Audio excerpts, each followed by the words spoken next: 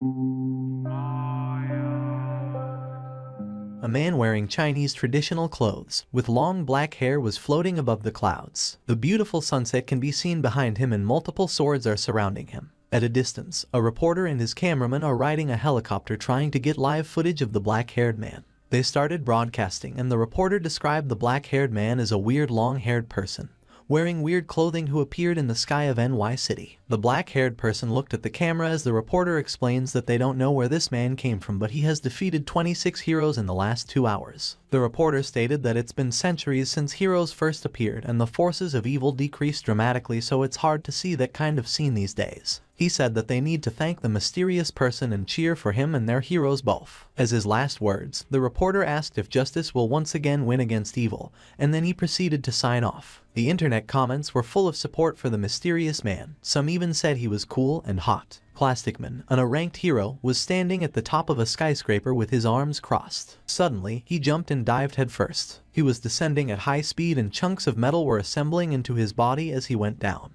There was a huge impact, and rubble and dust were thrown into the air, creating a smoke screen. As soon as the smoke screen slowly dissipates, the voice of a system starts an initiation count. The system announced that it has successfully started as the smoke screen cleared, revealing a fully armored Plasticman. The reporter in the helicopter stated that it's been half an hour, and they were anticipating who would be the next challenger for the mysterious man. He was still not finished with his sentence when Plasticman passed them from behind at such high speed. Plasticman stopped abruptly and stood in front of the mysterious man. The reporter told his viewers with great excitement that Plasticman has come forth to make his challenge. He said that the mysterious guy is done for, as Plasticman was a hero listed within the top 5 ranks in the world and he has a strong potential since he debuted. The reporter asked for 3 seconds of silence for the mysterious man and said that they hope Plasticman won't go too hard on him. At the same time, the mysterious man greeted Plasticman with a Chinese traditional greeting salute and introduced himself. He introduced himself as the clan lord of Tenjin sect from the Xuan continent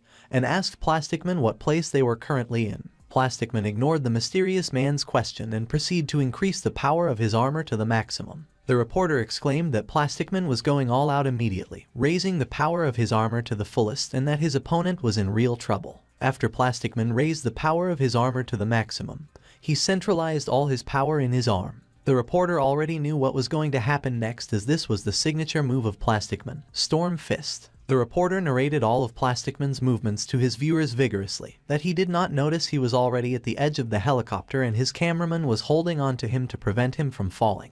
The reporter said that this one punch can break through 300 meters of ground and no one can survive this, so the fight was at its end. The clan lord furrowed his eyebrows as he saw that Plasticman was preparing for an attack. He then asked Plasticman if he spoke the human language, with irritation and sarcasm evident in his tone. Plasticman did not answer his question and gave him a speech instead. The ones who die horribly are the ones who talk too much, and the people who battled him died because he never babbles nonsense. Plasticman charged toward the clan lord with tremendous speed, but the clan lord simply slapped his face, saying he talked way too much, which made him absolutely irritated. Half of the face of Plasticman's armor shattered and he was now falling from the sky. The clan lord said that he just wanted to ask for directions, but all the people he encountered sought death. The reporter was shocked as he witnessed Plasticman's loss. Snot was dripping down his nose, and his eyeglasses and clothes were disheveled as he stared into space. When the reporter came to his senses, he yelled, calling for an ambulance to hurry as Plasticman had fallen. The clan lord was too strong and he defeated Plasticman with just one strike. He then announced that their peace was coming to an end as the world's strongest villain had appeared.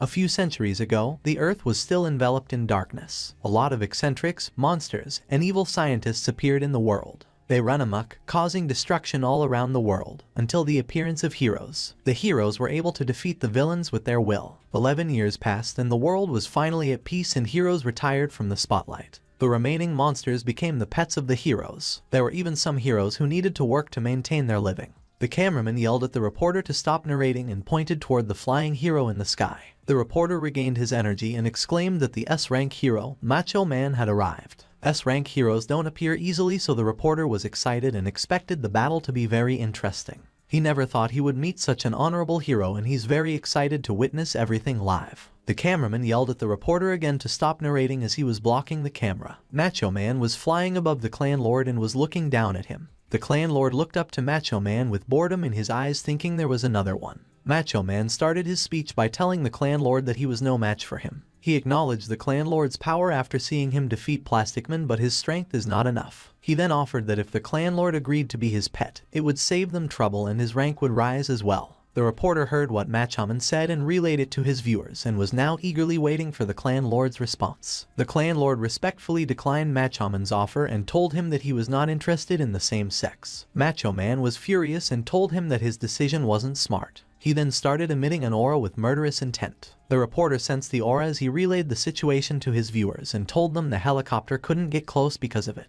The clan lord asked Macho Man what he was planning. Macho Man responded as he dived to deliver a punch that he would beat the clan lord up until he submits. The clan lord ducked to avoid the punch charging toward his face and countered the attack with a punch in the gut. Macho Man's eyeballs turned white and snot flowed out of his nose as he was blown away at a high speed. He was thrown in the direction of the helicopter and hit it, causing an explosion, and the helicopter was destroyed. He then landed at a skyscraper, ragged and completely defeated. The clan lord looked down in the direction where Machaman landed. He looked annoyed and said that there are some people with strange hobbies no matter what the world is, and then he dashed away. The reporter and cameraman are now on their parachute, but the reporter still continued to relay information to his audience. The reporter said that he didn't catch anything, and they don't know what just happened. Their helicopter got destroyed. The man disappeared from their sight and Macho Man was also nowhere to be seen. 2 months later, the clan lord was meditating at the edge of a snowy cliff. A dragon with golden hair was floating around him. His name was Yan Sen, 2,603 years old and a cultivator from the Xuan continent.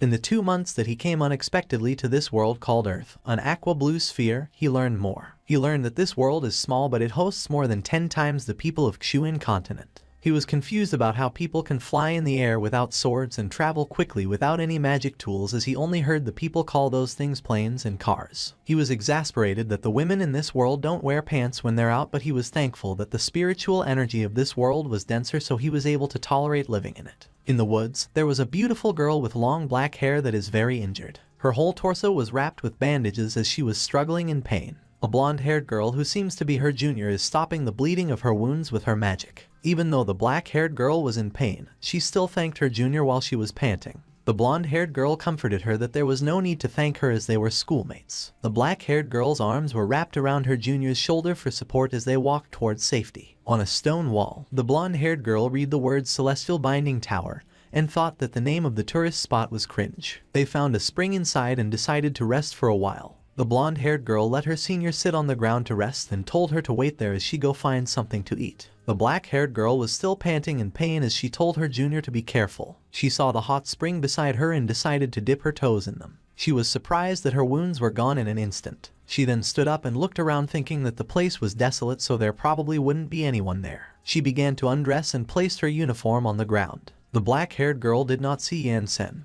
who was already taking a bath in the hot spring because of the steam. Yan Sen, on the other hand, has his back on the black-haired girl, so he also did not see that someone else was around and was about to take a bath in the hot spring. As the black-haired girl dipped into the hot spring and relaxed, she thought it was strange that there were no volcanoes nearby, but there was a hot spring here that can even heal wounds. As the black-haired girl walks toward the center of the spring, their backs bumped into each other. They were startled and Yan Sen yelled, asking who was it. The black-haired girl screamed and started throwing stones, but Yan Sen simply suspended them mid-air and swiped them away, and told her to scram. The black-haired girl was holding a stone, frozen in place, and was blushing as the blonde-haired girl came running from the woods with a worried look on her face and asked her senior what happened. Yan Sen walked towards the black-haired girl who was sitting at the edge of the spring, hiding her body in the water. She nervously asked who Yan Sen was and what he was planning to do. Yan Sen walked past the black-haired girl and told her that he won't question her on how they came here, and won't pursue the matter. They just have to leave the place immediately after her bath. The blonde-haired girl questioned who was him to be chasing them. Yan Sen began to dress and asked them if they did not notice the words engraved into the stone wall before they entered, because this was his house they were trespassing on.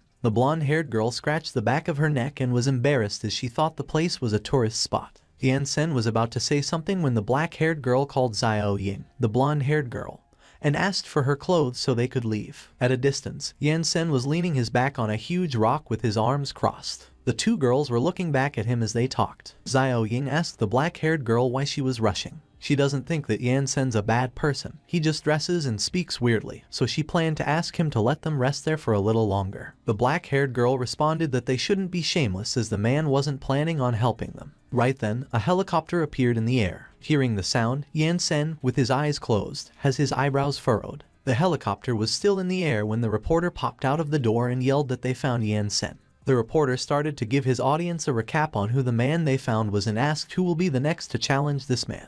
He then looked beside him and asked Steel Beetle if what he said was okay. Steel Beetle, who was standing on the edge of the door, looking ready to jump, responded that it was perfect and that as long as Yansen was portrayed as a powerful opponent, he'll become undefeatable in the eyes of people after he beat him. As the reporter then asked Steel Beetle if they should wait for his team, he dived out of the helicopter headfirst and said there was no need as he'll meet Yansen himself. He twirled mid-air and landed on the ground with his 2 feet. The ground cracked because of the impact. Steel Beetle stood up, crossed his arms, and he glared at Yansen intensely. Seeing a professional hero, Xiao Ying was happy that they were saved and started running towards the hero when the black-haired girl stopped her. She told Xiao Ying not to go near them as they were preparing to fight. The black-haired girl was thinking out loud. She was wondering who Yansen could be to have one of the top 10 heroes of the world. Steel Beetle, challenging him like that. At the same time, Steel Beetle and Yansen were facing each other when Steel Beetle told Yansen that they'd been searching for a month. He recognized Yansen's strength for beating the other heroes previously, but he can't stand his arrogant attitude. He's unable to fly, but as long as his opponents battle with him on land, he'll defeat them with ease, and looking down on others will put Yansen at a disadvantage. Yansen told him to be silent, but Steel Beetle proceeded to babble that since Yansen can fly, he'll give him a head start of 3 attacks if Yansen agrees to fight on the ground, fair, and square. Yansen said nothing as he swiftly closed the distance between them and kicked Steel Beetle in the stomach. He then asked him why does he always ignore the words of others. The black-haired girl's eyes widened in disbelief at what she witnessed. The reporter, on the other hand, witnessed yet again the strength of Yansen as he looked down at the hero kneeling on the ground. Xiao Ying was talking to the black-haired girl if she saw how fast Yansen, but she was lost in her own thoughts. She was shocked that Yansen's speed and power clearly surpass a rank 7 hero, and she wonders where did he come from and why does he have such strong powers. Xiao Ying sees Yansen was so strong and it looks like he might actually win the fight. The black-haired girl replies they can't be sure because the last attack surpassed the power of a rank 7 hero, but it was not enough to take Steel Beetle out. She heard that in terms of strength, Steel Beetle is placed in the top 10 god class ranks when battling on the ground. At this moment, Steel Beetle acknowledged Yansen's strength, saying that if Plasticman was the one kicked, he'd probably peed his pants. However, he thought that it was a shame because he was one of the top 10 heroes of the god class. Right then, a lot of huge aircraft appeared from the sky, and inside those were Steel Beetle's internal vitals team. After checking that his performance was good, they transmitted his armor over to him. Calling Yansen a little one, Steel Beetle declares he'll show his true power today. He then began to strike a pose and his belt glimmered. He raised his hands to the air and strings of light gathered into the palm of his hands. At the same time, Yansen looked bored and confused. The next second, a chunk of metal appeared in Steel Beetle's hands. He inserted it into his belt. The parts rotated and a light from the sky struck Steel Beetle, then a gust of wind flew toward the black-haired girl, so she had to cover her face with her arms to protect herself. She remembered watching Steel Beetle transform on the television when she was little. She never thought that she'd be able to see it in person. Meanwhile, the reporter was roaring through his microphone as he hyped his audience about Steel Beetle's transformation that they were not able to see in action for 11 years. He still remembers that 11 years ago, Steel Beetle got famous defeating hundreds of monsters wearing the armor, so it looks like the battle that was about to happen will be a brilliant one. On the other hand, Yansen just stood there waiting, unbothered by the gust of wind and dust flying toward him. As the dust dissipates, it revealed Steel Beetle in full armor saying that he was done. Everyone at the scene was at a loss, but Steel Beetle urged Yansen to continue the fight. Yansen sighed helplessly. He stared at Steel Beetle and replies he'll accept the challenge since he was so persistent.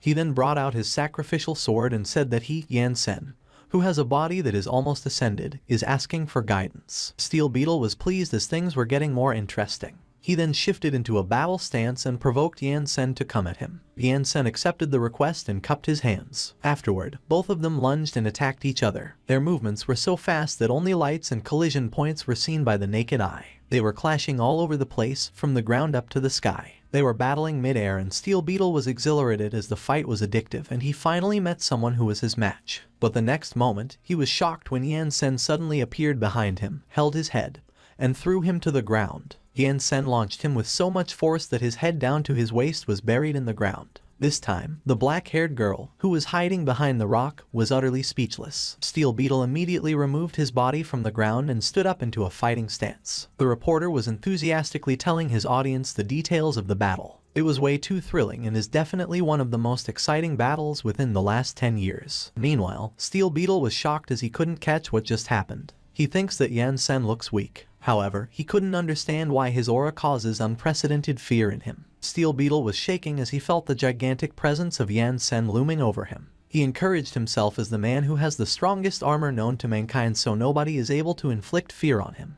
Afterward, he took out his weapon and charged it with an electric-like aura. He called the move Plasma Cannon as he aimed it toward Yan Sen and fired. The weapon then emitted a big ball of bright light. It was so bright that the black-haired girl hiding behind the rock had to cover her face so she wouldn't be blinded by it. On the other hand, Yan Sen doesn't look bothered at all. He just stood there and used the sword key, a protection technique, and the ball of light was gone without a trace. Steel Beetle is now agitated that Yan Sen managed to stop his attack. Xiao Ying asked the black-haired girl if the attack just now was Steel Beetle's ultimate skill, so the black-haired girl confirmed. She immediately thought that Yan Sen might have a chance at defeating Steel Beetle because he managed to stop the plasma cannon. Steel Beetle no longer has any means to take him down. She knew that defeating Steel Beetle would stir up a sensation throughout the world. Right then, Steel Beetle began charging the lightning-like aura into his belt. Seeing this, Yan Sen remained emotionless. However, everyone in the area was startled and they were wondering what Steel Beetle was planning to do. On the aircraft, Steel Beetle's internal vitals team warned him that the move he was about to use was still in the experimental stage. It was an uncontrollable force, so his body wouldn't be able to withstand it. Nevertheless, Steel Beetle was adamant as he wanted to defeat Yan Sen, the arrogant bastard in front of him.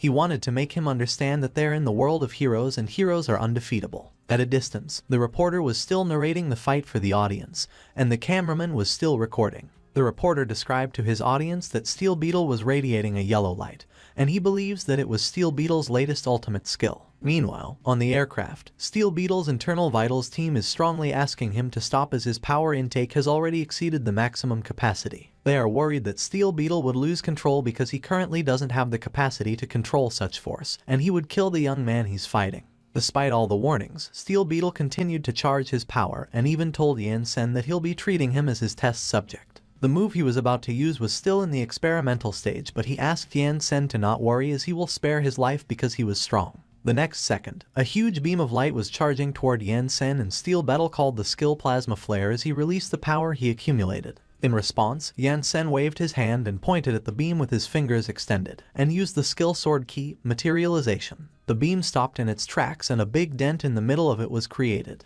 At the same time, Steel Beetle's armor got shattered into pieces, leaving him completely naked. He screamed as his armor was ruined. Consequently, he was blown away by a great force. The beam disappeared and Steel Beetle could be seen as nothing but a mere twinkle in the sky after he was blasted off by the great force of impact. Yan Sen just stood there, not uttering a single word. But the eyes of the people around who watched the fight widened with confusion and disbelief. Even though he watched the fight live, the reporter did not catch anything and had no idea what just happened. This time, Yan Sen looked at the sky, in the direction where Steel Beetle flew, and called him a weakling. Meanwhile, in the northern hemisphere, a crowd gathered around a huge crack in the ground as they saw a person fall from the sky which caused damage to it. They recognized the person as Steel Beetle, but they were confused about how he got there since he was in a duel just moments ago. On the other hand, Steel Beetle lay on the ground, looking up at the sky with his face filled with shock as he admitted his defeat. Later, under the crescent moon, in a sky filled with stars, Xiao Ying and the black-haired girl are roasting fish on the river bank. Nearby, Yan Sen was meditating at the top of a rock a few meters away from them. The girls are worried that there's something wrong with Yan Sen as he's been sitting there for almost a day, and refuses to eat or say anything. So they decided to give him a portion of their food and called out for him. Yan Sen heard their voices, and as he opened his eyes, the first thing he saw was the roast fish he was being offered. Xiao Ying was sitting beside him and she was the one handing it out to him. She told him to have something to eat as he had been sitting there for the whole day, but he refused the offer and replied he was not hungry. Xiao Ying scooted over to Yan Sen and nudged him with her shoulders as she asked if he was not from this world. Yan Sen was baffled at how Xiao Ying knew. She proudly answered there was no need to guess since with his strength, he could have done anything. Plus no one knows his identity even though he bears such great powers, so those things only prove that he was not from this world. She then questions him about where exactly he came from and how he got so strong. Yan Sen let out a sigh and started introducing himself by revealing his name. His mind drifted toward his past as he told his story. He was a cultivator that originated from the Xuan continent. At the age of 6, he began cultivating. When he was 10, he was at the peak of martial arts. At 12, the peak of the Qi cultivation rank. He attained the arts of spirit cultivation at 16, and when he was 17, he started training in spirit refinement.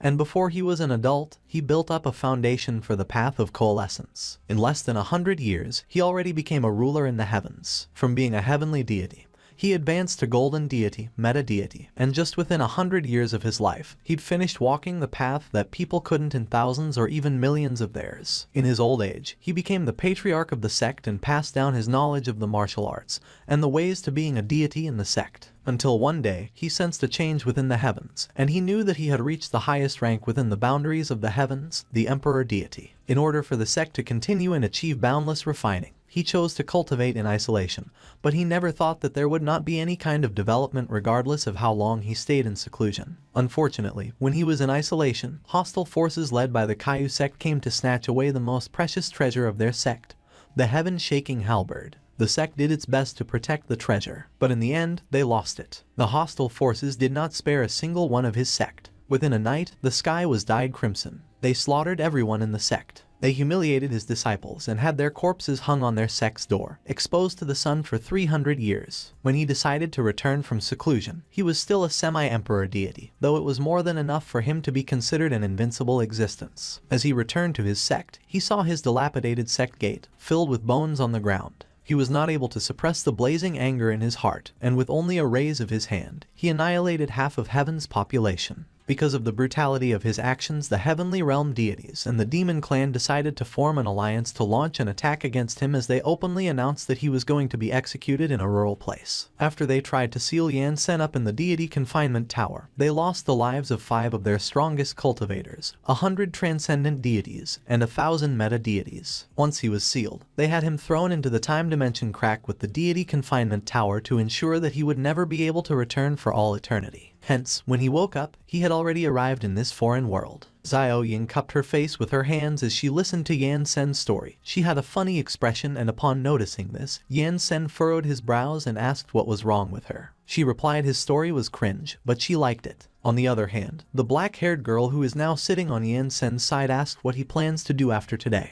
Yan Sen answered he originally planned to rebuild his sect while waiting for his spiritual energy to recover, as he wanted to open heaven's dimension gates again to return to the heavenly realm.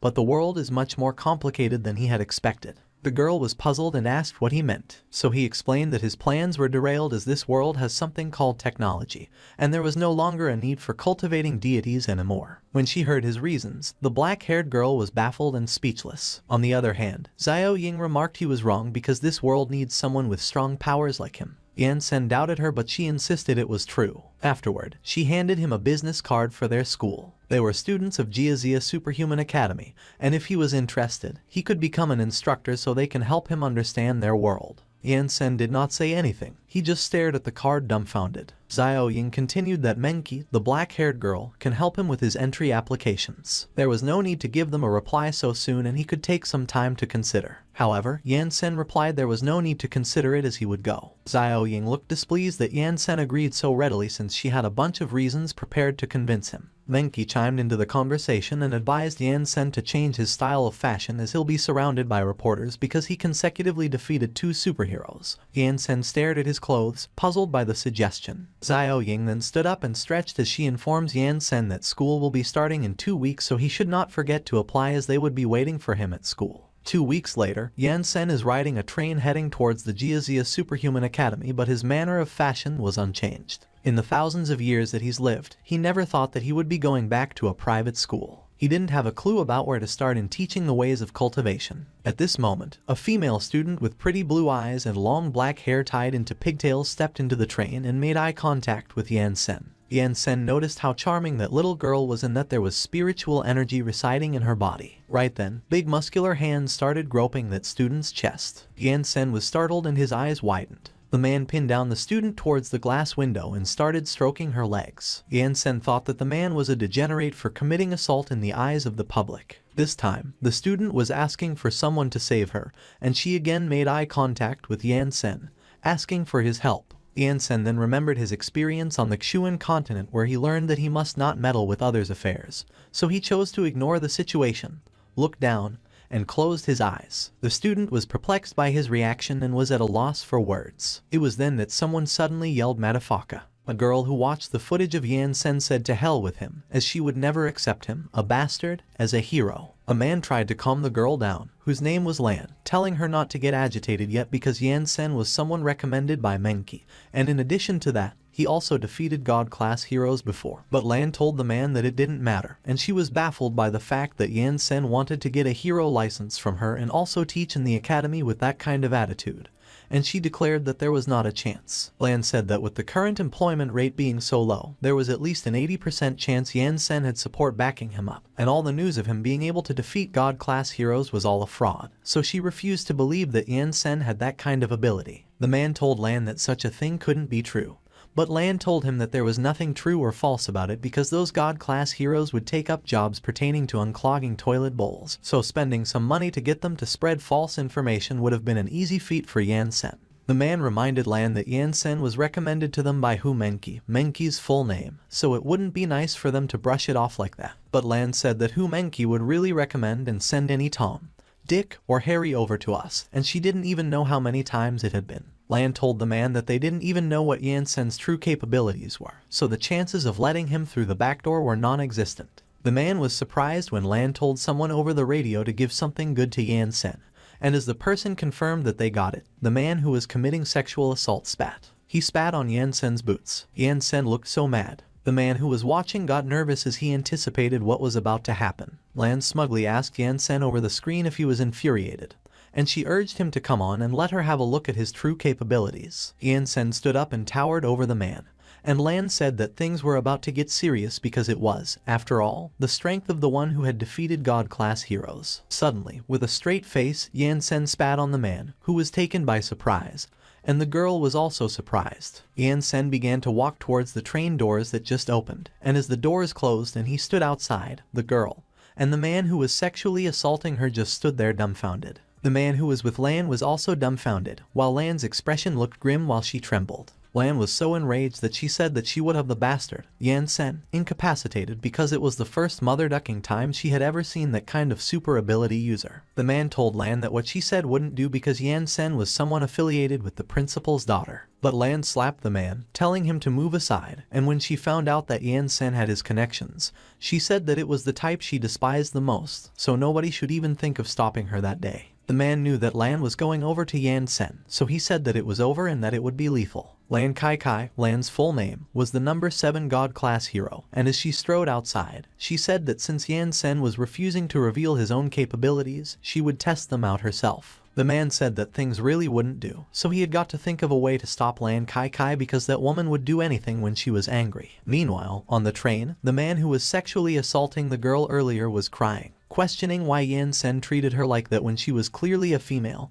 and the girl tried to comfort her, saying that it was all right. Suddenly, someone told both of them over the speakers to stop chatting because Lan Qi Qi got furious and was on her way to pick a fight with Yan Sen. It was the man, and he said that they had to stop Lan Qi Qi or else they would be in big trouble and possibly get fired. When the girl heard that Lan Qi Qi was the one on duty that day, she said that she really felt a cold breeze at that time.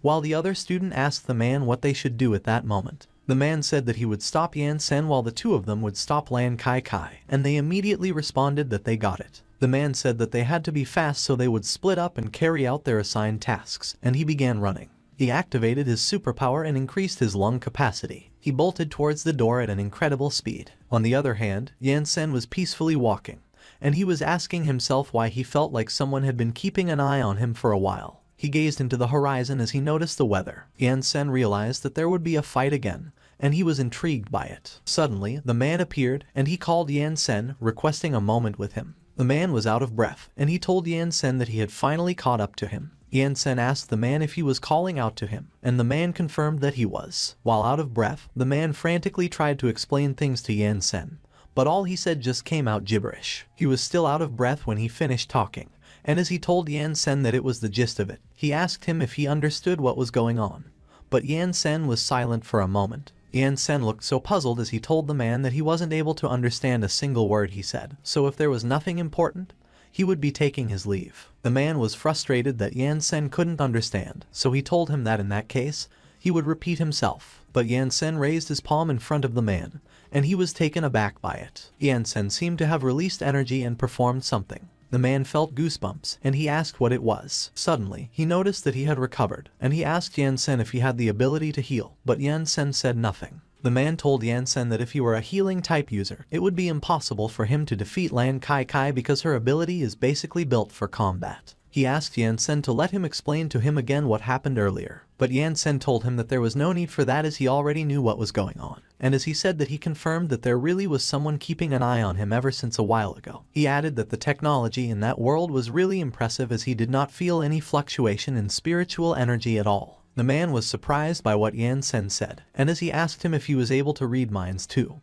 he asked how someone could be blessed with so many abilities. Yan Sen looked annoyed, but he explained to the man that it was called the soul probing technique and that he had also injected a little bit of spiritual energy when he used it on him. The man told Yan Sen that he had such diverse abilities at his disposal that he would definitely be able to obtain the hero license, and as he said that it was just that Lan Qi Qi was not compliant, he suggested that they immediately take a detour. Yan Sen asked the man why he had to when Hu Mengqi promised him to make him an instructor at the academy, and he said that it would be his first step in re-establishing his sect. The man told Yan Sen that if he hasn't obtained a hero license yet, he won't be able to become an instructor academy, but he was sure he would be able to obtain his hero license when someone else is on duty. He begged Yan Sen, and Yan Sen agreed that he would take a detour. The man could not believe that Yan Sen agreed, and as Yan Sen started to walk the other way, he told him that he was honestly so grateful for that and thanked him. But suddenly, Lan Qi Qi appeared, and she used her move, the heel drop. The ground was smashed into pieces as she slammed her heel on it. The impact caused a huge explosion. As the dust and debris scattered all over the place, the man asked what it was, and Lan Qi Qi said that she had heard it all. She told Yan Sen that he would never be able to get a hero's license for all eternity. The man was so surprised when he saw that Lan Qi Qi was already there. Lan Qi Qi and Yan Sen were having a face-off with each other as the dust began to dissipate. Suddenly, the girl from earlier arrived, and she called the man.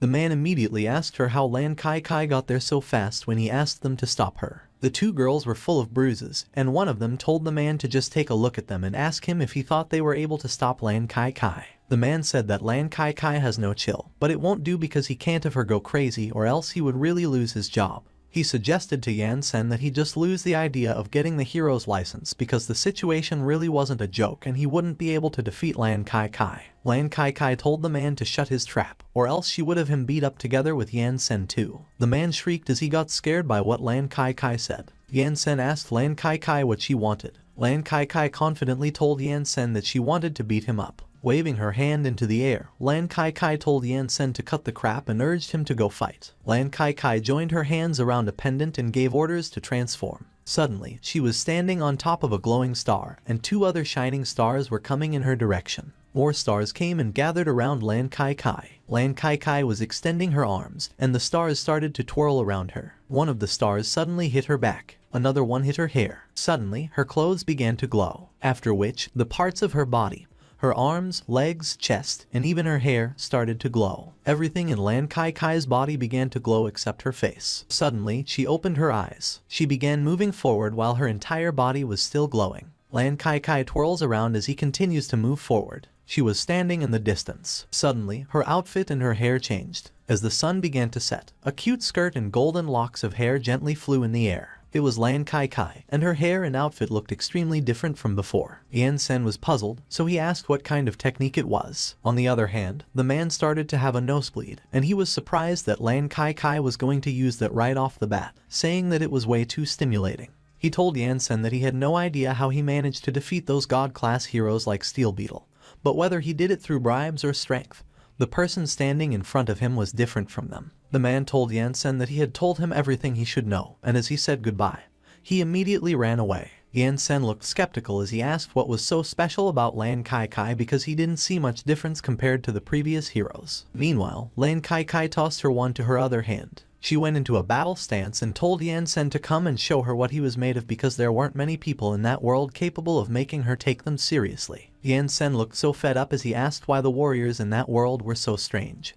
saying that it was either them ignoring him when he was talking or they just rushed to him for a fight. And he asked Lan Qi Qi if they had something against peace and if it was too difficult to just talk things out. Lan Qi Qi asked Yansen what he meant by talking things out when that world was a world with superpowers, a society where strength was the only thing that mattered, and if he did not read the introduction before coming there. Yansen asked Lan Qi Qi if she was not going to start shooting beams like Steel Beetle from before. Lan Qi Qi told Yansen that she was afraid she would have to disappoint him. She started to charge forward as she said that she was a battle mage. Yansen effortlessly dodged Lan Qi Qi's attack by moving to the side, and she was surprised by it. She twisted her hand and used her move, Magic Explosion. Knowing what was about to happen, the man screamed while running away, and he told the girl to get out of there. A huge explosion occurred. In the middle of the chaos, Yansen escaped from the dust and debris while Lan Qi Qi was preparing for another attack. She fired a beam of energy and told Yansen that she knew how to shoot beams too. Yansen managed to deflect Lan Qi Qi's beam by hitting it with his arm. The beam hit the river, and as water scattered all over the place, the man couldn't help but exclaim his disbelief. Lan Qi Qi was on guard, and she told Yansen that he was an interesting brat. Yansen told Lan Qi Qi that she was indeed much stronger than those people from before. Lan Qi Qi told Yansen that she was still warming up. On the other hand, the man who was hiding behind the riverbank said that he was wrong, as he didn't expect Yansen to be so strong that he was even able to light a fire under Lan Qi Qi. And the girl beside him told him that all she knew was that Lan Qi Qi always beat up people who came for the hero license, and she asked the man why she was so hot-tempered. The man realized that they were new, so they wouldn't know, and he told them that when he first met Lan Qi Qi 3 years ago, she wasn't like that at all because, back then, she was truly what they would expect from a magical girl. 3 years ago, Lan Qi Qi was shaking someone's hand and said that it was nice to meet them. Lan Qi Qi was acting cute, and she told the person that from that day onwards, they were colleagues, so they should work hard recruiting and training the next generation of heroes. It was the man, and as he shook Lan Qi Qi's hand, he looked bashful, and he was laughing awkwardly. The man reminisced that during that period, he and Lan Qi Qi had encountered all sorts of people. However, none of them were normal. He said that they had seen things like wall-breaking headbutt. They had also seen the legendary stuff like stinking fart cannon, and they had witnessed all sorts of special techniques, each stranger than the other that, compared to those, his lung capacity up was much better. The man said that as time went by, Lan Qi Qi began to change, and she beat up every single one of those weirdos. He said that she even started questioning who the hell said that a magical girl had to be cute and threatening that she would beat up anyone who said that. One of the girls said that it was no wonder that Lan Qi Qi was so bad-tempered, and the other girl said that Lan Qi Qi didn't look like a mage at all. Back into the fight, a huge part of the ground was already destroyed. Lan Qi Qi began to release her energy, and as she called Yansen a brat, she told him that he was really making her excited. Lan Qi Qi told Yansen that she had been waiting for someone like him for the past 3 years, so Yansen asked her if he could get the weirdo license then. Lan Qi Qi told Yansen that if he wanted it, he would have to show her the full extent of his powers. Yansen looked so bored as he told Lan Qi Qi that he was afraid that she would be frightened if he did that. Lan Qi Qi laughed hysterically as he told Yansen that he was an arrogant man because no one had ever frightened her before. She gathered her aura in her fists and waved them up in the air. Lan Qi Qi threw multiple beams of energy at Yansen as she urged him to give it a try. Multiple explosions filled the area as Yansen evaded Lan Qi Qi's energy beams. Lan Qi Qi lunged forward at an incredible speed, using her magic power at 100%. Suddenly, Yansen's palm appeared out of nowhere, and he requested that Lan Qi Qi pardon his transgression. Yansen slapped Lan Qi Qi, and she took it directly across her face. Yansen looked so bored as he did such a thing, and he thought that immortals were not fond of violence. A huge explosion occurred. The man and the girls were astonished by what they just saw, and one of the girls asked if Lan Qi Qi was still alive. Meanwhile, Yansen hovered over the huge hole he created on the ground, but he said nothing. Suddenly, Lan Qi Qi's hand came out of the rubble, and she used a healing spell. She flew out of the hole at an incredible speed and landed on the ground. Lan Qi Qi let out a sigh of relief while she healed herself, and she reprimanded Yansen for daring to hit her in the face. Seeing what Lan Qi Qi did, the girl asked what that ability was and if Lan Qi Qi had such an ability all along. The man said that it was called the healing spell, and it had been a long time since Lan Qi Qi used it, and he said that back in the old Heroes vs Monsters days, that ability of hers made her very popular among her teammates. He said that Lan Qi Qi was famous in the world of superhumans precisely because she was someone who had high critical damage, long-distance magic attacks, and healing buffs, and so when the heroes won, not only was she awarded with the title of a god-class hero, she had also gained a huge following of hero fans. While the girl was surprised that Lan Qi Qi was that overpowered, she noticed that the man was shivering, so she asked him why. The man told them that if Lan Qi Qi was forced to use that ability, that must mean that even she was having trouble dealing with her opponent. So in short, her opponent's strength was literally off the charts. Back into the battle, there was silence as Yan Sen and Lan Qi Qi faced each other with the huge hole in the ground in between them. Lan Qi Qi began gathering her aura and said that if 100% was not enough, she would go beyond that. But before she could finish her preparations, she was startled when Yan Sen suddenly appeared in front of her. Lan Qi Qi was so surprised that she couldn't help but say that Yan Sen was so fast that she couldn't even react. She remembered that she was at least 500 meters away from Yan Sen earlier, yet it took him less than a millisecond to come in front of her, so that was above Mach speed. Lan Qi Qi was thinking that it was scientifically impossible because there wasn't even a tremor, and as if he read her mind, Yan Sen told her to let him explain. Yan Sen punched Lan Qi Qi on the chest and told her that it was called martial technique. Lan Qi Qi screamed in pain as Yan Sen sent her flying. She was sent so far that she was sent out to outer space, and Yan Sen appeared ahead of her. Lan Qi Qi closed her eyes as she flew at an incredible speed, and she cursed Yan Sen and called him a bastard. Yan Sen used his move, Spirit Pressure. A huge figure of him appeared in front of Lan Qi Qi, and he extended his huge, glowing palm. Lan Qi Qi was pushed back into the earth, and all she could do was scream as she fell towards the ground. Yan Sen was already waiting for Lan Qi Qi on the ground, and she charged towards him from a distance. Lan Qi Qi managed to shroud herself with her aura, and as she neared Yan Sen, she used her move, Magic Overdrive 500%. A huge explosion occurred in the area. The man and the girls were all terrified for their lives, and he requested that the fight stop. Lan Qi Qi crashed and bounced off the ground. While out of breath, she looked up and said that she missed because Yan Sen disappeared in an instant. Yan Sen was calmly flying in outer space, watching the earth. He said that it was just 1,000th of his spirit energy. She created a slashing move, and he directed it towards the earth. Lan Qi Qi screamed as the ground near her began to explode. On the other hand, the man cursed as he was also affected by the explosion, and they screamed as the ground near them got sliced by a powerful aura. The man was coughing, and he asked the girls if they were all right. One of the girls got worried when she saw the huge line that was created in between them, from the ground towards the water, and the man asked to confirm if they would be dead if that attack struck home. Meanwhile, Lan Qi Qi lay on the ground, and she stuttered while she kept calling Yan Sen a bastard. She clicked her tongue as tears started welling up at the corners of her eyes. Suddenly, Yan Sen came back down, and he asked Lan Qi Qi if he frightened her. Yan Sen asked Lan Qi Qi if he had frightened her, and Lan Qi Qi strongly denied that, saying that she was not scared of something like that. But she began trembling and crying while calling Yan Sen a jerk. Yan Sen was taken aback by Lan Qi Qi's reaction, and he was lost for words. The man suddenly emerged from hiding and requested that Lan Qi Qi stop fighting because Yan Sen was just too much of a monster. But Lan Qi Qi was stubborn, saying that she didn't want to because their world was only peaceful that day because of their determination. As she asked the man if he wanted her to admit defeat, she said that it would be over her dead body. She said that if 500% was not enough, she would use 600%. And if that wasn't enough, she would use 1000%, declaring that she wouldn't lose and her determination wouldn't lose. Lan Qi Qi was about to deliver an attack while telling Yan Sen that they should go again.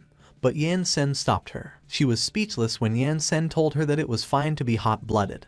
But he was already way past that age. Yan Sen said that where he came from, it was common knowledge to gang up on someone whenever they could and to escape whenever they were up against a stronger opponent. So she must understand that hot-blooded determination won't help her with a huge difference in power because if they were back on the Xuan continent, she would be dead within hours. But Lan Qi Qi was still stubborn, and she told Yan Sen that it was not his world, it was Earth. Yan Sen told Lan Qi Qi that since his foundation stage cultivation was not enough to convince her, he guessed he had no other choice but to show her his true strength. The man and the girls were surprised when they heard Yan Sen mention his true strength. The man thought that it didn't seem like it took very much out of Yan Sen to unleash the destructive attack earlier, so he wondered what was going to happen if he used his full strength there, and he thought that he didn't even want to imagine that. Lan Qi Qi asked Yan Sen if she was finally able to see him at his full strength, and Yan Sen told her that it was kind of, as she would at least see a small part of it. Yan Sen still looked so uninterested as he said that he guessed he would develop a golden pill within him. When they heard about the golden pill, the girl asked the man what it was, and the man told her that it was probably some sort of golden-colored explosion ability. Yansen's expression suddenly turned menacing as he ordered something to come, and he began releasing his aura. The deity confinement tower suddenly cracked. Dark clouds suddenly filled the area, and as the man asked what was going on and why it all went dark, Yansen warned Lan Qi Qi to brace herself for what was about to come. Lan Qi Qi looked so astonished as she asked Yansen what was with those electric currents. Yansen told Lan Qi Qi that those were not electric currents but thunderclaps of calamity, but she should disregard that because there will be more to come. On the other hand, at the Jiazia Superhuman Academy, Class 1, a student was telling everyone to look out the window because something was happening, and another student asked him what was up because he looked like he just ate shit. Humenki was in that class, and she was intrigued when the student insisted that they would know once they looked out the window. One of the students was surprised, asking what it was and if it was the end of the world or something, and another student added that he had seen things like that often, but it was the first time he was seeing one that big. A huge bolt of lightning was hitting the ground, and the students cursed when they saw it. Humenki was astonished when the student pointed out that there was someone inside the lightning. But the other student just asked him if he was retarded because even a great god-class hero would be dead if something like that hit them. Humenki suddenly grabbed one of the students, asking them if Lan Qi Qi was in charge of the license exam that day, and as the student confirmed that she was, he asked her what was wrong. But instead of answering his question, Humenki expressed her concern and said that Lan Qi Qi was probably butting heads with Yansen at that moment. She grabbed the ring the student was wearing while telling him to let her use his equipment. The student complained, telling Humenki that it was his transformation gear, but Humenki told him that it was an emergency, and she needed to rescue someone while jumping off the balcony. While falling off the building, Humenki used the ring, and she ordered it to transform. The student asked Humenki who she was rescuing. While Humenki was flying away using the equipment, she told the student that it was Lan Qi Qi. On the other end, the area where the battle occurred was filled with lightning. Yansen said that when cultivators began to develop their own golden pills and ascend to immortality, they would evoke that natural phenomenon,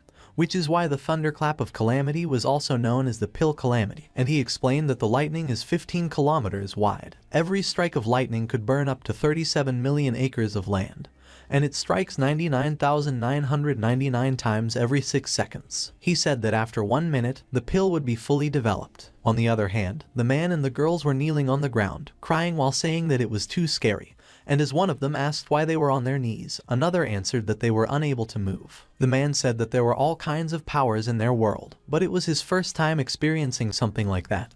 He could feel that the moment he raised his head, he would meet his end. Meanwhile, Lan Qi Qi was also kneeling on the ground, but she was still saying over and over again that she was not scared because, as one of the greatest heroes in the world, there was nothing she was afraid of. Lan Qi Qi asked why she couldn't look Yansen in the eyes and if, in his eyes, she was really just a noob. As she realized that it was the case, she used her move, Magic Overdrive 10,000%, and she screamed. Suddenly, she was sitting in the palm of a gigantic Yansen, and she was so surprised. It was at that moment that Lan Qi Qi realized she ducked up because Yansen was right. One must cease all futile efforts and focus on escaping when they're up against a strong opponent. And she began to realize how foolish she had been for challenging Yansen, someone who was countless leagues above her, as it wasn't a battle at all because to Yansen, she was as insignificant as a speck of dust and all he needed to do was breathe and she would vanish completely. And so she lost all semblance of her fighting spirit. While Humenki was still flying in the air, she noticed that the thunder had stopped, and she was unable to feel the immense pressure anymore. She exclaimed that it was bad, so she had to hurry. 10 minutes later, Humenki arrived at the scene, and as she noticed the people below, she questioned what she was seeing, and she realized that it was an ambulance. She immediately ordered the equipment to return, and as she landed, she immediately noticed Lan Qi Qi. Humenki approached the doctor to confirm with him if it was Lan Qi Qi, and she inquired how she ended up in that state. And the doctor responded that it was cerebral ischemia resulting from extreme shock, so she would probably have to be hospitalized for half a year. Humenki was surprised when she heard that it would be half a year, and she informed the doctor that Lan Qi Qi was a world-renowned hero, and their hospital had over 1,000 staff with healing-type abilities, so she asked them if they couldn't do something about it. The doctor explained that there was no other choice because, cerebral ischemia notwithstanding, the energy she expended that day was many times the total amount she had used in the past decade, and it was a miracle that she was still alive at that moment. Suddenly, Humenki noticed that Yansen had descended into the ground, and the man who was with Lan Qi Qi got startled, exclaiming that Yansen was a complete monster, but he took it back, noting that even monsters are not as ridiculous as him. Menqi came to question Yan Sen what he did to Lan Qi Qi, and she lamented that she was a hero for goodness sake. But Yan Sen raised his brows at her as he asked her how he was the bad guy there, and he reminded her that Lan Qi Qi was the one who wanted to see him at his full power. Yan Sen explained that all he did was start developing a golden pill, so there was no way he was supposed to know that Lan Qi Qi would scare herself into such a state after just 2 strikes of thunder. Menqi was trembling in anger as she declared that, though she had no idea what Yan Sen was talking about, judging from his facial expressions and tone of voice, he was definitely flexing. She let out a sigh as she decided to disregard the matter, remarking that it was fine as long as no one was hurt, and she asked Yan Sen if he passed because she forgot to mention that he needed a hero license to teach at the academy. Yan Sen admitted that he had no idea, so he would inquire, and he turned to ask the man, who was trembling from far away, if he could finally get the weirdo license, and the man immediately agreed, telling him to take it because he didn't want to see his face ever again. After hearing that he had passed, he questioned Menqi what they would do next, and Menqi asked him to confirm if he had nowhere to go, and she suggested that he let her take him to the staff hostel first because that is where the academy houses all their instructors, and she informed him that he could start working the next day. Suddenly, while still trembling, the girl from the train, whom Menqi recognized as Chen Qishan, approached her and suggested to her that they should go together because she was going to return to class after she was done with her part-time job anyway. Yan Sen was puzzled as Chen Qishan suddenly hid behind Menqi when he tried to look at her. As the girls walked together, Yan Sen was hovering with them, and when Menqi asked him why he was flying, he just answered by questioning her why he would walk when he could fly. Yan Sen inquired Menqi what the class thing was all about because he still didn't grasp some of their customs. Menqi explained to Yan Sen that the abilities of the heroes in their world were split in terms of class, and those classes were based on their ability levels. Superpowers were normally split from class 1 to class 10, and above class 10, they have legend class, myth class, demigod class, and god class. Menqi further added that the god class heroes were the strongest heroes in their world at the moment, and he had already defeated 3 of them, number 68, number 10, and number 7. Yan Sen looked concerned as he replied that if that was the case, the ability users of their world were way too weak because a Foundation realm weakling like him would have been able to single-handedly defeat all of them. And if he were to repeat what he just did, all of them would probably die in droves. Menqi admitted that he was really powerful, but the people of their world weren't as weak as he thought because, according to the records, there exists another class of heroes above the god class. Yan Sen asked Menqi to confirm if there were more, which Menqi confirmed, and she stated that they were called the Ancient Heroes. Menqi explained that the abilities of those heroes were very different from theirs, the people who rely on their equipment and mutant superpowers. She revealed that supposedly, not only were there people among them who could control time, but there were also those who could harness the power of the sun and the stars, and in fact, there were even members of that class who were capable of creating higher dimension worlds. When Yan Sen heard about mortals who possessed the power of conception, he commented that it was interesting and that it made him want to kidnap one of them for research purposes. Menqi was appalled by what Yan Sen expressed, and she asked him to confirm if he knew that those were legends. She added that according to historical records, those heroes were the first humans to have awakened their superpowers, and that meant that they were something like the ancestors of all superhumans. Yan Sen replied that he understood, and as he asserted that it was no wonder they have no idea what cultivation is, Menqi advised him to forget it, and that they should not talk about it anymore. Menqi reminded Yan Sen that the last time they met, he mentioned that he wanted to re-establish his sect, and she asked him why someone as strong as him would even care about that. Yan Sen responded that before his esteemed master passed away, he left the sect in his care, and the words he uttered at that time still remain fresh in his mind. Reminiscing about the past, Yan Sen remembered that while they were at the edge of a cliff, his master taught him that even though he had become one of the strongest deities around, that punch earlier showed that he was still lacking in many areas, and Yan Sen thanked him for his mercy. Yan Sen's master revealed that he had lived among deities his entire life, but even so, he was unable to become an emperor deity, and currently, his failing, dying body is no longer capable of absorbing the spiritual energies around him. Yan Sen argued that it wouldn't happen because he is one of the strongest deities in the entire world, so there was no way he would pass away. But his master reminded him that eventually his time would come, as only the emperor of the deities is undying. He revealed that he would pass on his title as sect leader to him, so he hopes that he will lead their sect to true immortality, and he instructed him to remember his words to never take things too far because a deity should never back someone into a corner. With tears in his eyes, Yan Sen agreed with his master, pledging that he would keep his teachings to heart. Yan Sen was unaware that his master was heavily injured by his punch as he had his back turned to him, and his master conveyed that he may take his leave as he was getting a little sleepy. Back in the present, Yan Sen ascertained that it was what his teacher expressed to him, and Menqi responded that she understood.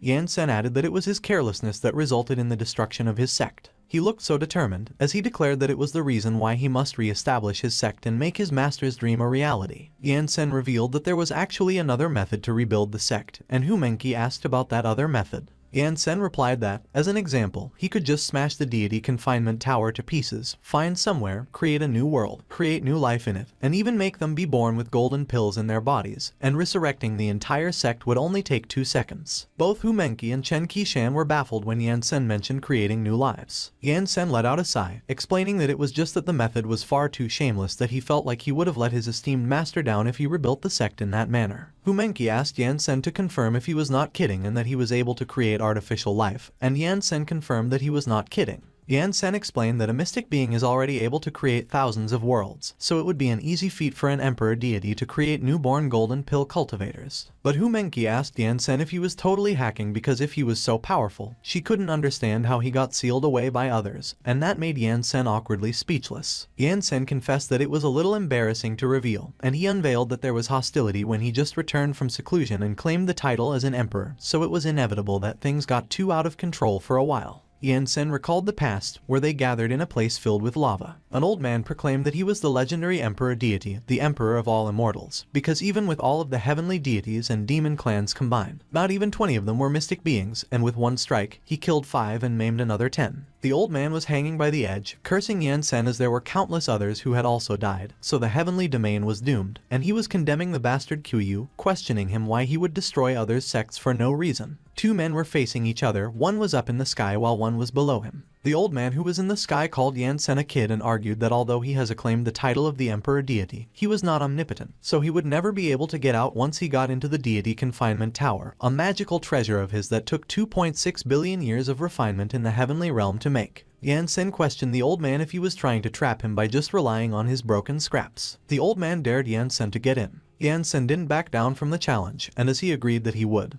he immediately went inside the deity confinement tower. The old man on the ground announced that Yansen had been tricked. Slamming the deity confinement tower close, the old man in the sky immediately opened a tier in their world. He threw the deity confinement tower on the dimensional tier, and he shouted to get lost. The old man ordered all mystic beings to work together to close all access to other worlds. Back in the present, Yansen revealed that just like that, he mysteriously ended up there, and they had also hidden a heavenly realm inside countless small worlds so that he was unable to find them. Hu Menqi and Chen Qishan were both speechless when Yansen proclaimed that those old men dared to lie to him, so once he had recovered his strength, he would show them who they shouldn't have messed with. A few moments later, they were about to arrive on a huge campus, and Hu Menqi informed Yansen that their school was right in front and the teacher's dormitory was right behind the school. A huge crowd had formed in front of the school gates. They were reporters, and one of them mentioned that in a few days, the school would be holding its graduation exams, so there would be news reports to write, and he asked another reporter if she thought the students would actually be able to graduate that year, and she responded that it was hard to say because that year's examiner was the highest God class ranked hero,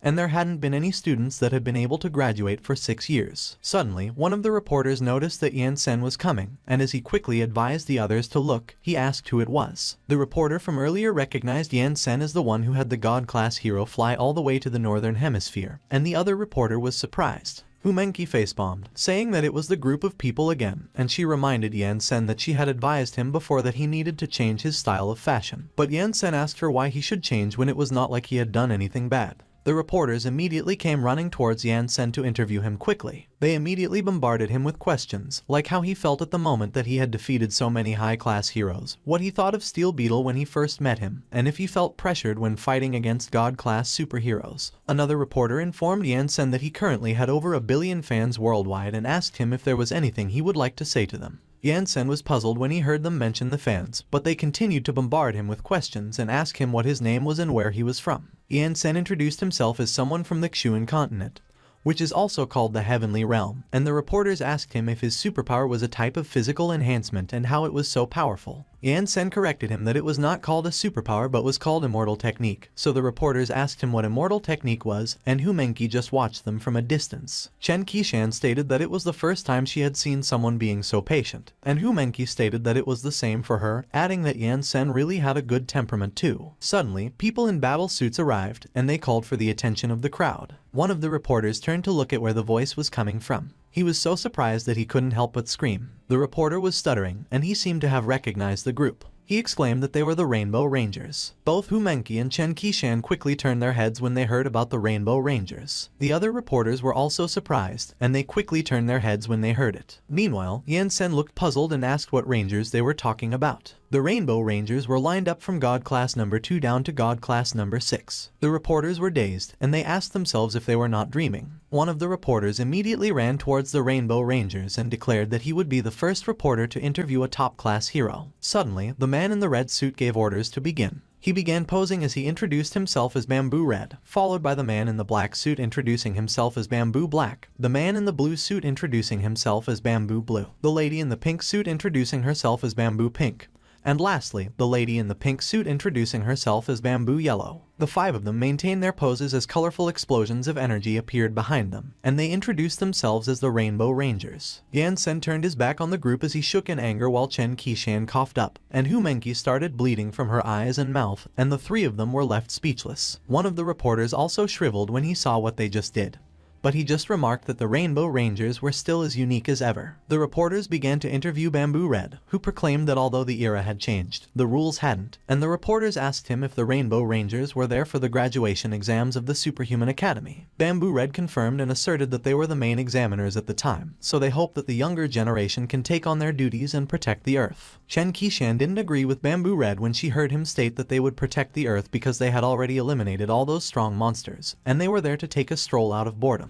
Meanwhile, Hu Menqi still hadn't recovered and was still trembling when she revealed that she had seen it many times, but she still cringed every time. On the other hand, the reporters expressed their excitement when they found out that it was true that the Rainbow Rangers would be the examiners, and they began bombarding Bamboo Red with questions, like how strong the monsters they captured were and what their powers were, and if the students could hold out for 10 seconds in that exam. Yansen was appalled when he heard the questions that he couldn't help but ask if they were mad, and as he asked Chen Qishan what was wrong with the people in their world because all of them were weird in some sense. Chen Qishan informed him that he just came to their world, so it was natural that he didn't know. Chen Qishan explained that many years ago, all kinds of heroes, including the Rainbow Rangers, Lan Qi Qi, Steel Beetle, and more, protected their world with their determination and unyielding spirit. She explained that they were the ones standing in the front line whenever the Earth was in danger, and after the defeat of the Monster King, the world was finally at peace. Chen Qishan mentioned that it was the reason why they were really popular, and it was natural that those reporters would be excited when they saw them, as the world is currently at peace, but there were also some negative impacts. She elaborated that many heroes had nothing to do once it became peaceful, so some started to be an otaku at home and some started to work in the city using their superpowers. But she concluded that superheroes with battle-type powers were in an awkward position, so in order to kill time, they kept the remaining monsters as pets. While some high-class heroes like Steel Beetle and the Rainbow Rangers were always fighting in secret, they even had a face-off where Bamboo Red confronted Steel Beetle, stating that he heard he had the strongest armor on land, and Steel Beetle replied that it was not the case at all as he was just a bit stronger than him. Chen Qishan mentioned that, as the heroes hate to lose, that kind of scene always happened. Yansen listened intently as Chen Qishan noted that, over time, their world became one that admires the strong. Chen Qishan remarked that she didn't think that the Rainbow Rangers would be the examiners at that time and that she was 1000% sure they couldn't pass the exam at that time. And Hu Menqi agreed, commenting that they couldn't even pass the exam for the Myth class, not to mention the God class. Chen Qishan looked so frustrated as she complained that there was no hope to graduate her whole life. Yansen asked them if the exam they were talking about was something like the sect examination on his side because that sounds interesting. And Hu Menqi responded that it was more or less as they have to pass the examination to graduate and become a hero. She explained that according to the rules of the Superhuman Union, students could only take the professional hero graduation exam when their superpower is above class 10. And in the examination, professional heroes let their pet monsters out, and students who defeated them could graduate. Hu Menqi revealed her superpowers have actually long passed class 10, and the energy that she releases is at least legend class, but they still wouldn't let her graduate. Yansen replied that it was unreasonable as her powers had reached the standards. Chen Qishan chimed in, informing Yansen that it was because the heroes were fighting for the students, and as she asked him if he could imagine to what extent those heroes were fighting, she disclosed that they were even fighting for students. One hero was bragging to another that he had more students than them that year, but the other hero argued that his students were stronger than his. Yansen mused that the people in their world are really weird, and Hu Menqi let out a sigh of exasperation, expressing that many students who couldn't graduate last year have quit school, so she reckoned her dad would be really troubled that year. Yansen declared that since he was there as an instructor to re-establish his sect, he would do his share of work, but it was nothing big, just something small, and he affirmed that he would teach Hu Menqi a move that would definitely make her pass the exam. Humenki got excited, and she asked Yansen if it was real, which Yansen confirmed, asserting that immortals do not joke. Suddenly, Bamboo Pink noticed Yansen, and she called their leader to look at him. She observed that it was the really popular black robe man from the news, and that they say he instantly destroyed many superheroes. Bamboo Blue asserted that the news is not to be trusted, as that was not the first time they were sensationalizing a hero in the media. Bamboo Yellow added that Yansen's fighting strength is currently unknown to the superhuman. Bamboo Black shared that Steel Beetle has lost, but Bamboo Red insisted that Steel Beetle is just number 10 of the God-class heroes and all of them could beat him up easily by themselves. Bamboo Red instructed Bamboo Yellow to check Yansen's fighting strength, and she immediately agreed. She called for the superpower battle system. She activated it with Yansen as the target. The system showed Yansen's height and weight, but his age was unknown.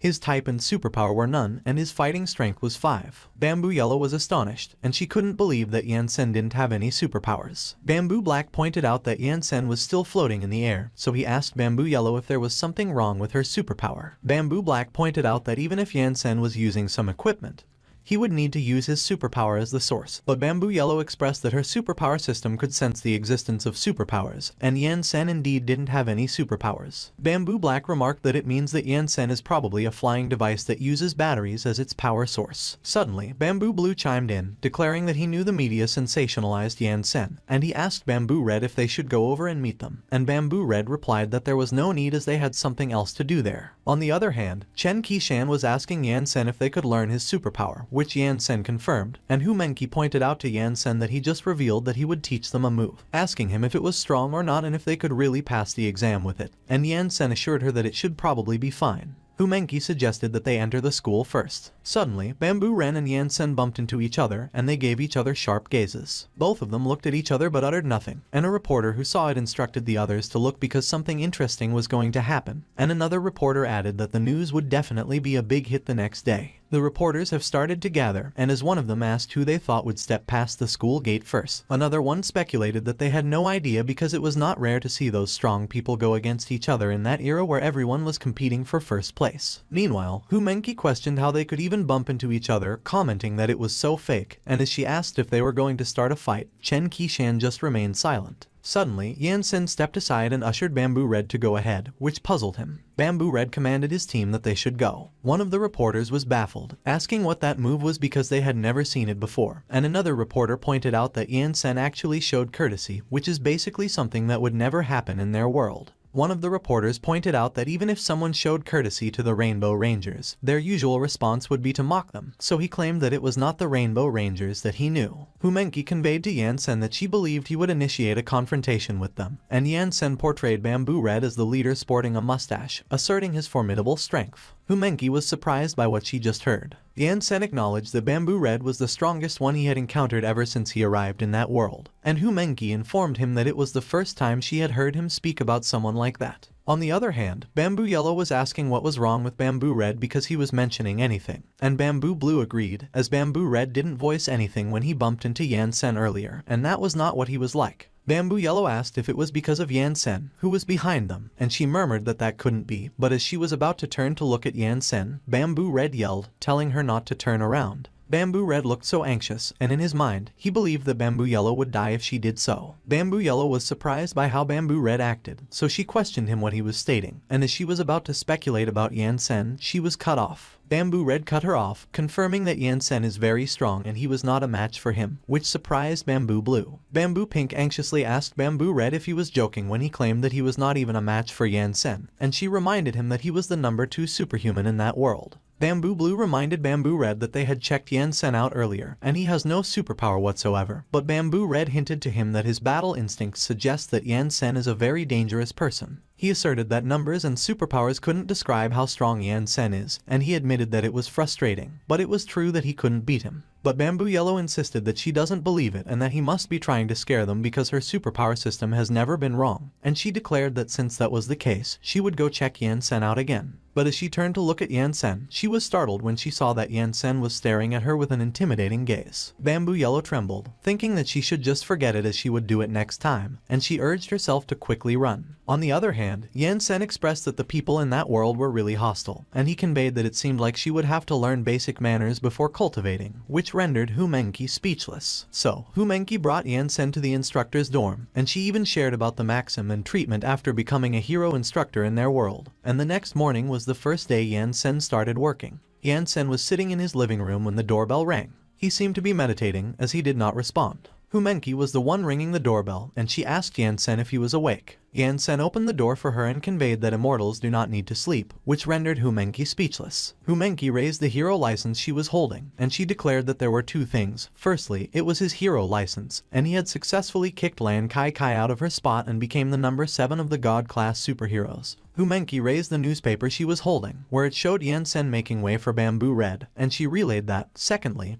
he was also infamous as the sensationalized hero with fake strength. Yansen expressed that it was fine and simply let them say whatever they wanted because he didn't mind. He inquired how many people were in the class at that moment, and she replied that there were 42 in total, 22 males, and 20 females. Glancing at his hero license, he was bestowed the title God Class Number 7, Black Robe Man, Yansen, and he found it to be a peculiar name. As if reading his thoughts, Humenki reminded him to be grateful that he got a name because it was his fault for not specifying what kind of hero name he would prefer when he passed the exam. She also added that he was the only one in their world who became one of the top 10 God-class heroes without defeating the Monster King and saving the world. Humenki informed him that she had informed her classmates that the news was fake, so that should spare him a lot of trouble. She suggested that perhaps she could help him deal with those intrusive reporters so he could re-establish his sect sooner. However, Yansen insisted that there was no need because cultivators mustn't be impetuous. He stated that he was prepared to take a few thousand years to re-establish his sect. Humenki just stared at Yansen with disbelief and uttered nothing. She declared that she was done with his nonsense and that she would be going to class. She informed Yansen that she had spoken with the teacher in the academic office so he didn't have to register before attending class. A few moments later, in the classroom of Superpower Class 1, one of the students asked the others if they had heard that they would be having a Super Opus teacher, which another student confirmed, mentioning that Humenki claimed that the news was fake and the teacher's superpower could be learned. They mentioned that it was their first time hearing that superpowers could be learned.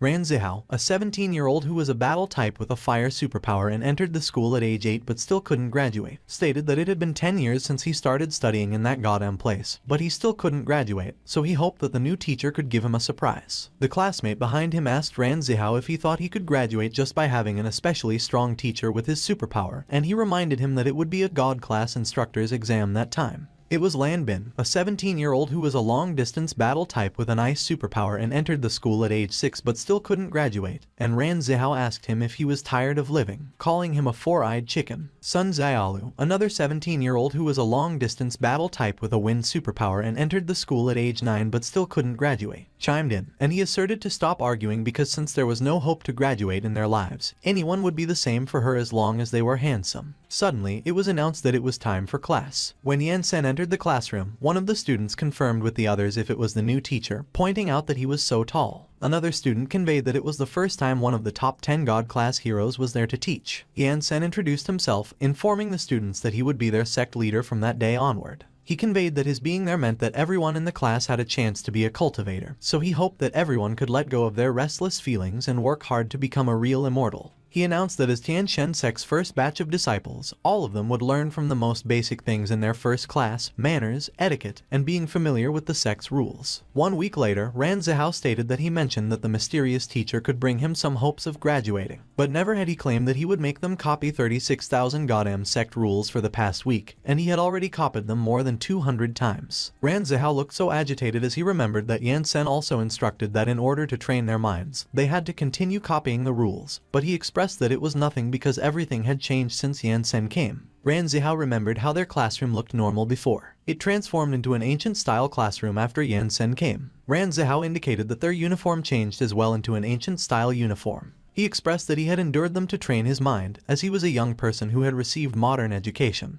But the very first class Yansen taught had blown his mind. Ran Zihao remarked that everyone knows from the education that they received that they were taught that the world is round, yet Yansen asserted that the world is flat in his first class. He also remembered Yansen teaching them that it was also divided into 2 layers, in which 2 kinds of people reside, one is mortal and the other is immortal, and he added that Yansen had also rambled something no one could understand. Yan Sen was explaining to them that cultivation for mortals is divided into 4 stages. He asserted that it was Kai cultivation, spirit refinement, and Tao coalescence, and its foundation establishment to the path of coalescence. Yan Sen explained that immortals were also divided into 4 ranks. Foundation establishment is heavenly deity, golden pill formation is golden deity, nascent soul is meta deity, and spirit transmuting is transcendent deity. He conveyed that those above transcendent deity aren't called deities. They are called mystic beings. One of the students asked what Yan Sen was saying, as he understood nothing, so Chen Qishan asked Yan Sen what immortals were. Yan Sen explained that immortals were those that could go up the heavens, down to Hades, and destroy the world, and once she became an immortal, she would have the longevity of the sky. He stated that he would ask them a question, and he inquired why they were cultivating. Fumenki immediately answered with determination that it was in order for them to graduate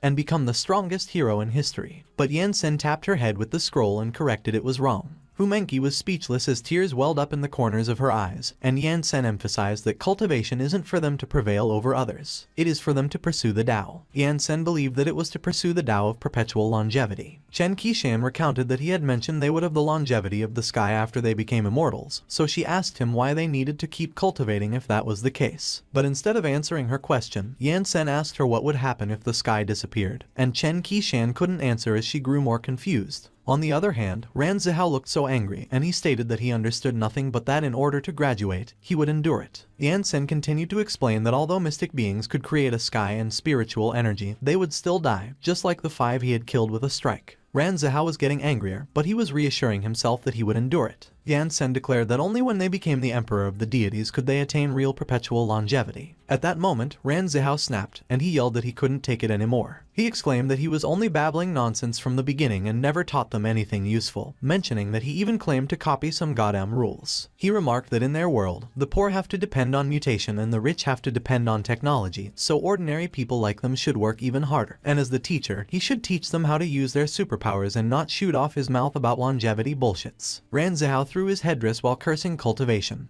and as he declared that he quit, one of his classmates asked him where he was going. He announced that he was going to flirt with some girls because nobody had time for that class, and he cursed as he got out and slammed the door behind him. Yan Sen was speechless by what Ran Zihao did, while one of his classmates pointed out that he couldn't take it anymore, and another classmate agreed, saying that it was pretty good for him to persist for a week. One of them observed that Ran Zihao probably really wanted to graduate, and they looked at Yan Sen as the other student noted that the teacher is the number 7 God class hero after all, and any teacher would get angry if their student did that during class. But Yan Sen didn't seem to care, and he stated that they would continue. One of the students was surprised that Yan Sen was not angry, and they looked uneasy as the other student agreed while pointing out that Yan Sen doesn't seem to care at all. Lan Bin smugly questioned how Ran Zihao could graduate with that perseverance, and he remarked that it seemed like he was a bit stronger than him in perseverance. Hearing what Lan Bin uttered, one of their classmates pointed out that only he could dare talk about Ran Zihao like that in their class, and another classmate pointed out that it was because they were equal in strength, and the first classmate agreed that Lan Bin is indeed stronger in perseverance, and the other classmate said that he was amazing.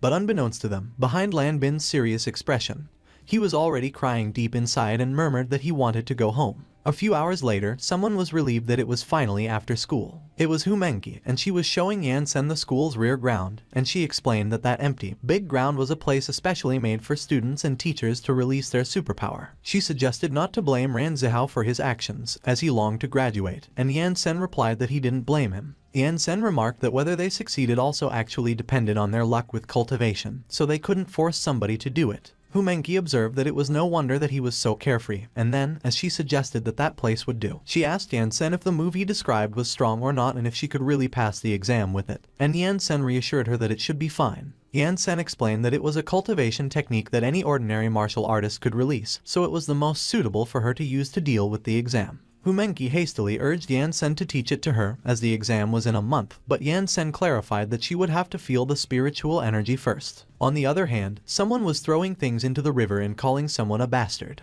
It was Ran Zihao, and he questioned what the hell God class number 7 was, asserting that it was all fake and he wouldn't believe that Yan Sen was strong. He claimed that Humenki actually tricked him, and he declared that he could graduate even without Yan Sen. Suddenly, he noticed 2 people in front of him, and he wondered who they were. Ran Zihao recognized that it was Humenki, so he questioned what she was doing in the rear ground with Yan Sen. He started to run towards them, alleging that something was fishy with them being so secretive, so he would follow them. As Ran Zihao hid behind a huge rock to observe them, he heard Humenki complaining that it was so hard, so he inquired what they were doing. Suddenly, Humenki grabbed Yansen's arm as she gleefully exclaimed that she could feel the spiritual energy, and Yansen clarified that it was because the spiritual energy in their world was unusually robust. Otherwise, it would take several decades for normal people to feel it. Seeing the spiritual energy floating in the air, Humenki expressed that it was so cool that it was glowing, and that she didn't think there was something so miraculous in their world. Humenki asked Yansen if the spiritual energy was a kind of air, and Yansen clarified that a lot of people think that it is the air that immortals use in the heavenly realm, but it is actually life. Meanwhile, Ran Zihao, unable to feel the spiritual energy, was peeking behind the rock, and he wondered why they were standing there and not moving.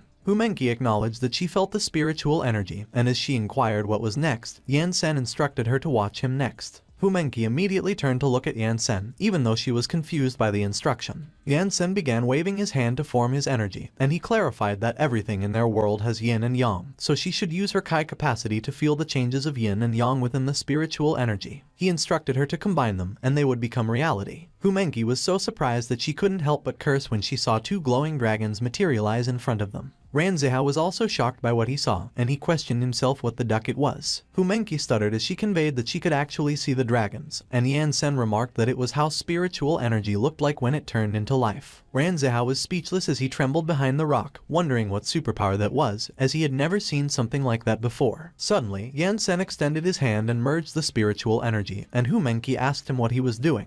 Yansen pressed his thumb against his index finger and explained that he was lighting fireworks. He flicked the condensed ball of energy and it shot forward at an incredible speed. It traveled around the earth and across the horizon at an incredible speed. As Ran Zihao tried to see what flew out, Yansen ordered something to explode. The condensed ball of energy immediately exploded. Humenki was blown away by the strong gust of wind that was created by the explosion. Ran Zihao was holding onto the rock with his life, and he screamed and cursed as he was also about to get blown away. Humenki pleaded with Yansen to save her, so he effortlessly stopped her midair by closing his hands. On the other hand, Ran Zihao was still holding on for his life so he wouldn't get blown away, and he exclaimed that it was not something a normal person should do. Meanwhile, in the classroom, everything was shaking, and the students were wondering what was happening and if it was an earthquake. Suddenly, one of them suggested looking out the window. They cursed as they saw a huge mushroom cloud behind the school. One of them asked if it was a nuclear bomb, and Lan Bin could only exclaim that he wanted to go home. Back at the school's rear ground, Humenki questioned Yansen if he was a devil, as what he did was crazy. Yansen calmly explained that, as they say, the bigger the Kai capacity, the stronger the power, but that was just a tiny bit of his Kai capacity. And Humenki, who was still trembling, urged Yansen to stop talking for a while as she had to calm herself. On the other hand, Ran Zihao was in a daze and was speechless. Yansen elaborated that the key point of that move is that she doesn't have to use her own spiritual energy in her Kai capacity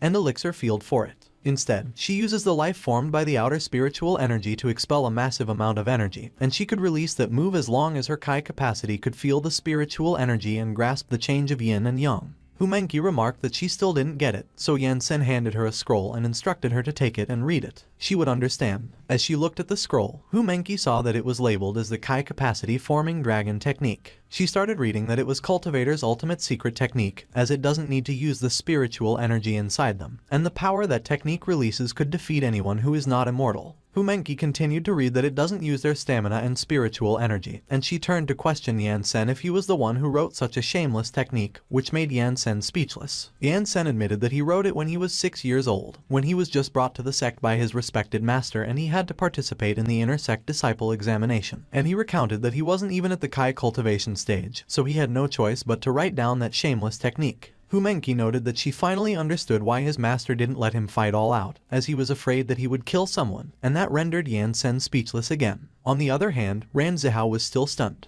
The next day, a white flag was put up where an apology to Yansen and a request for him to teach them how to cultivate were written. Ran Zihao was carrying it on his back while kneeling in front of the door, and his classmates asked what was wrong with him and why he was kneeling at the door looking like he was admitting his mistake. And another classmate pointed out that Ran Zihao declared that he quit the other day, stating that they couldn't get in the classroom with him being there. Ran Zihao was pissed, and he retorted to cut their crap and sue the other door if they didn't want to become roasted chicken, and his classmates immediately decided that they should go. Suddenly, someone arrived, and Ran Zihao immediately asked them why they weren't going and if they really wanted to become roasted chicken. But before he could finish his sentence, he trailed off. He saw that the ones standing in front of him were Yansen and Humenki.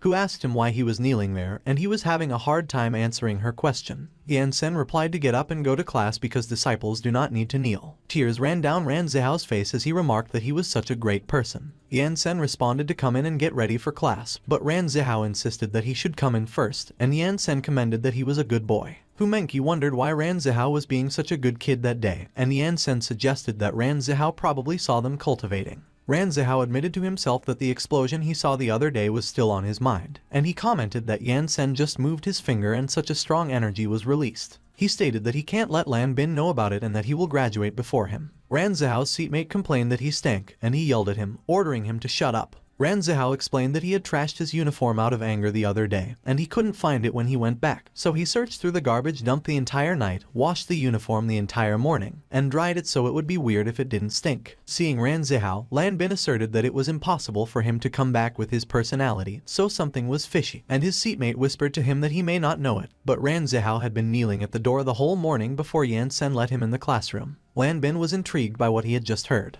The students stated that it was time for class, and they were already complaining that it was another day of copying rules again. Yan Sen announced that he reckoned that everyone had memorized the rules after copying them so many times, so they would take a break from copying the rules. The students celebrated, and one of them exclaimed that they could finally stop copying those goddamn rules. But they were stunned when Yan Sen requested that they write them out from memory. They were even more stunned when Yan Sen revealed that he had noticed everyone wasn't using the template when they were copying the rules, so he requested that they write out the 36,000 rules in reverse order. Thus, Yan Sen made his disciples write out the sect rules in reverse order from memory over and over again until the day of the graduation exam. In a stadium, someone from BB Live Broadcasting welcomed everyone to their show and stated that it was the day everyone had been looking forward to, as it was also the graduation exam day of the Superhuman Academy. It was Super Reporter, and as the commentator beside him asked him why it was him again, Super Reporter asked him what he meant because he would be there to broadcast any battles wherever they were. As enthusiastic as ever, Super Reporter expressed that it was rare to see a battle that could create hype in that peaceful era, which is why even if it was just students battling, they wouldn't overlook it, and he would use his life to broadcast it live for everyone, so he requested everyone to follow his WB account. He added that it had been 21 years since the academy had any students graduate, so he reckoned the students were dying to graduate because if no students graduated that year again, the academy would set a new record and become the weirdo in the hero's world, and it would also go into bankruptcy. Meanwhile, Superhuman Academy's principal Wu, Fu Menqi's father, was crying, and he implored that she had to work hard for him. Super Reporter asked the commentator beside him what he thought of the students graduating that year, and if he thought they could successfully graduate, and the commentator replied that he didn't think so. The commentator claimed even if they left aside that it was definitely the hardest exam ever since the examiners were the Rainbow Rangers. The teacher of the graduates was the sensationalized hero, the Black Robe Man, Yan Sen, so he doubted those students could pass the exam, and Super Reporter responded that he understood. Super Reporter recalled that he saw the strength of Yan Sen with his own eyes, so he didn't think there were still dumbass people who claimed that he was sensationalized, and it seemed like he was right to come there. The commentator mused that if he remembered correctly, he was live broadcasting Yan Sen when he debuted, so he asked him what he thought about his strength and if he was sensationalized. But Super Reporter just stated that he didn't care whatever he claimed as he was just in charge of live broadcasting. Super Reporter mentioned that, speaking of that, the exam was about to start soon, so he asked why the Rainbow Rangers weren't there yet. Meanwhile, Bamboo Red was standing at the edge of a cliff, and he was ordering someone to begin as he started the timer in his hand. Bamboo Black was just standing there, and Bamboo Blue charged towards him with his kick, declaring that he had been waiting for that. But before his attack could reach Bamboo Black managed to kick him in the stomach and explained that although they were all brothers, he wouldn't show mercy when they were fighting. Bamboo Black moved so quickly that he was already behind Bamboo Blue in a flash. He hit Bamboo Blue from behind and sent him crashing towards the ground. Suddenly, Bamboo Pink joined in the fight, and she used her superpower, Cluster Bomb. She directed them towards Bamboo Black and used her move, Firepower Coverage. Some of the bombs exploded, but Bamboo Black was still unharmed. Bamboo Black kicked one of the bombs and announced that he was sending it back to her. Bamboo Pink was so surprised when her bomb suddenly appeared in front of her, and she was not able to react. A huge explosion occurred. Suddenly, Bamboo Yellow activated her superpower, Battle System, and used Healing and Power Enhancement. She applied the enhancement to Bamboo Blue, who became a mighty buff. Bamboo Blue suddenly appeared behind Bamboo Black, and as he demanded to come again, Bamboo Black asked him if it was healing. While swinging his arm to deliver a punch, Bamboo Blue revealed that it was also an enhancement. Bamboo Blue managed to hit Bamboo Black, but to his surprise, Bamboo Black was unfazed, and he remarked that although Bamboo Yellow enhanced him, his punch was still as soft as cotton to him. Bamboo Blue declared that his superpower was body enhancement, so he could even take on a nuclear bomb, but as a tanker, he would not even dare to take a punch after enhancement, yet Bamboo Black, a speed-type superpower user, actually dared to take it head-on. Bamboo Black mentioned that sometimes, when one's superpower is strong enough, one could ignore some types of superpowers, and he used his skill, Flash. Bamboo Yellow, who was hiding behind a huge rock, was surprised when Bamboo Black suddenly appeared in front of her. He stated that he had found her and that her superpower is a really troublesome existence during battle. On the other hand, Bamboo Blue was frantically looking around, and he was asking where Bamboo Black was. Meanwhile, Bamboo Yellow nervously raised her hands up and announced that she quit, so it was Bamboo Black's win. Bamboo Yellow stood up and acknowledged that Bamboo Black had improved again, and as she asked him why he was the number 4 God-class hero even though he was stronger than the 3 of them, Bamboo Black explained that Bamboo Blue is older than him, so he should be the number 3 God-class hero. On the other hand, the timer made a beeping sound as Bamboo Red pressed its button. Bamboo Red noted that before, it was 10.1 seconds, and currently, it is 7.3 seconds, so Bamboo Black did improve a lot. He remarked that he had almost forgotten something, and he pulled out a card and commanded, "Open." A small flying machine was summoned, and Bamboo Red reported that the military stated that they didn't cause the massive nuclear explosion over the Pacific Ocean last month, and they even asked them to help investigate, so he asked the machine if it found anything.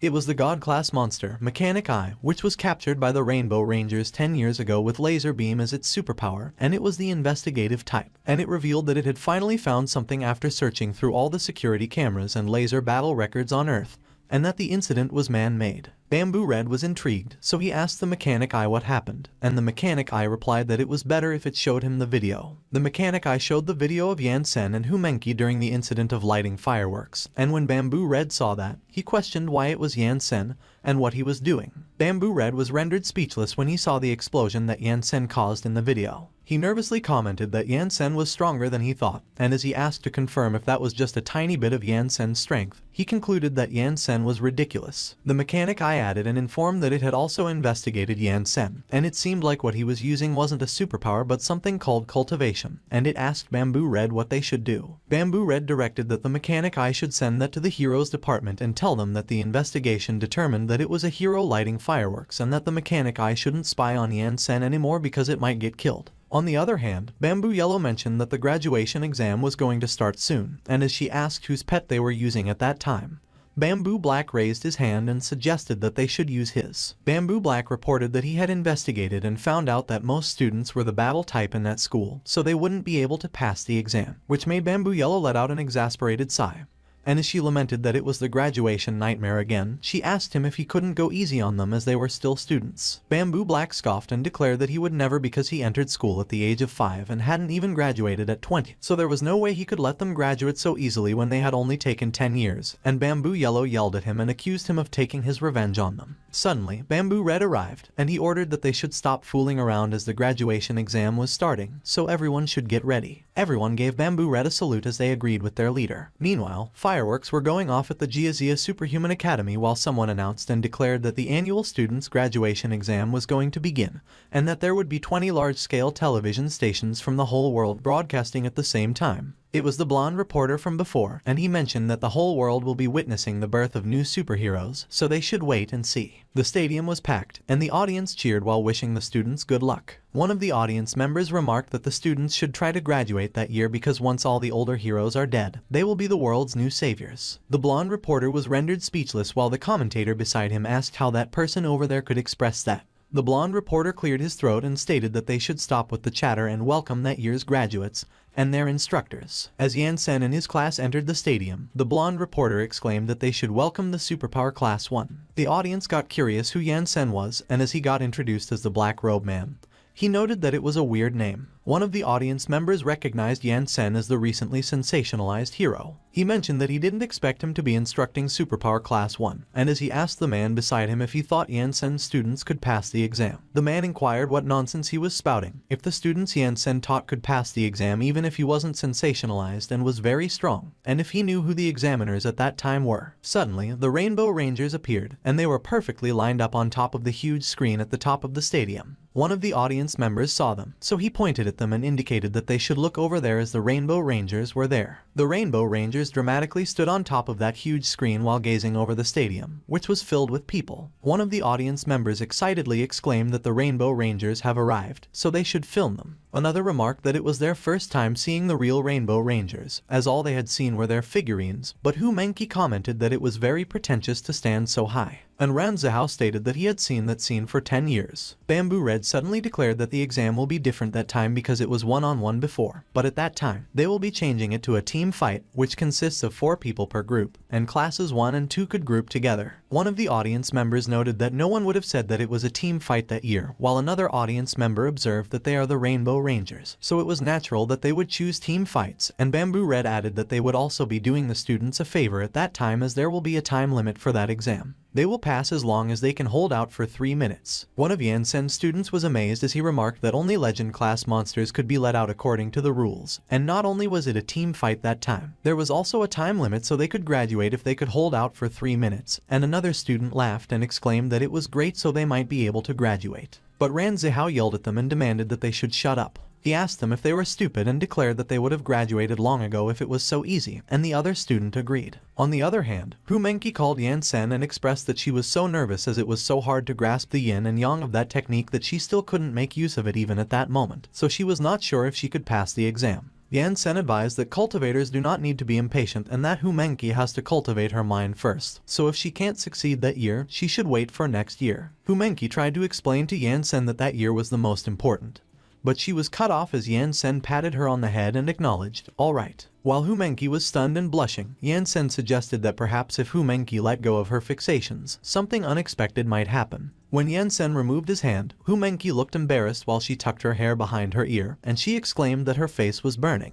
She was surprised when she realized that she was not as nervous as before, so she wondered if Yansen was trying to lessen her pressure, and she mentioned that everyone says Yansen is a devil in class, but he is pretty kind too. Yansen called the attention of his disciples and announced that there was no need for them to be impatient as immortals to be because if they couldn't pass that year, they could do it again next year, and if they don't pass next year, they could do it again the year after or 3 years after, and he trusts that all of them will pass the exam within 100 years. One of the students started bleeding from both his nose and mouth, while the other started sobbing and cried that he couldn't take it anymore. 5 minutes later, twin students from Superpower Class 2 greeted Xiao Lu and Xiao Yi, stated that they heard that their teacher was really strong, and asked them if they learned something useful from him. One of the twins from Superpower Class 1, Xiao Lu and Xiao Yi, explained that he learned how to copy rules so he could copy 36,000 rules 5 times per day, while the other boasted that he could copy 10 times, and he was even dreaming of copying rules. The twin students from Class 2 were stupefied. One of the twins from Class 2 remarked that it was no big deal if they didn't learn anything because he could predict what monster the Rainbow Rangers were letting out that time, so they should team up. But one of the twins from Class 1 was skeptical, and he asked if he was sure that he could correctly predict the monster the Rainbow Rangers will use when they have at least 1,000 monsters. And one of the twins from Class 2 confidently assured that of course because he pulled all-nighters for 3 days straight researching the Rainbow Rangers exam, so he will definitely be correct that time. One of the twins from Class 2 pushed one of the twins from Class 1 and urged that they should go because they will be the first students to graduate, but the one from Class 1 protested that he shouldn't push him. As the blonde reporter announced that the exam will begin shortly and the students have finished grouping themselves, he asked what monster the Rainbow Rangers would let out and commented that everyone was curious, including him. The blonde reporter enthusiastically urged that they should stop the chit-chat as they wanted to watch a battle as the exam would begin.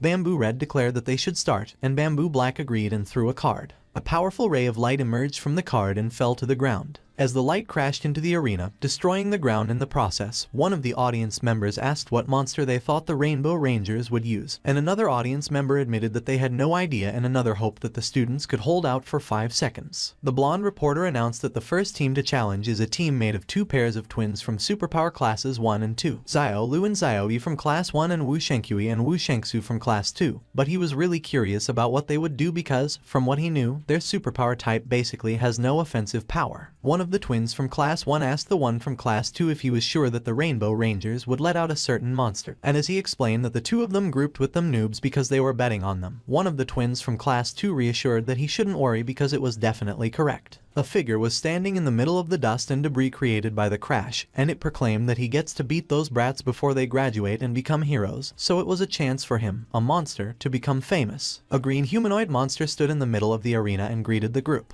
Yansen was baffled, and he couldn't help but ask what that was. On the other hand, Hu Menqi looked so terrified, as she seemed to have recognized the monster. Hu Menqi exclaimed that it was the nightmare of physical battle type users, the explosive green tortoise. When Yansen heard what Hu Menqi mentioned, he asked her what she meant, and Humenki explained that it would be very difficult for battle-type users to win against that monster, just like how it was very hard for fire superpower to win against water superpower, and that is called power-type suppression. Humenki explained that the superpower of the green tortoise was to suck in oxygen and turn into carbon monoxide, so a massive explosion will happen when someone touches it, and it will quickly recover through cell reconstruction, so basically no one can win against that with a battle type. Yansen remarked that no one could touch it, otherwise it would explode, and Humenki confirmed and added that the Rainbow Rangers were so shameless to let out such a disgusting monster because most students in their school are battle-type users, so there was no way they could win against it. Meanwhile, one of the audience members commented that it was actually the explosive green tortoise, so it seemed like those students couldn't graduate again, and another audience member agreed. The blonde reporter asked everyone if they saw that and stated that the Rainbow Rangers actually let out the explosive green tortoise, so the students are in trouble, and it seemed like it would be really hard for students to graduate that time.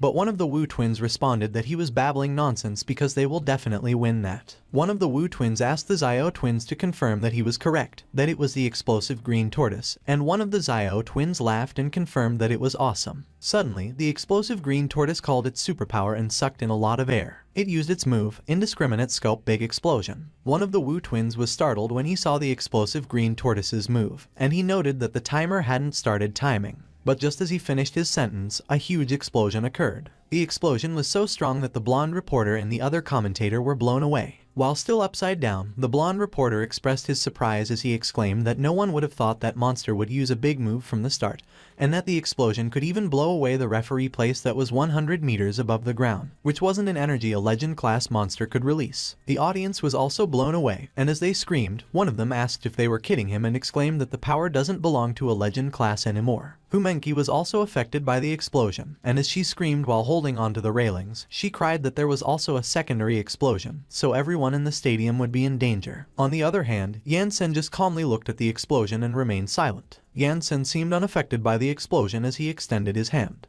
Humenki was surprised when she saw that Yansen blocked the explosion with his bare hand beside her. She was so surprised and was too stunned to speak. Yansen swung his arms to the side and dispersed the explosion like it was nothing. Yansen swung his arms to block the explosion in front of him. A huge tornado was produced, which consumed the explosion. The Rainbow Rangers were holding onto each other in order not to get blown away by the strong gust of wind, and as Bamboo Red asked what that wind pressure was when it was supposed to be an explosion. He called Bamboo Black and mentioned that the explosive green tortoise he let out would injure the audience, and Bamboo Black replied that he didn't expect that either. Bamboo Black noted that the wind pressure was obviously stronger than the explosion and that it even blew away the second explosion, so he asked where that wind pressure was coming from. Bamboo Red kept quiet, and he seemed to know the answer as he looked nervous. On the other hand, the audience exclaimed that they were saved and asked what happened earlier. One of Yansen's students called Sun Xiaolu and asked if she was the one who did it because she was the only one with a wind superpower in there. But Sun Xiaolu replied that there was no way it could be her because if she could create such wind pressure, she would have graduated long ago. The student acknowledged that it was true and laughed, while Sun Xiaolu was wondering if the others didn't see that Humenki and Yansen were the only ones that weren't blown away in the entire stadium, and it was definitely not Humenki who did that. Looking at Yansen, she stated that it could only be him. Meanwhile, the commentators were injured by the broken glass, and as the others trembled in pain and struggled to stand up, the blonde reporter called everyone's attention and announced that the power of that explosion had surpassed the legend class, so the difficulty of that exam was beyond the students' abilities. Suddenly, the explosive green tortoise called the blonde reporter and proclaimed that he was not beyond the requirements of that exam as he is indeed a legend class monster, but he had just made some preparations. The explosive green tortoise explained that in order to become famous in the monster world, he instructed to throw him into a swamp filled with poison gas, and that disgusting smell was still lingering in his head at the moment, so he would show them the power of his explosion after a few months of accumulation. He let out a battle cry as his muscles bulged out. The explosive green tortoise flexed his muscles and commanded the gas for it all to open. Another explosion occurred as the explosive green tortoise challenged the students to come and let him beat them. And as one of the audience members asked what the heck that muscular state was as they had never seen it before, another inquired if the explosive green tortoise had such a skill. They commented that it seemed like the students weren't the only ones working hard for that graduation exam as the monsters were also working hard, and another audience member remarked that if that was the case, it didn't break the rules. But as the dust and debris dissipated,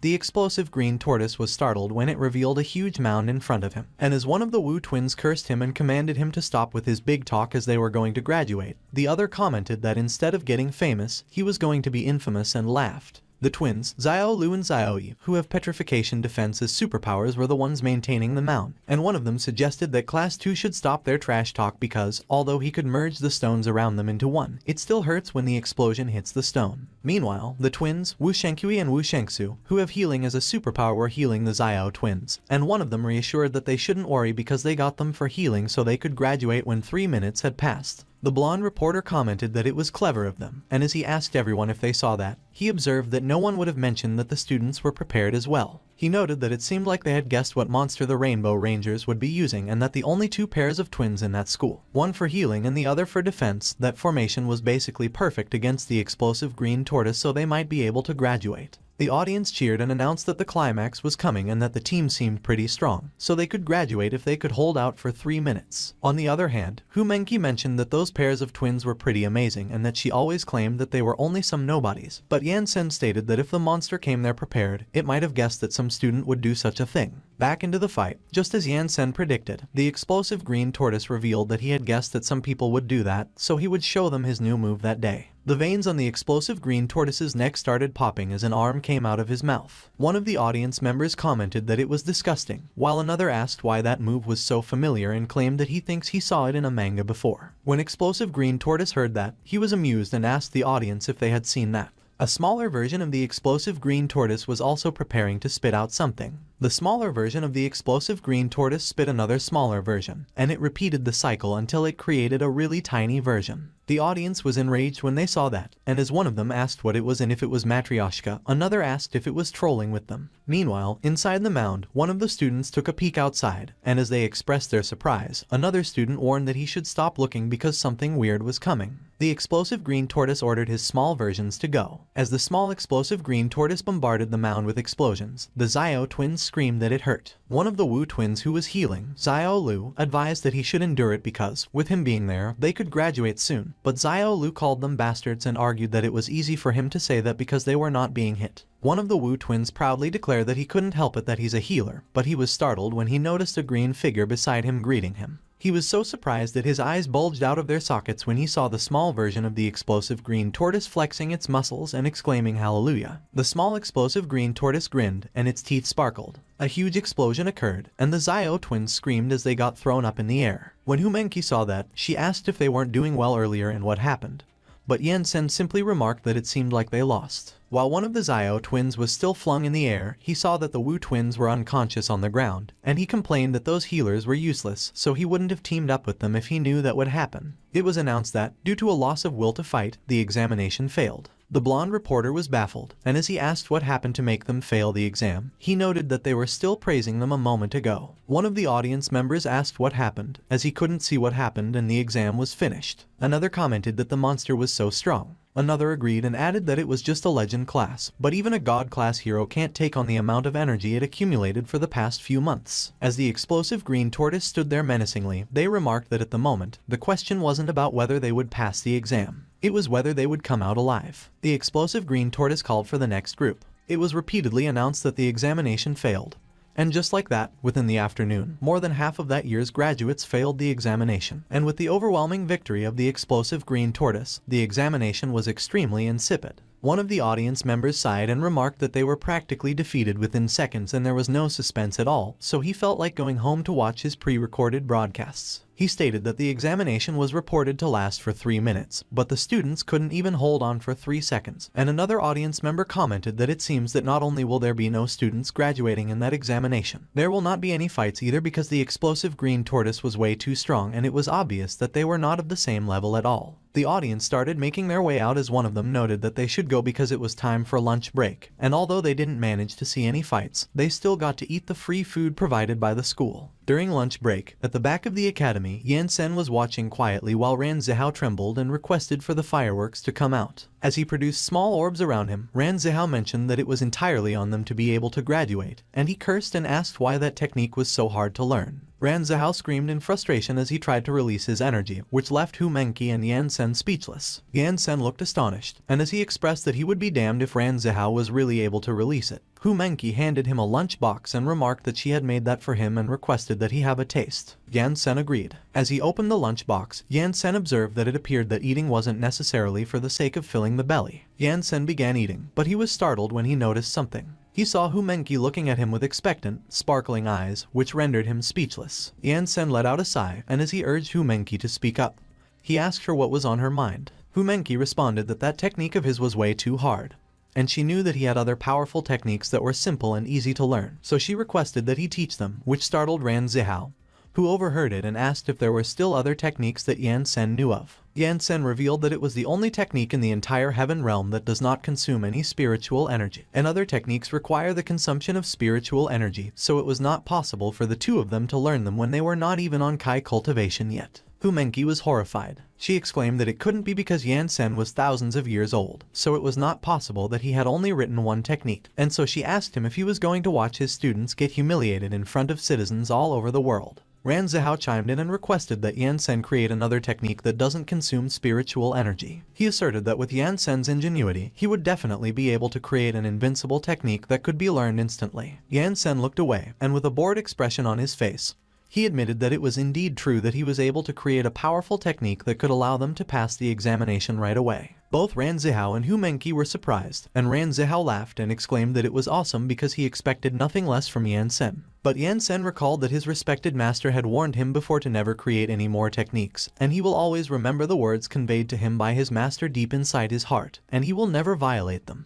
Hu Mengqi asked what the heck was wrong with Yan Sen's master, which made Yan Sen scold her, and he insisted that she should not speak ill of her grandmaster. Ran Zihao inquired why Yan Sen's master forbade him from creating techniques. Yan Sen recalled that more than 2 millennia ago, his master talked with mystic being Liu, handed him the technique, and mentioned that it was created by the disciple he had just recruited, which doesn't consume spiritual energy, doesn't require physical strength, and could be used without limits. There was only one with such a technique in the entire heaven realm. Mystic being Liu trembled in anger as Yan Sen's master bragged and stated that furthermore, that disciple of his was only 6 years old, and it seemed like even with Mystic being Liu's disciple of several major sects combined, his disciple was still 10,000 times more formidable than them. Slamming the scroll on the table, Mystic being Liu declared that he didn't give a damn. He called Yan Sen's master a shameless old man and asserted that the disciples recruited by several major sects next door were either geniuses or demons, unlike him, who had recruited a freak, and he asked him if he wasn't afraid that there would be repercussions in the future. Yan Sen's master responded that no one cares about the rest because all that matters is that Yan Sen was strong, and that pissed Mystic being Liu even more, so he kicked the table while he cursed. Mystic being Liu flew away and announced that he was going.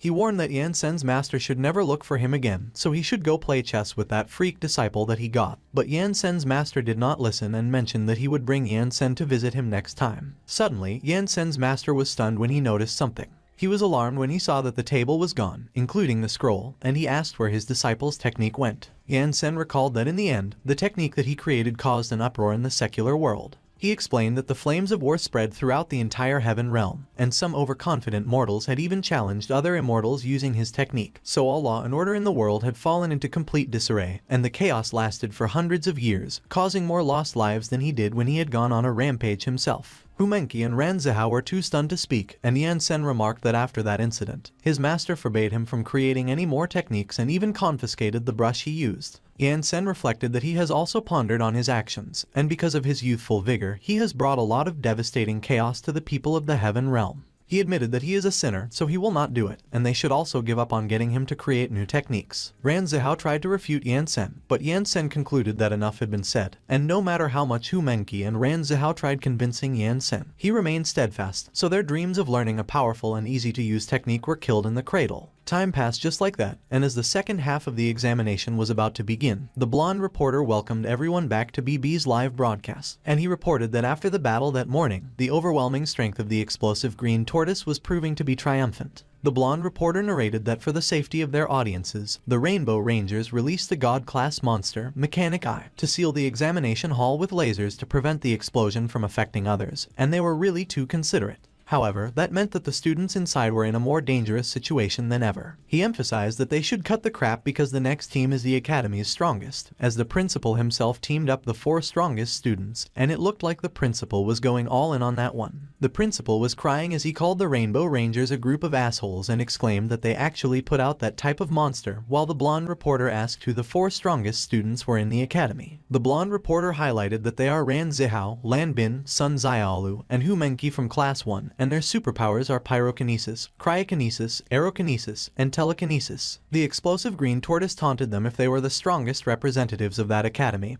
and mentioned that he would be able to go home and eat once he had defeated all of them. One of the audience members remarked that nobody has been able to win against the explosive green tortoise, so it will be a miracle for the students to win at the moment, and another added that they looked like they were already preparing to give up on the battle. One of the audience members muttered to forget it as he was going home to watch his pre-recorded broadcasts, and as he sighed and announced that he was leaving, the others started to walk away with him. Back in the arena, Lan Bin mentioned that they weren't able to defeat the explosive green tortoise even with 10 of them, and to be able to win against him at the moment was practically impossible, so they should just surrender. Hu Menqi insisted that they should not give up yet, as she wanted to try defeating the explosive green tortoise, and when Lan Bin heard that, he asked her what there was to try, if she was out of her mind, and if she couldn't see that they were at a disadvantage. But Hu Menqi was determined, and she insisted that they should just give her a minute's time. Ran Zihao asked Hu Menqi if she was going to use that, and she confirmed. Sun Xiaolu got intrigued when she heard that, and she asked what that was. But instead of answering her question, Hu Menqi responded that she couldn't guarantee that it would work, but there was no other choice, so she would try her best. Ran Zihao agreed, and he declared that they would risk their lives to buy Hu Menqi time to send nukes. Lan Bin was stunned when he heard about sending nukes. One of the audience members exclaimed that everyone should look because it seems like the 4 team members of Class 1 weren't ready to give up yet,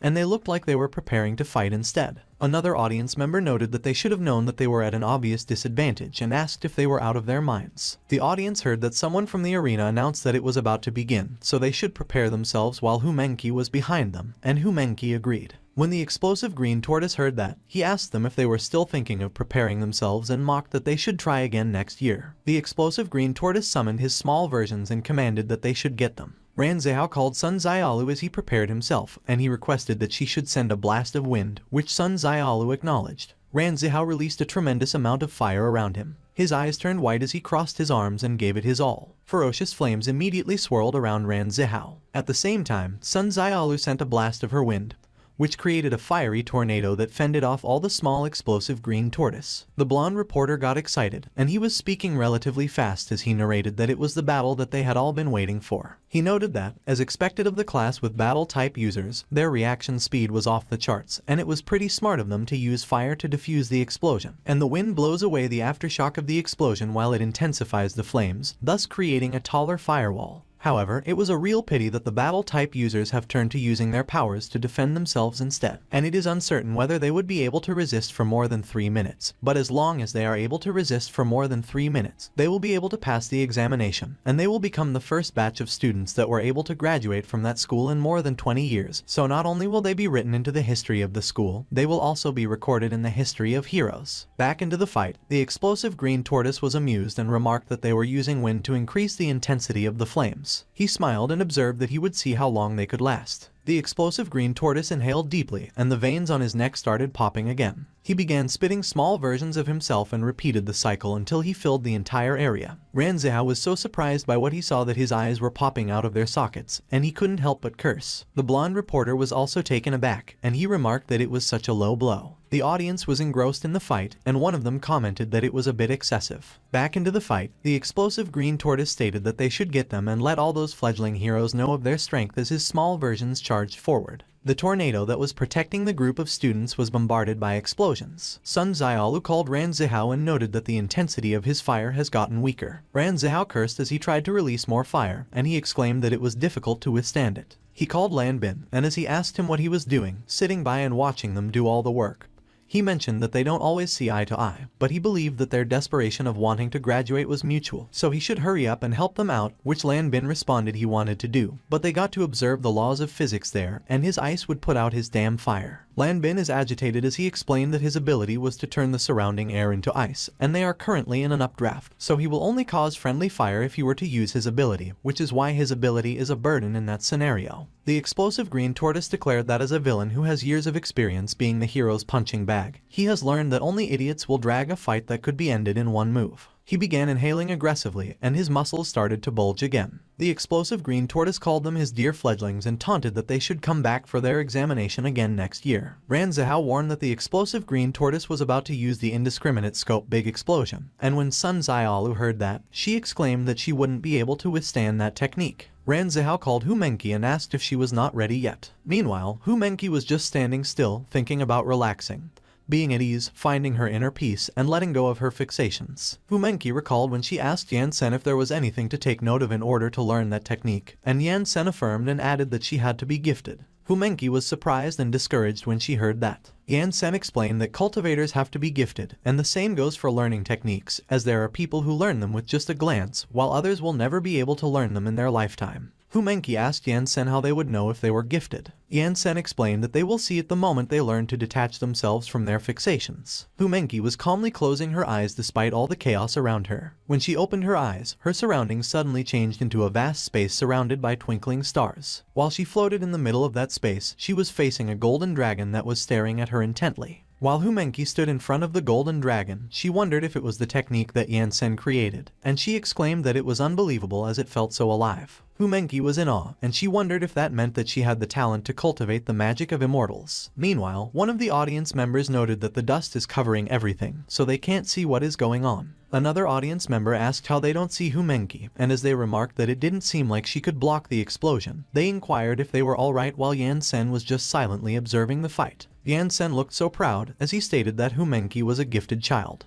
Back into the arena, the explosive green tortoise continued to bulk up. One of the audience members suggested that they should look at the monster and ask to confirm if the damage would be so much greater than the last time if something like that went off. And another audience member commented that the students would sustain serious injuries. The explosive green tortoise laughed maniacally and taunted that before the little fledglings could become heroes in the future, they could just eat damn and die. Ran Zihao was pissed, and he retorted that the explosive green tortoise should eat his damn in hell. Lan Bin declared that he doesn't care anymore, so he should use his superpowers full strength. Sun Xiaolu called Lan Bin and warned that Hu Menqi was still back there. But Lan Bin didn't listen and began creating huge chunks of ice. There was also huge ice that appeared around Hu Menqi, but it didn't hit her. A huge explosion occurred, but unlike last time, the explosion was now enclosed, and the mechanic eye laughed proudly. The audience was startled and terrified as they saw the effect of the explosion right in front of their faces within the barrier, and the mechanic eye assured that they shouldn't worry because with him around, they wouldn't be harmed. Meanwhile, Yan Sen just looked at the explosion with a bored look on his face and remained silent. Back into the arena, huge chunks of ice were steaming, and as one of the audience members asked if the students would be okay in there with such a strong blast, another observed that they couldn't see anything with the smoke. On the other hand, the blonde reporter was speechless while the commentator beside him trembled and predicted that no one will ever pass the exam with that amount of power. And as he expressed his concern, he wondered how the students were doing at the moment. Suddenly, the blonde reporter saw something, and he was surprised. He saw that the students were unharmed, and Ran Zihao revealed that Lan Bin put up his skill just in time. Otherwise, they would be lying dead at the moment, and although it hurts to be frozen, it beats being blown to smithereens, and Lan Bin admitted that it was all the energy he had, so he won't be able to pull it off a second time. Suddenly, Sun Xiaolu got pissed at them and cursed at them, and as she scolded that they are both retarded because they were supposed to be protecting Hu Menqi, not just themselves, she questioned if they were even thinking about Hu Menqi in the back when they activated their skills. Lan Bin just realized and admitted that the wide-range explosion was so terrifying that he forgot about Hu Menqi and their goal. He guessed that with that wind draft, together with ice, Hu Menqi certainly couldn't escape it when Ran Zihao suddenly pointed behind them and exclaimed that they should look because it was Hu Menqi. Ran Zihao exclaimed that he couldn't believe that Hu Menqi was unhurt, and Lan Bin declared that it was impossible. Sun Xiaolu remarked that she knew the two of them were unreliable, so she used the last of her strength to build the wall around Hu Menqi before the explosion, and Lan Bin acknowledged that it must have taken all she had to absorb the ice and the explosion to protect Hu Menqi, and that she thinks really fast. The commentator was surprised, and as he remarked that the students were actually fine but it looked like they used all their energy to neutralize the explosion and not even a minute had passed. He asked what they were going to do next, and the audience agreed, and as they mentioned that they were all out of strength and there was still over 2 minutes to go, they asked how they were supposed to win. Back into the arena, the explosive green tortoise was amused, and he noted that the students were surprisingly okay. But he had been saving energy for months so the indiscriminate scope big explosion could be released many more times. On the other hand, Humenki was surrounded by tiny orbs of energy, and she stated that she should let go of her attachments and let the yin and yang become one. One of the audience members saw what Humenki was doing, and he pointed at her as he remarked that they should look at the quad leader while the explosive green tortoise asked what she was doing. Humenki waved her hand in the air as she used the Kai Dragon formation technique. As she compressed the yin and yang in between the palms of her hands, Ran Zihao got excited and exclaimed that she had done it. 2 golden dragons suddenly appeared in the arena, and they were hovering around Humenki. The explosive green tortoise was so surprised by what he saw that his eyes were about to pop out of their sockets. The audience was also taken aback, and they couldn't help but curse in confusion. One of the audience members asked what it was, and another commented that he had never seen such a superpower before. The commentator addressed the folks in front of the TV and stated that Humenki, the class president of Superpower Class 1, seemed to have come up with something spectacular, and as he asked if it was a superpower, he remarked that nobody there seemed to have seen anything like that before. The principal called Secretary Liu and instructed that she should go get his family tree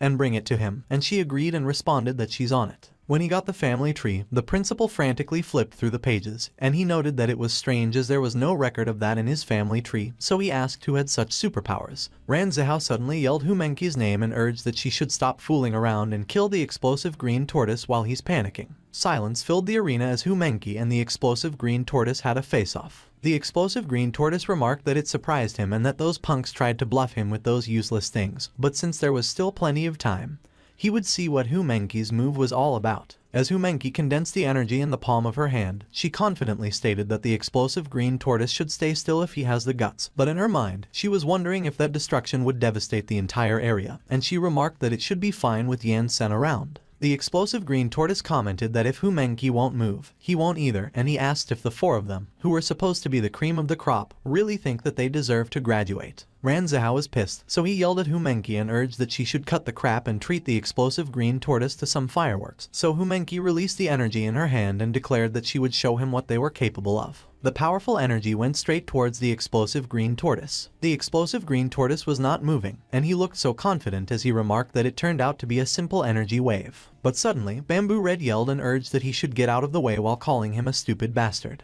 The explosive green tortoise was surprised, and he turned his head around to see where the voice was coming from. But the sudden realization hit him, and he had a deadpan expression on his face when he turned to face the attack again. The explosive green tortoise was frozen in place as he saw a huge dragon that was about to devour him. He disappeared into the light as he was devoured by the dragon. On the other hand, the mechanic eye coughed up blood as the barrier that he created began to crack, and the audience panicked when they saw that and ran away. The energy broke through the barrier and destroyed a portion of the stadium. The Rainbow Rangers watched as the energy went past them and traveled around the earth. It came back to the stadium and created a huge explosion. A mushroom cloud was visible after the explosion occurred. The blonde reporter and the other commentator were so shocked, and they were trembling in fear with what they saw. The audience also had the same expression on their faces. The explosion on Earth was so huge that it could be seen from outer space. Bamboo Blue was so surprised, and Bamboo Black asked how a mere student could unleash so much power. The principal was also so surprised that he was speechless. On the other hand, the blonde reporter was still trembling, and he exclaimed that he had worked as an anchor in the industry for more than 20 years, but for the first time, he was speechless. One of the audience members asked if Humenki was just a student, while the one behind him was calling his mommy and shouted that they wanted to go home. Humenki was speechless when she saw the huge mushroom cloud in front of her. On the other hand, Lan Bin was stupefied, and he remarked that it was a big broccoli. Humenki was trembling, and she cursed as she cried that it was supposed to detonate under the stadium. Ran Zihao called Humenki and asked her what the hell she was doing, why she didn't detonate it under the stadium, and what she was afraid of when she had Yan Sen. And Humenki explained that it was not exactly what she meant to do because the technique was very strange and she did not expect that she needed to manually detonate it. As the dust in the stadium began to dissipate, a silhouette could be seen, and it shouted at the students, calling them sucking jerk-offs. Ran Zihao and Humenki were surprised when they heard that. It was the explosive green tortoise, and with a huge chunk of his body gone. He was trembling in anger as he declared that he couldn't believe that he's unable to regenerate, and if it wasn't for Bamboo Red reminding him to get out of the way, he would have been killed off that day. Hu Mengqi calmly retorted that he was the only one who thought he was tough, as if they gave a fish, and as expected, it missed the target by a bit. The explosive green tortoise was enraged, and he growled that he was really pissed at the moment. Ran Zihao warned that Hu Mengqi shouldn't mess around with it and asked her if she could give it another shot. And Hu Mengqi assured that it was no problem because it does not consume stamina anyway, so she will just launch it endlessly until she gets a good hit on the explosive green tortoise. The commentator remarked that he can't even describe the battle anymore because earlier, Hu Mengqi launched a sort of nuclear bomb, but it only hit half of the explosive green tortoise's body, and there is still a minute and a half left on the clock as the battle was gradually stagnating. Suddenly, the blonde reporter realized what Hu Mengqi just said, and he asked to confirm if she stated that she could launch it endlessly. The explosive green tortoise was surprised and was trembling when he also heard that. Meanwhile, the audience was in disbelief and they wondered if Hu Mengqi was serious. On the other hand, Ran Zihao laughed and commented that it was what he liked to hear, so Hu Mengqi should hit the explosive green tortoise in the face. Suddenly, Hu Mengqi groaned in pain and Ran Zihao asked what was wrong with her. Hu Mengqi was trembling, and she confessed that she didn't know. The audience noticed it, and they exclaimed that there was something wrong as Hu Mengqi seemed to be having a hard time, and one of Yansen's students asked what was wrong with Hu Mengqi, and if she suffered the side effects of the nuclear bomb. Yansen explained that it was not a side effect. He mentioned that it was just that releasing that move requires the mind to remain serene at all times, and earlier, Hu Mengqi wavered, damaging her danshin. But it's okay because a year or two of adjustment will solve that problem. The student was surprised, and he inquired how Yansen knew. Yansen was speechless since the students had only been copying the sect rules, so they did not know that the move was created by him. Back in the arena, the explosive green tortoise laughed, and it taunted Hu Mengqi if she couldn't launch it anymore. The explosive green tortoise mocked what that was about unlimited uses, trying to scare him, and claimed that his explosion was the only unlimited one. Hu Mengqi called the explosive green tortoise a bastard, and she remarked that if she had just detonated it underneath him earlier, there was no way he could act arrogantly. Ran Zihao asked Hu Mengqi if she was capable of releasing it anymore, and Hu Mengqi replied that she didn't know if she could still release it because earlier her mind was unstable, so she guessed that it would take time to gather the Kai again. Ran Zihao stated that there was no time for Hu Mengqi to collect it again because when she's done, the test will be over. Hu Mengqi noted that she thought it was over when she was able to successfully materialize the dragon earlier, but she never mentioned that she would have to keep her mind serene. She admitted that she was the one who was cocky and apologized. On the other hand, the explosive green tortoise started inhaling aggressively, and he declared that it looked like he was the one who would win that match. Sun Xiaolu chimed in and called him a dickhead as she suggested that he take that back. Both Ran Zihao and Lan Bin turned simultaneously to look at Sun Xiaolu and ask her what she was talking about. The two of them were extremely surprised by what they saw. Sun Xiaolu was waving her arms in the air just like Hu Mengqi did to gather the yin and yang, and she announced that there she goes. The explosive green tortoise was surprised when he saw that, and he exclaimed that it was cheating. It was initially a doomed graduation exam, but due to the class representative Hu Mengqi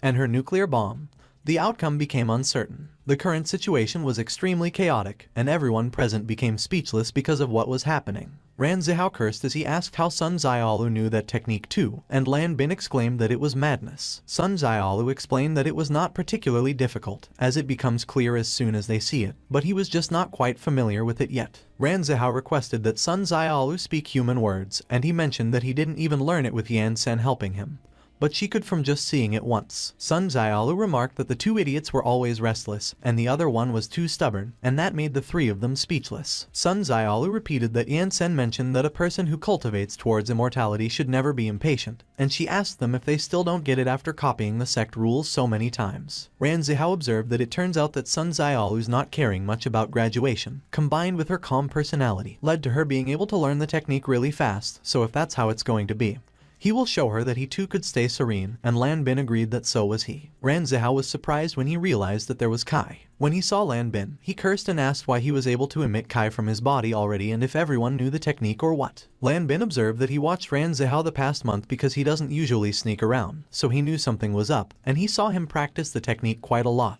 but he just didn't expect it to be a goddamn nuke. Ran Zihao cursed and declared that he was definitely not losing to Lan Bin, and as Lan Bin insisted that Ran Zihao better let go of his fixation, Hu Mengqi chimed in and asserted that she wouldn't lose either. On the other hand, Yansen looked astonished as he recalled that when that set of techniques fell into the mortal world back then, not everyone was able to learn them, and to be able to learn in such a short time meant that they were top geniuses, and he did not expect to meet four at once. Yansen smiled and proclaimed that he hit the jackpot. He remarked that a rookie is still a rookie, and it takes time for them to gather enough Kai and turn it into a dragon, and there was no way that the enemy would just stand there and give them the opportunity to power up as they are not in DBZ. But Yansen was speechless when he saw that the explosive green tortoise kept on inhaling and bulking its muscles. Yansen decided that he cannot let those little guys get hurt, and for future immortals, there is no way such a small test could stop them in their tracks. The blonde reporter addressed the audience members and noted that the battle was currently at a critical stage and both sides were gathering energy. But there were less than 30 seconds left, and he asked if they would be able to survive the exam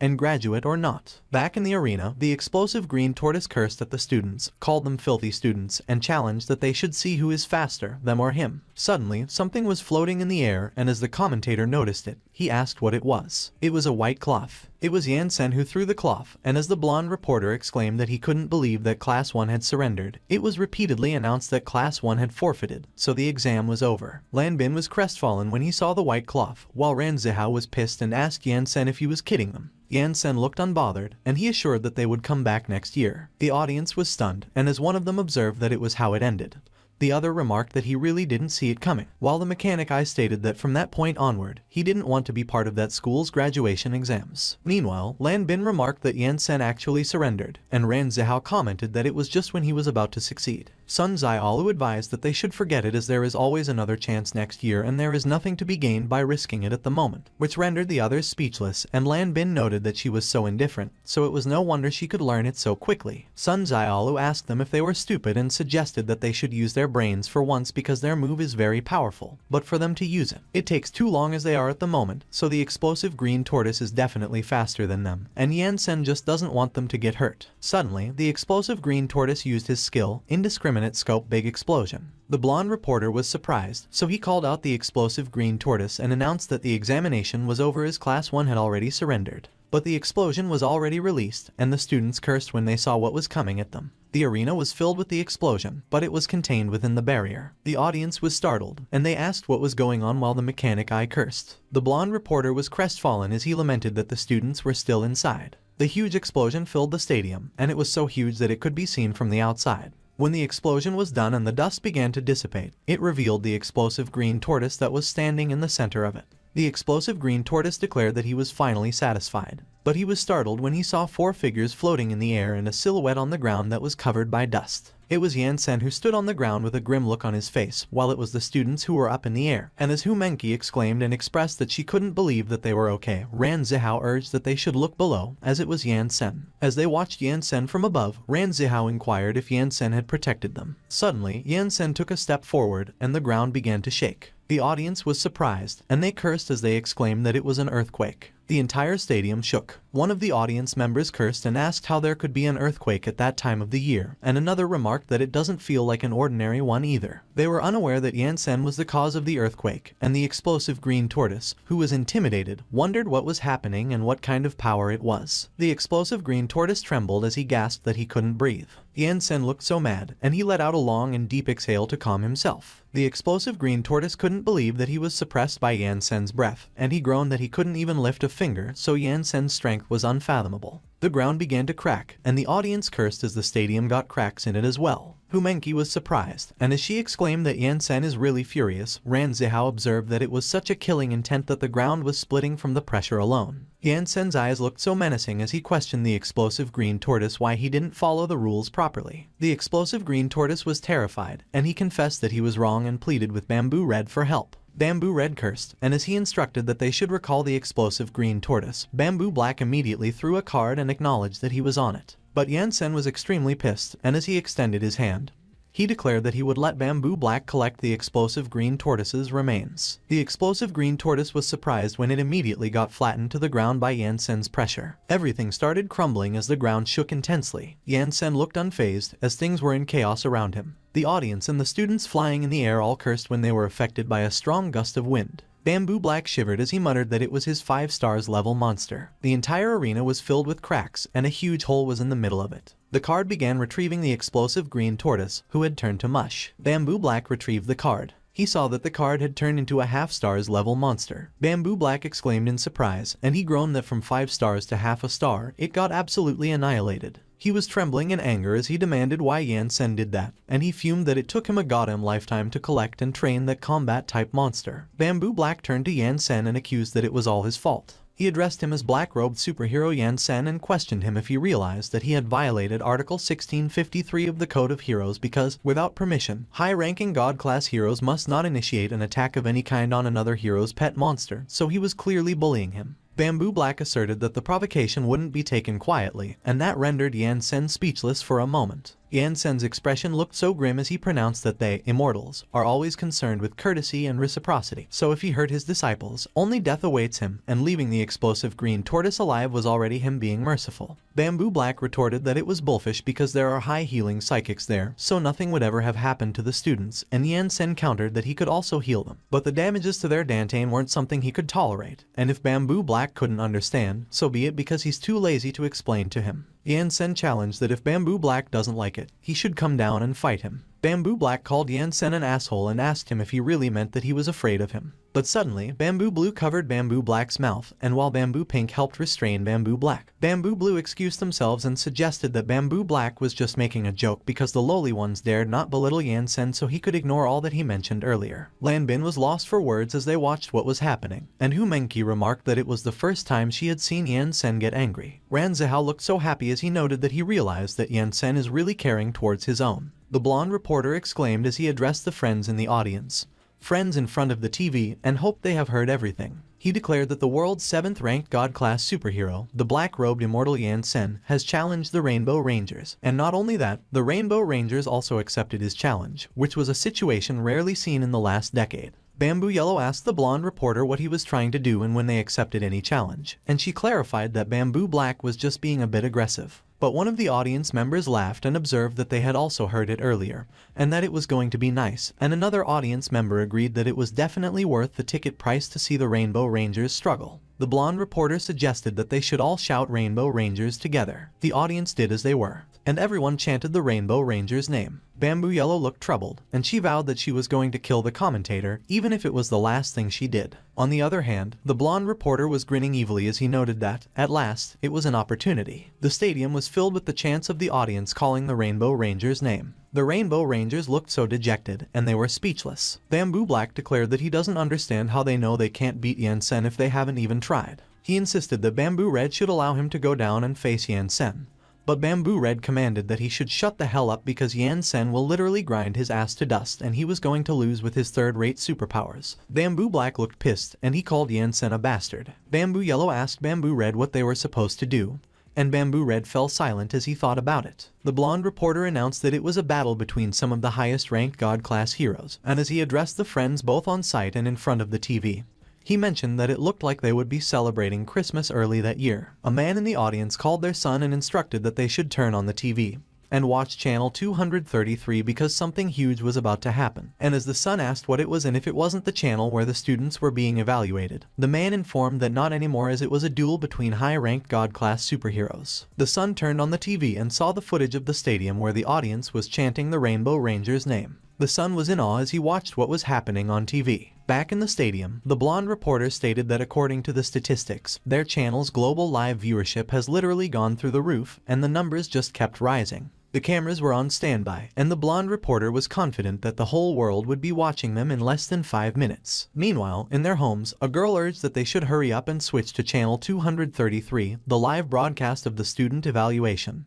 because something amazing is happening. Another person got a call from someone who advised that he should put the channel on 233. In an instant, a news channel started broadcasting. A female host welcomed the audience and reported that, according to the press agency, the newly appointed God-class hero, black-robed superhero Yan Sen, ranked 7th, challenged the Rainbow Rangers at the end of the student graduation exam, and the male host thanked the audience for tuning into the midday news. The male host announced that the Rainbow Rangers apparently accepted a duel from black-robed superhero Yan Sen, who recently got his hero license, and the female host ensured that they will be broadcasting for the audience the whole time to provide them with the maximum amount of information. The director ordered to cut the crap and redirect it to the action, and the crew agreed immediately. In a hospital, someone was also watching the broadcast from channel 233. It was Lan Qi Qi, and she was watching the broadcast intently. In the northern hemisphere, the fight was also being broadcast on a huge billboard on the streets. Steel Beetle was also watching the broadcast intently. In another residence, the voice of the audience chanting the Rainbow Rangers' name filled the place. Plasticman and Machoman were drinking together inside the residence, and they were watching the broadcast as well.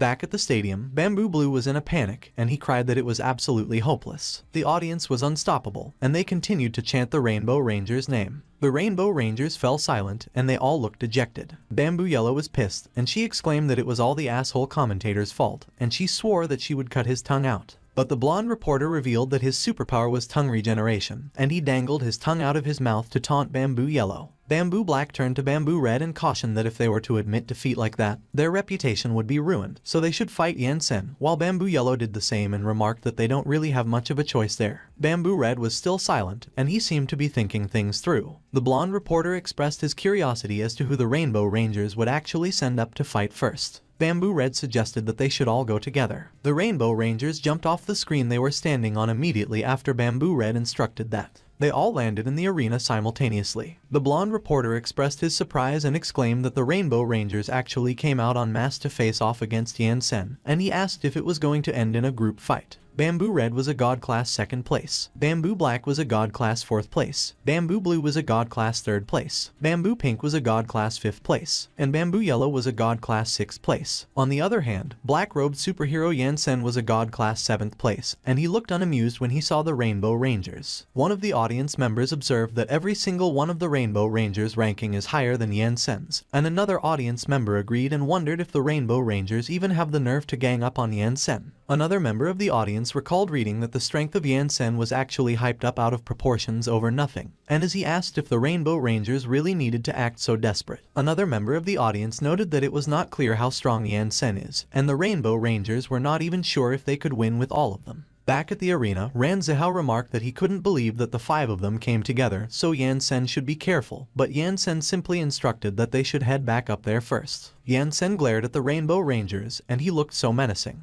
Bamboo Yellow was alarmed, and she got nervous when she saw that. Yansen extended his fingers and pointed them towards Bamboo Yellow. Bamboo Black panicked, and he urged that they should protect their healer. Bamboo Blue quickly moved in front of Bamboo Yellow. He crossed his arms and declared that serving as a meat shield was his main purpose because his body could resist even a nuclear explosion. When Yansen's attack exploded and hit Bamboo Blue, it shredded his clothes into pieces. Bamboo Blue was pushed back by the pressure of Yansen's attack, and his butt hit Bamboo Yellow's face. The two of them flew at an incredible speed and crashed into the distance. The two of them were immobilized, and their mouths were foaming. Bamboo Black cursed and called Yansen a bastard as he used his skill, Lightning Step. Yansen quickly moved his arm up. In an instant, Yansen caught Bamboo Black in his hand without even looking at him. Bamboo Black trembled as his helmet began to crack, and he was asking how it happened. He asked what kind of strength and speed it was, but he realized that it was not the case because Yansen actually raised his hand before he even moved. Bamboo Black recalled what Yansen did, and he wondered if Yansen already knew where he was going to appear before he even activated his superpower. Bamboo Black exclaimed that Yansen is a freaking monster. Yansen threw Bamboo Black far away, and he cursed as he crashed on top of the stadium. Bamboo Black crashed near the blonde reporter, and while his mouth was also foaming, the blonde reporter asked him if he was okay. Back in the fight, Bamboo Pink was in the air, and she released multiple missiles. She gathered them all and created a huge missile. Bamboo Pink used her skill, Super Submunition. She threw the huge missile towards the ground and shouted that Yansen should eat it. The huge missile was charging towards Yansen at an incredible speed. As it was about to hit Yansen, one of the audience members recognized it and exclaimed that it was Bamboo Pink's giant submarine warhead. Yansen suddenly blew gently at the submarine warhead. The submarine's warhead quickly changed its trajectory and began going upward. It was coming at Bamboo Pink at an incredible speed, and when she saw that, all she could do was curse. There was a huge explosion above the stadium. All the audience members were looking up, and they were amazed at the sight. But they were speechless when they saw Bamboo Pink falling down in front of them. Bamboo Pink crashed on the ground, and with her mouth foaming, she requested that there would be no more. Yansen remarked that he had learned from them that if he had to fight, he was not going to hold back, and he called that following the customs of the natives. Bamboo Red was speechless, and he looked nervous. Meanwhile, Ran Zihao and the others came up to the audience stand.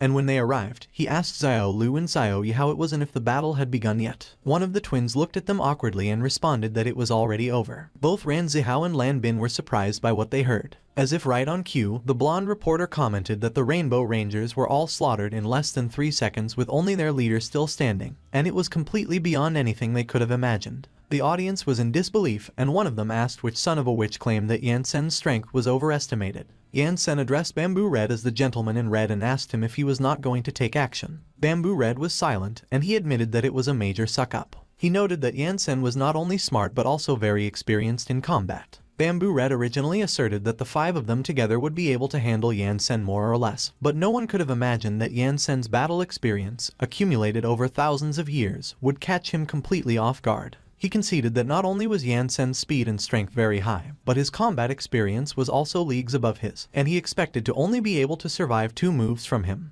But he would probably lose after that, as he was absolutely not Yansen's match in any aspect. Yansen expressed that he would like to take that opportunity to see how the world's most powerful hero fights, so they should do it, but Bamboo Red declined. Yansen was puzzled when he heard what Bamboo Red stated. Bamboo Red confessed that he can't beat Yansen, and he definitely doesn't like getting hit for no reason. One of the audience members asked the others if they heard that Bamboo Red confessed that he couldn't beat Yansen, and another audience member agreed and confirmed that he thinks he heard that too. One of the audience members remarked that Bamboo Red should be the 2nd strongest warrior in their world, but if he admitted he couldn't beat Yansen, he asked if Yansen was really that powerful. Ran Zihao heard the audience, so he cursed and affirmed that, of course, Yansen is powerful, so they must be blind, while Hu Menqi was giving him a side-eye as she reminded him that Ran Zihao was blind too, not too long ago. There was silence in the arena as Bamboo Red and Yansen faced each other. Yansen asked Bamboo Red if he was conceding defeat, and when Bamboo Red heard that, he declared that, as a hero of that world, even if he is a breath away from death, he will never admit defeat. Yansen was unamused by Bamboo Red's answer, so he inquired what His Excellency was thinking about. Bamboo Red mentioned that he heard the mechanic I state that Yansen didn't use superpowers, which seemed to be called immortal cultivation, and he asked him if that was correct. Bamboo Red smiled as he mentioned immortal cultivation,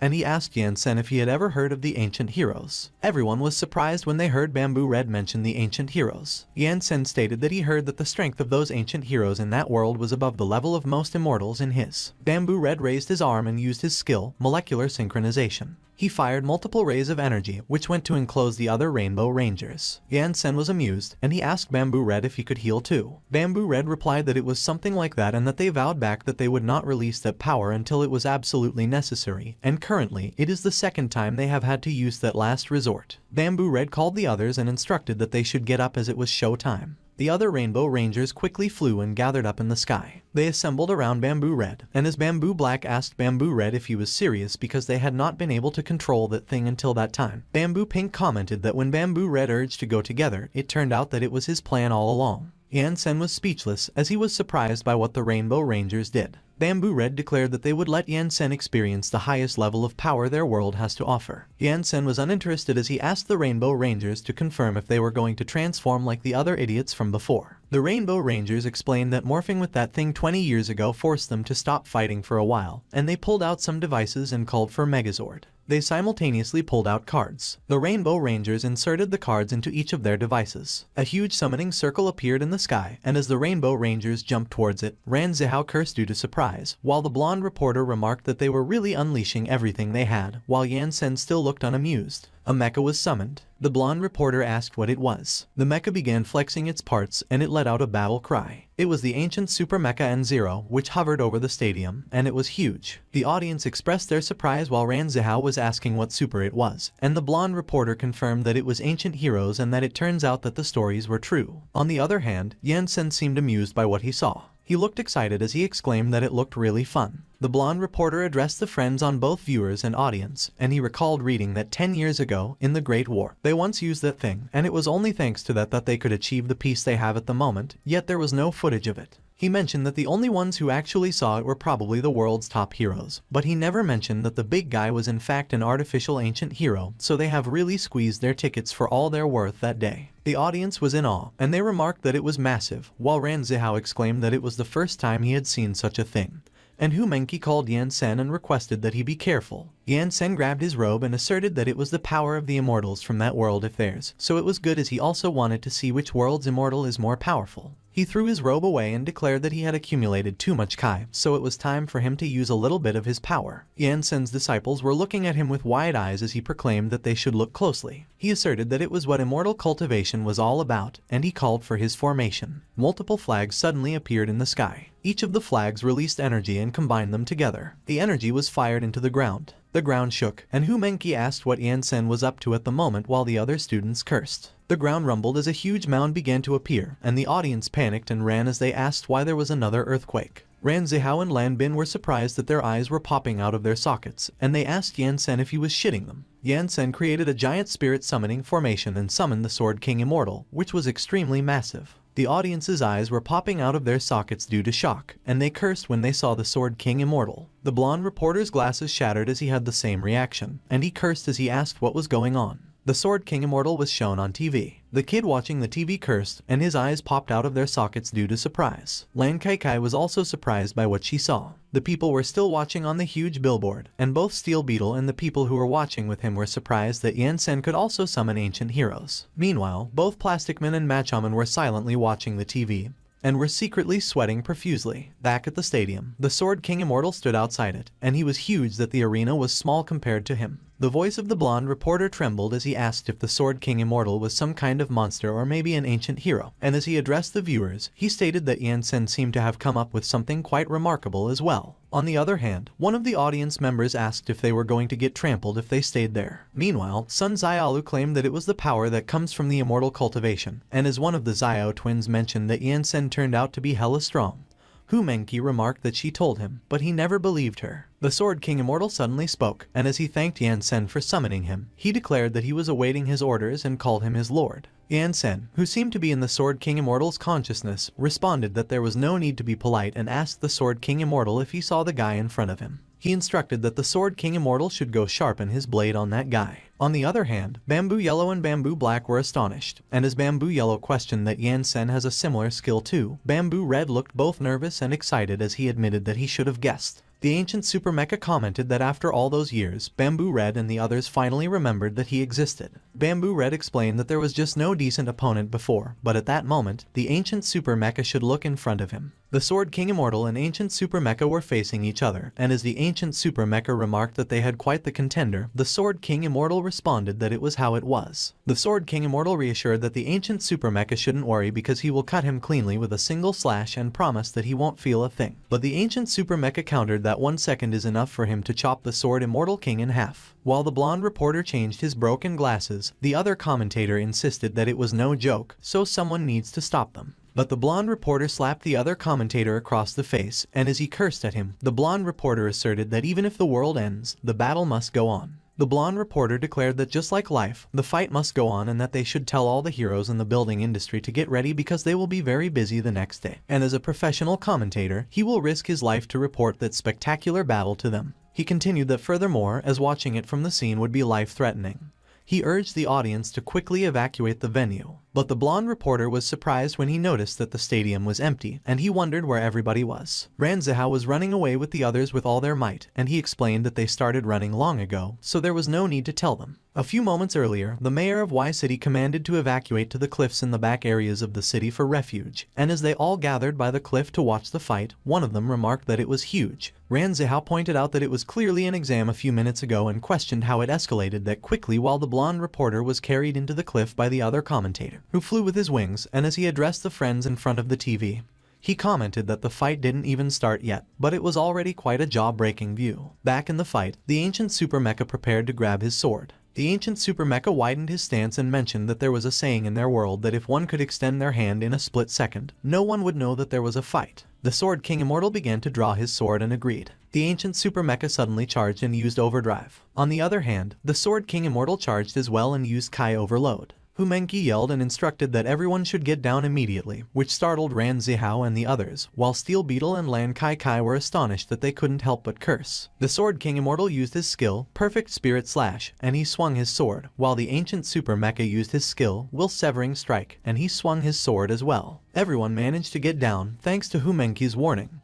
But the blonde reporter remained standing, so he got the top of his hair slashed away. Those two slashing attacks were powerful that they cut the mountain in half. The upper half of the mountain that was cut landed back on its lower half like nothing happened, and Ran Zihao, along with his classmates, were dumbfounded. Back into the fight, the Sword King Immortal asked if there were no big injuries and remarked that the ancient Super Mecha was really something, while the ancient Super Mecha declared that a single strike could not kill the Sword King Immortal. The two of them agreed that they would cut each other as much as needed, and as they began exchanging blows, the blonde reporter was amazed, and as he addressed his friends in front of the TV, he commented that the ongoing battle is absolutely breathtaking. The blonde reporter noted that the huge attacks the two giants just fired at each other sliced the entire mountain range flat, but their massive bodies remained unaffected, and they didn't even slow down in speed as they grew bigger, and every moment was still breaking the sound barrier, which is way past human capabilities. The town beneath the two giants' feet was destroyed, and when the citizens saw that, one of them exclaimed that their town was ducked, and the other lamented that he didn't even finish paying his mortgage. The ground collapsed as the ancient super mecha used it as a driving force to jump into the air. While the ancient super mecha was in the air, he raised his sword to prepare to attack. The ancient super mecha swung his sword at the Sword King Immortal, and the Sword King Immortal blocked the attack with his sword. Their gigantic swords clashed, and both were blown away and got stuck in the ground. The ancient super mecha demanded that they should transfer more energy to him, to which the Rainbow Rangers immediately agreed and insisted that he should take all he wanted. The ancient super mecha flew into the sky, which surprised the Sword King Immortal. Yan Sen stated that there was no need to use the Sword King Immortal's sword anymore, and he would help him fly, so he should go crush them. The Sword King Immortal immediately agreed with Yan Sen and flew up in the sky to follow the ancient super mecha. The ancient super mecha flew into outer space, and the Sword Immortal King followed him. When she looked behind her, Bamboo Yellow was surprised when she saw that the Sword Immortal King could fly too, and he was faster than them. The Sword Immortal King looked like he was enjoying chasing after ancient super mecha, and he taunted that he shouldn't run while calling him a big guy. Meanwhile, the people watching on the huge billboard asked where everyone was and why the video was gone. They were enraged, and as they shouted that they wanted to see the battle, they asked who was in charge of the live broadcast and threatened that they were going to give them the worst review. Back at the cliff, someone asked where the mechanic eye was and where it went when they needed it most. The blonde reporter managed to snatch the mechanic eye, and as he shook him, he exclaimed that the mechanic eye was not dead, so it should get its ass up there and start broadcasting again. To which the mechanic eye grumbled that he got it, so the blonde reporter should stop shaking him already. The mechanic eye asked them if they, the humans, were even ready to die just to watch a battle. He used his superpower, powerful energy tracking, and connected to the broadcasts. Everyone saw how the Sword King Immortal chased after the ancient super mecha in outer space. One of the Zio twins cursed and remarked that those duckers were in outer space, while the other called their mom and pleaded that he wanted to cultivate immortality so badly. Meanwhile, as the chase continued, Bamboo Pink commented that the Sword King Immortal was strong, and she questioned if Yan Sen was even human because he had almost caught up with them. The ancient super mecha declared that there would be no more running, and as he abruptly stopped, he swung his sword at the Sword King Immortal and used his skill, the Energy Blade. When the Sword King Immortal saw that, he muttered that it was a sword strike again and used his skill, Kai Armor. With his attack, the ancient super mecha's strike sent the Sword King Immortal back down to Earth. The Sword King Immortal was falling towards the Earth, which one of the audience members noticed, and he exclaimed that there was one falling down while the Sword King Immortal was crashing towards the town at an extreme speed. Yan Sen looked unconcerned when he asked the Sword King Immortal if he was okay. The Sword King Immortal prepared to land feet first on the ground, and he boasted that he has never been better. The entire town shook, and the part where the Sword King Immortal landed crumbled. When the governor saw that, he exclaimed that they should look at what was happening to his city, and he fainted due to stress, which alarmed his bodyguard. The governor was trembling in the hands of one of his bodyguards, and as the bodyguard pleaded that the governor should pull himself together, another bodyguard cried that the governor couldn't die like that. Back into the fight, the Sword King Immortal picked something up and threw it towards the sky. It was a huge chunk of land, and when the ancient super mecha saw that, he cursed, and Bamboo Pink shouted that the ducking beast threw half of the city all the way up there. Suddenly, the ancient super mecha cut the land in half and chuckled that he was just kidding because it was nothing much. But the ancient super mecha was surprised when he saw that the Sword King Immortal suddenly appeared in front of him, ready to deliver a punch. The Sword King Immortal managed to land his punch on the ancient super mecha's face, and he declared that they should play his way. The Rainbow Rangers inside the ancient super mecha could feel the vibrations caused by the Sword King Immortal's punch, and they exclaimed their alarm. The Sword King Immortal suddenly hopped away from the ancient super mecha and returned to grab the ancient super mecha's leg. He began twirling the ancient super mecha around while laughing maniacally. The Sword King Immortal threw the ancient super mecha and commanded that it should go back to the ground. The ancient super mecha crashed into the sea near some naval ships. While looking down towards the earth, the Sword King Immortal muttered that they should clean the dishes. The ancient super mecha called for the healer and requested that they help him fix the damage, to which Bamboo Yellow reluctantly agreed. He began charging up, and the waters around him were pushed away. Lightning strikes appeared and the ocean turned fierce when the ancient super mecha continued to charge up, and as the people asked what it was, if that was some kind of air blast, another remarked that since it was an ancient hero, it might be some kind of special ability or something. But the blonde reporter urged them to shut up because he was digging through the book to find out. The blonde reporter revealed that it was written that the Rainbow Rangers could summon some kind of combined mech that has the ability to control atomic bombs, and just as he finished reading, he was stupefied when submarines began to emerge from the sea. while the submarine's crews, who were floating in the sea because they had abandoned ship, admired what they were seeing. Bamboo Pink, called the ancient super mecha number 1, declared that it was enough because just one would do, but number 1 insisted that it was not quite. Number 1 announced that he was gathering all the nuclear weapons in the world, and the bombs began flying into the air. When the audience saw what happened, one of them called for their god to help them while number 1 used his superpower, nuclear fission manipulation. Number 1 directed all nuclear weapons towards the sky, and he proclaimed that the Sword King Immortal should have a taste of that. When the Sword King Immortal saw that, he remarked that it turned out to be fireworks, which he could do too, and as he used his skill, the Kai Dragon transformation technique, both Ran Zihao and Lan Bin cursed while Humenki was thinking about the fireworks. Number 1 gathered his auras in both his hands, and he laughed maniacally while he directed those towards the earth. Multiple huge explosions happened in the Earth's atmosphere when #001's attack met with the Sword King Immortal's attack. The blonde reporter addressed the ladies and gentlemen and exclaimed that they were literally nuking each other in outer space,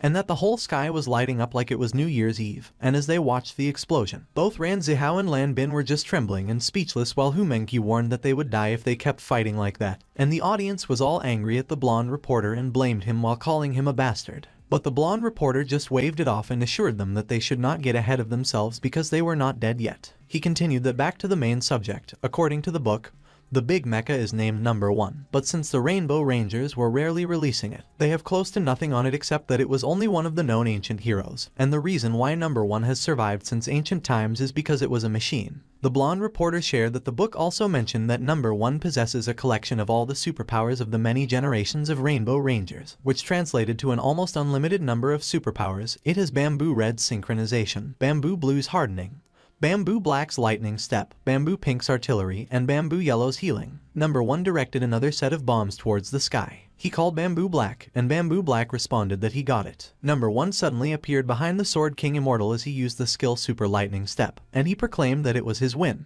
But as number 1 swung his arm, the Sword King Immortal quickly moved behind him and taunted that he was still too green. But when the Sword King Immortal was about to deliver his attack on number 1 also disappeared. The outer space was filled with explosive sounds. Everyone was dumbfounded as they looked up in the sky, and the blonde reporter cursed due to surprise. Number 1 and the Sword King Immortal were exchanging punches, and the fight seemed to be equal. While the blonde reporter was still dumbfounded, one of the commentators asked how long they had been fighting and if they would ever run out of stamina. And as one of the audience members urged him to read the book faster, the blonde reporter came back to reality and agreed with the audience. Both number 1 and the Sword King Immortal were dodging the attacks they threw at each other. Their attacks were fast and strong that only the impact could be seen in outer space. Suddenly, number 1 and the Sword King Immortal moved away from each other, and as the two of them turned to charge at each other, number 1 called for Bamboo Blue, and Bamboo Blue acknowledged that he was on it. Number 1 swung his arm as he used his superpower, Machine Hardening, while the Sword King Immortal did the same, and he commented that he knew that low-grade technique too. Everything around them vibrated as their fists collided with each other. The earth shook, and everyone screamed. Number 1 and the Sword King Immortal distanced themselves from each other again. Bamboo Pink inquired if Yansen's stamina was bottomless, while Bamboo Black commented that it was quite a tough fight, and Bamboo Red kept quiet, and he seemed to be thinking about something. Meanwhile, the blonde reporter who was reading the book revealed that he had found that it was Bamboo Red's ability, Atomic Synchronization, which acts as the power generator for number 1, and one of the audience members confirmed that it was how it was. The blonde reporter addressed the viewers and friends and explained that the reason why Bamboo Red could become the world's second superhero was because his superpower was different from others, as superpowers like physical strength have a limit cap.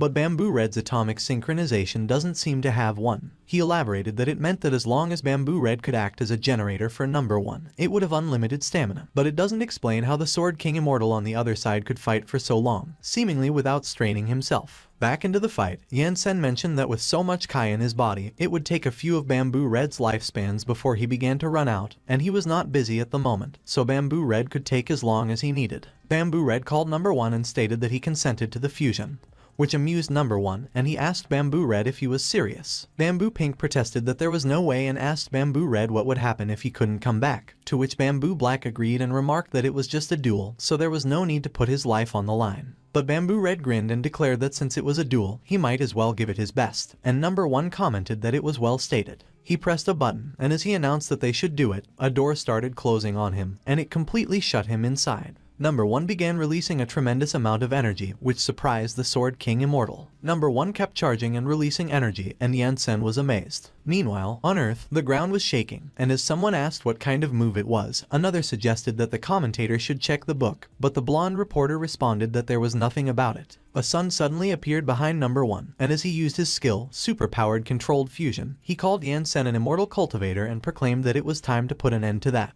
The blonde reporter exclaimed and noted that he could see that the sun itself was the result of nuclear fusion to form a massive energy, more powerful than any nuclear weapon ever made, and that Bamboo Red and number 1 fused together to generate unparalleled levels of energy were capable of controlling even the power of the sun. But someone grabbed him by the collar and demanded if he still had the nerve to comment when they were all going to die. Back into the dark outer space, a huge ball of light continued to gather energy. Number 1 directed the energy to the Sword King Immortal and challenged him to come face that. The Sword King Immortal responded that it was excellent, and as he questioned how he could refuse a heartwarming invitation, he asserted that they, the Immortals, also have their own means, so he would show number 1. Yansen agreed with the Sword King Immortal and conceded that he would let him have all the Kai he wanted, but he should remember not to kill anyone. The Sword King Immortal started creating a circle with the palm of his hand as he acknowledged that he understood. He immediately created a huge ball of energy, which he raised above his head. 2 golden dragons made of energy were making their way towards the energy the Sword King Immortal created. When the people on Earth saw that, one of them exclaimed that it was the end of the world, while the blonde reporter urged everyone to get down. Number 1 fired the energy that he gathered. He used his skill, the nuclear fusion heat blaster, and directed it at the Sword King Immortal. Meanwhile, the Sword King Immortal swung his arms and prepared the palm of his hand.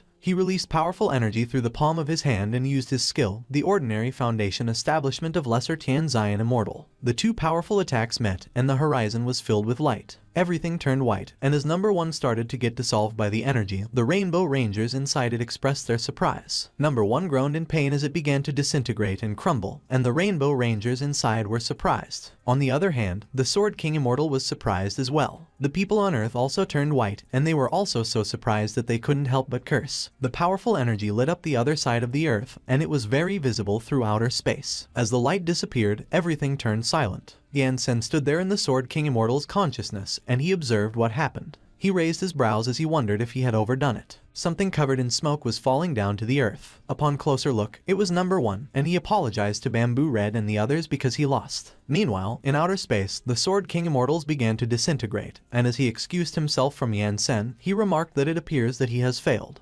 Yansen raised his brows at the Sword King Immortal while he asked him if he couldn't endure that little bit of spiritual power, and he remembered to ask him which of them won in the end. But as the Sword King Immortal disappeared, Yansen came out of his consciousness and muttered that he should forget it and go back to get some rest. Back on Earth, number 1 has crashed next to a huge crater created by the fight. Lan Qi Qi, who was watching the fight, was astonished and speechless. Steel Beetle was also taken aback, and he asked if it was over and who won. Meanwhile, at the cliff where the people evacuated, someone asked if everyone was alright. Some people were buried under rubble, and as one of them exclaimed and asked if they were actually okay, he grumbled that he should have known to take refuge underground, and he questioned himself about why the hell he watched that battle and muttered that he almost died there. On the other hand, the blonde reporter was still energetic, and after drawing an illustration, he addressed the audience members and his friends and explained that to give them a scientific explanation, the power from those 2 energy beams colliding with each other created a powerful force canceling each other, and that being said, under such a powerful impact, them being alive was simply a miracle. The mechanic Eye was pissed, and he yelled and exclaimed that without him, they would be dead. While Sun Xiaolu helped Hu Mengqi up, Hu Mengqi commented that it was scary, even if they were even fighting in outer space, and Lan Bin observed that it was just an exam at first, yet it ended up like that, such a big city, just done like dust in the wind. Ran Zihao tried to be optimistic and noted that there was still a little bit of it left, and their school was far from the test side, so it should still be there, but Lan Bin was dejected, and he lamented that his house was gone. Meanwhile, one of the audience members asked who won in the end and if they did not know yet, while another audience member used a pair of binoculars and suggested that they should look ahead because it looked like they were coming down. The blonde reporter quickly called the mechanic Eye and requested that it should take him to the scene to see how his master was doing, which rendered the mechanic Eye speechless. Sun Xiaolu proposed that they should go check it out too, and as Lan Bin asked how they could get there when they couldn't exactly fly,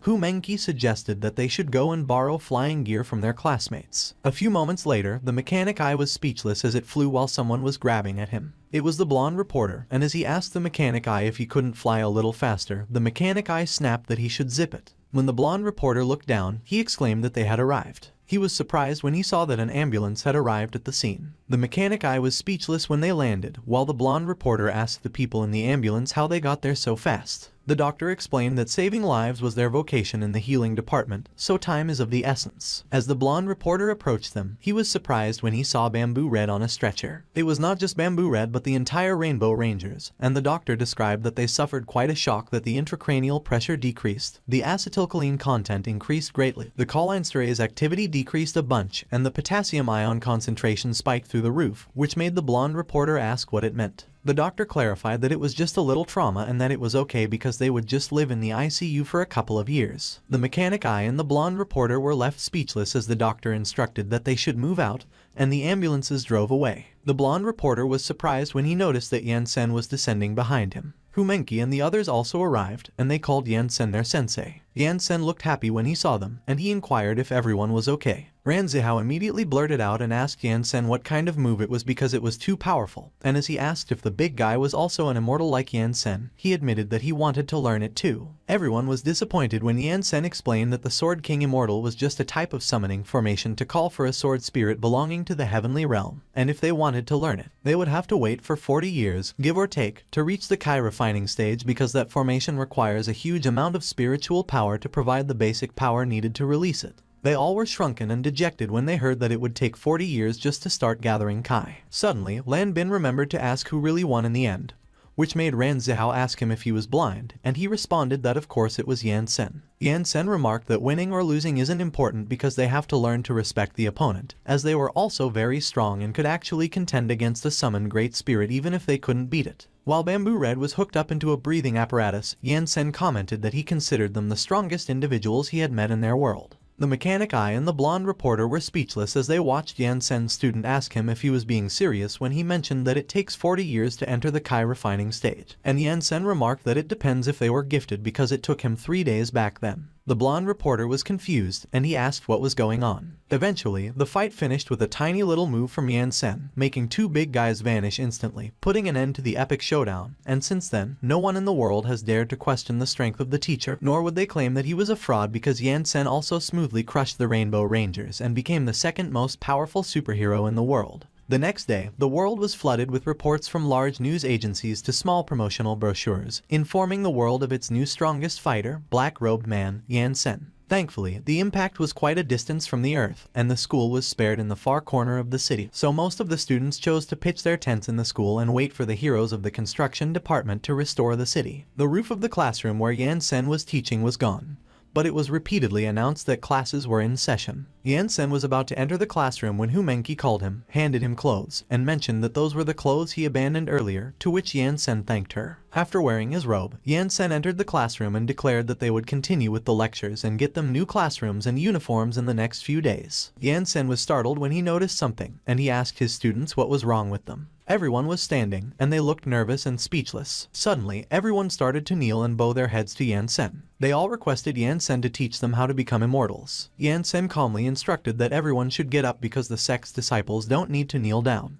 He expressed that he looked forward to the day that they would be able to traverse the skies with him. After the incident, Yansen became the most powerful hero in their world, and Humenki's father, the head of the institute, not only gave him the highest salary among his peers but also granted him all powers in the establishment. The sign of the school was changed to Tianshen sect, and Yansen monitored the workers while they were working on the signs. Yansen noted that the word Shen was shifted to the right by 2 millimeters. He requested that they adjust it a little, and as the workers adjusted and asked how it was, he pointed out that at that time, the right side was off again, so he requested that they adjust the left side a little more and thanked them. After making the adjustments, one of the workers asked Yansen how it was, and he observed that they reverted to the previous position again. The worker was pissed, and as he cursed, he retorted that if Yansen was smart, instead of waving his hand and telling them what to do, he should do it himself. But Yansen explained that each world has its own order, just like humans, dividing the work accordingly, and in his case, he will not leave other people's work unfinished. One of the workers called Yansen a bastard and complained that if Yansen wasn't as powerful, he would put a laser beam through his skull, while the other worker just remarked that the customer is God, not to mention that Yansen was paying them double their rate. The worker asked Yansen if it was okay, and as Yansen replied that the word Tian seemed to be a bit off, they were just speechless. Yansen seemed to have a strong attachment to his sect, And with the authority he received, he was no longer limited to remodeling some classrooms, so over the past few months, the school building, the cafeteria, and the front door were all modified, and the school that was originally known as the Jiazia Superhuman Academy had become the Tianshen Sect Immortal Cultivation School. Back into the classroom, Ran Zihao was holding a brush, and he acknowledged that after finding out how strong Yan Sen really was, there were no longer any objections to copying the sect rules. Nevertheless, Yan Sen insisted that they copy it for another 6 months, and that day, they finally reached the next stage of cultivation. Yan Sen announced that it has been a hard 6 months and everyone had to work exponentially harder on getting stronger, but currently, the introduction to immortal cultivation is finally over. He declared that from that point onward, their food, sleep, and schedule would be managed by him, the sect master. Everyone was taken aback and surprised by what Yan Sen stated. Yan Sen informed them that in order to keep everyone's minds as serene as possible, he has decided to relocate their classroom. He snapped his finger. Everyone was surprised when their classroom started to shake. In an instant, their classroom was flying above the clouds. The Zhao twins were surprised, and as one of them cursed, the other asked if they just teleported. The students were astonished, and they asked what that place was. Yan Sen calmly explained that they would start the lesson at 12,000 meters above the ground that day. He hoped that they would study diligently, and the students were scared, while one of the Zhao twins called for their mommy. Meanwhile, Ran Zihao was shrunken, and he muttered that her mom doesn't have to worry about him skipping classes anymore. He was speechless as he kept looking out the window. Just like that, Yan Sen moved their classroom 12,000 meters in the air, and since then, the idea of lazing around and playing outside has been completely obliterated. After some time, the class went to Antarctica, and as Yan Sen supervised their running, he instructed that they should run fast and steady. Yan Sen was flying beside his running students, and he explained that starting that day, there would be 12 hours of uninterrupted gender-equal training, and that week, they would do 10 kilometers in the morning on Tuesday, Thursday, and Saturday, with 10 kilometers in the afternoon and evening every other day, and that they should train themselves physically and hone their bodies beyond human limits, and his students cursed when they heard that. Some time has passed, and somewhere in the Pacific, Yan Sen was leisurely lying on a small moving boat, and he stated that just like running,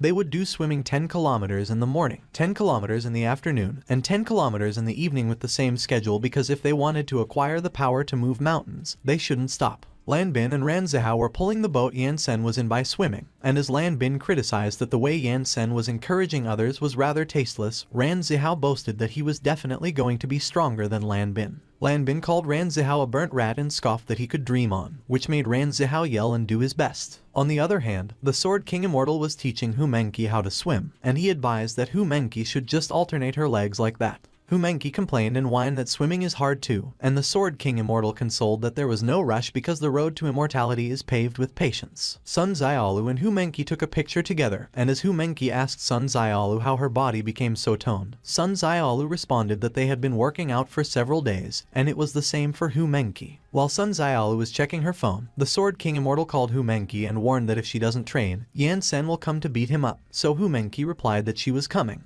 A few moments later, the students gathered by the beach in their uniforms, and Yan Sen stood in front of them with a blackboard, and he announced that in that day's lesson, they would learn what a martial artist and what a cultivator are. Changing locations, the students were standing on an open stance while holding a sword, and Yan Sen, who was flying over them to supervise them, explained that a martial artist is someone who is practicing a wushu system, sword technique, spear technique, or any other kind of martial art, and at that moment, they were ordinary martial artists, and the so-called mortal practitioners of martial arts, if healthy, could live from 150 to 200 years. The students were lined up on a narrow bridge, and Yan Sen stated that when they succeed at channeling Kai into the body, and using it to nourish their body, they will be able to live far longer, and the necessary condition to reach Kai refining is to achieve the peak martial artist stage, which is the limit of all human beings. Yan Sen noted that speed, strength, and spiritual power would all transcend the limits in order to absorb Kai into one's body, which is why they were urged to train themselves every day. He mentioned that everyone has something called a danshin, and after reaching its limits, the danshin will have enough capacity to absorb and assimilate the spiritual essence of heaven and earth, which they call the Kai refining, and the mortals in his world like to refer to the energy inside their bodies as true Kai when in fact it is just spiritual energy. Time passed one day after the other without the students realizing how long they had been practicing. Yan Sen was chopping ingredients. He was cooking with Hu Mengqi assisting him, and as he requested that she should pass him the salt next to her for a second, she agreed. A few moments later, Hu Mengqi went to place a dish on one of the tables, but she was startled when she saw that Ran Zihao and Lan Bin were already stuffing their faces, so she asked them why they were always so lazy when Yan Sen was cooking for them every day. But Ran Zihao replied that he didn't know how to cook, and it certainly would not be as delicious as Yan Sen's fine cuisine, and Lan Bin added that Hu Mengqi should come too because there would be nothing left if she didn't start eating soon. Hu Mengqi was pissed, and she grumbled that she really wanted to throw the soup in the faces of those two morons. On the other hand, one of the students slapped a burger out of another student's hand, and he exclaimed that he was nuts because Yan Sen reminded them that they shouldn't eat that strange meat when they were training. But the other student protested that he didn't eat it in forever, so he just wanted to remember the taste of a fried chicken burger. The other student insisted that Yan Sen claimed he made food with medicinal herbs to help with their cultivation, and he inquired if the student forgot that last time Zhao Lu and Zhao Yu were punished with a night of horse stance because they drank half a cola. The student suggested that the other student should put it away while Yan Sen wasn't looking, and he could eat it when the training was over, but the other student complained that it would be moldy. Unbeknownst to them, Yan Sen was already observing them, and with a smile on his face, he remarked that they were funny youngsters. Sun Xiaolu was meditating. Everyone was confused, and Lan Bin asked her what she was doing. But Sun Xiaolu replied that all of them should be quiet, and Ran Zihao asked her if she was too serious that she really had to maintain a meditative state of mind even when she was eating. Sun Xiaolu suddenly opened her eyes. She caught a fly with her chopstick. Everyone was surprised by what she did that they couldn't help but curse. Sun Xiaolu was pleased, and as she exclaimed that she finally did it, she called the fly a nasty little bastard. Everyone was in awe when they saw what Sun Xiaolu did, while Yan Sen was pleased. Yan Sen announced that they got their first peak martial artist realm disciple. One of the students suddenly slapped the table and declared that they were full. It was Ran Zihao, and he was stomping as he went to Yan Sen and demanded that they should keep practicing because he will swim 30 kilometers at that time. While Lan Bin followed him and boasted that he will swim 40 kilometers, but Yan Sen insisted that they shouldn't waste food and that they will continue after they have eaten everything. Ran Zihao and Lan Bin looked dejected, but they both agreed. Although Yan Sen's training was harsh, he still took them to the hot springs from time to time, and he explained that it was a medicinal bath that would also help them with cultivating. And they also had the chance to experience what it was like to take a bath 12,000 meters in the air, but they were just a little afraid of falling. While the students were struggling with their training, some subtle changes were taking place in certain parts of the world, and one farmer was surprised when he saw the sky shatter and something come out of the hole. Two blades were coming out of the crack in the sky. The farmer was stunned, and he asked himself if the sky had cracked open. Meanwhile, in a galaxy far, far away, multiple spaceships were traveling together. A man with a lightsaber was targeting the Earth, which was 130 million light years away, and he proclaimed that the Empire would be long-lived. On the other hand, at the Superhuman Alliance headquarters building, the area was quiet. Inside the building, there was some sort of machine that seemed to be containing a person whose vitals were being closely monitored. The system reported that there was a planetary crisis detected, so it was requesting the awakening of the number 1 God class, so it has permission to wake up. Black smoke came out as the doors opened. A person wearing red boots came out of the door. 2 years later, back at Tianshan Sect Immortal Cultivation School, there were two people moving around the field at an incredible speed, and they were celebrating. One of them was Ran Zihao, who shouted that it was how it feels to channel Kai into his body, and it was amazing. The other one was Lan Bin, and as he ran past Ran Zihao, he called him a noob and mocked that he should shut up. Ran Zihao was pissed, and as he retorted that Lan Bin was obviously slower than him, he questioned him for daring to call him a noob. The two of them ran past their other classmates, and Ran Zihao called Lan Bin a son of a witch and yelled that he should wait for him. The other students were running with all their might, and as one of them asked if it was the legendary innate talent, he cursed at them, and another asked what was great about having talent. But they admitted their jealousy, murmured that they wanted to channel Kai too, and cursed. Sun Xiaolu was the first person in their class to channel Kai and entered the early stage of Kai refining realm.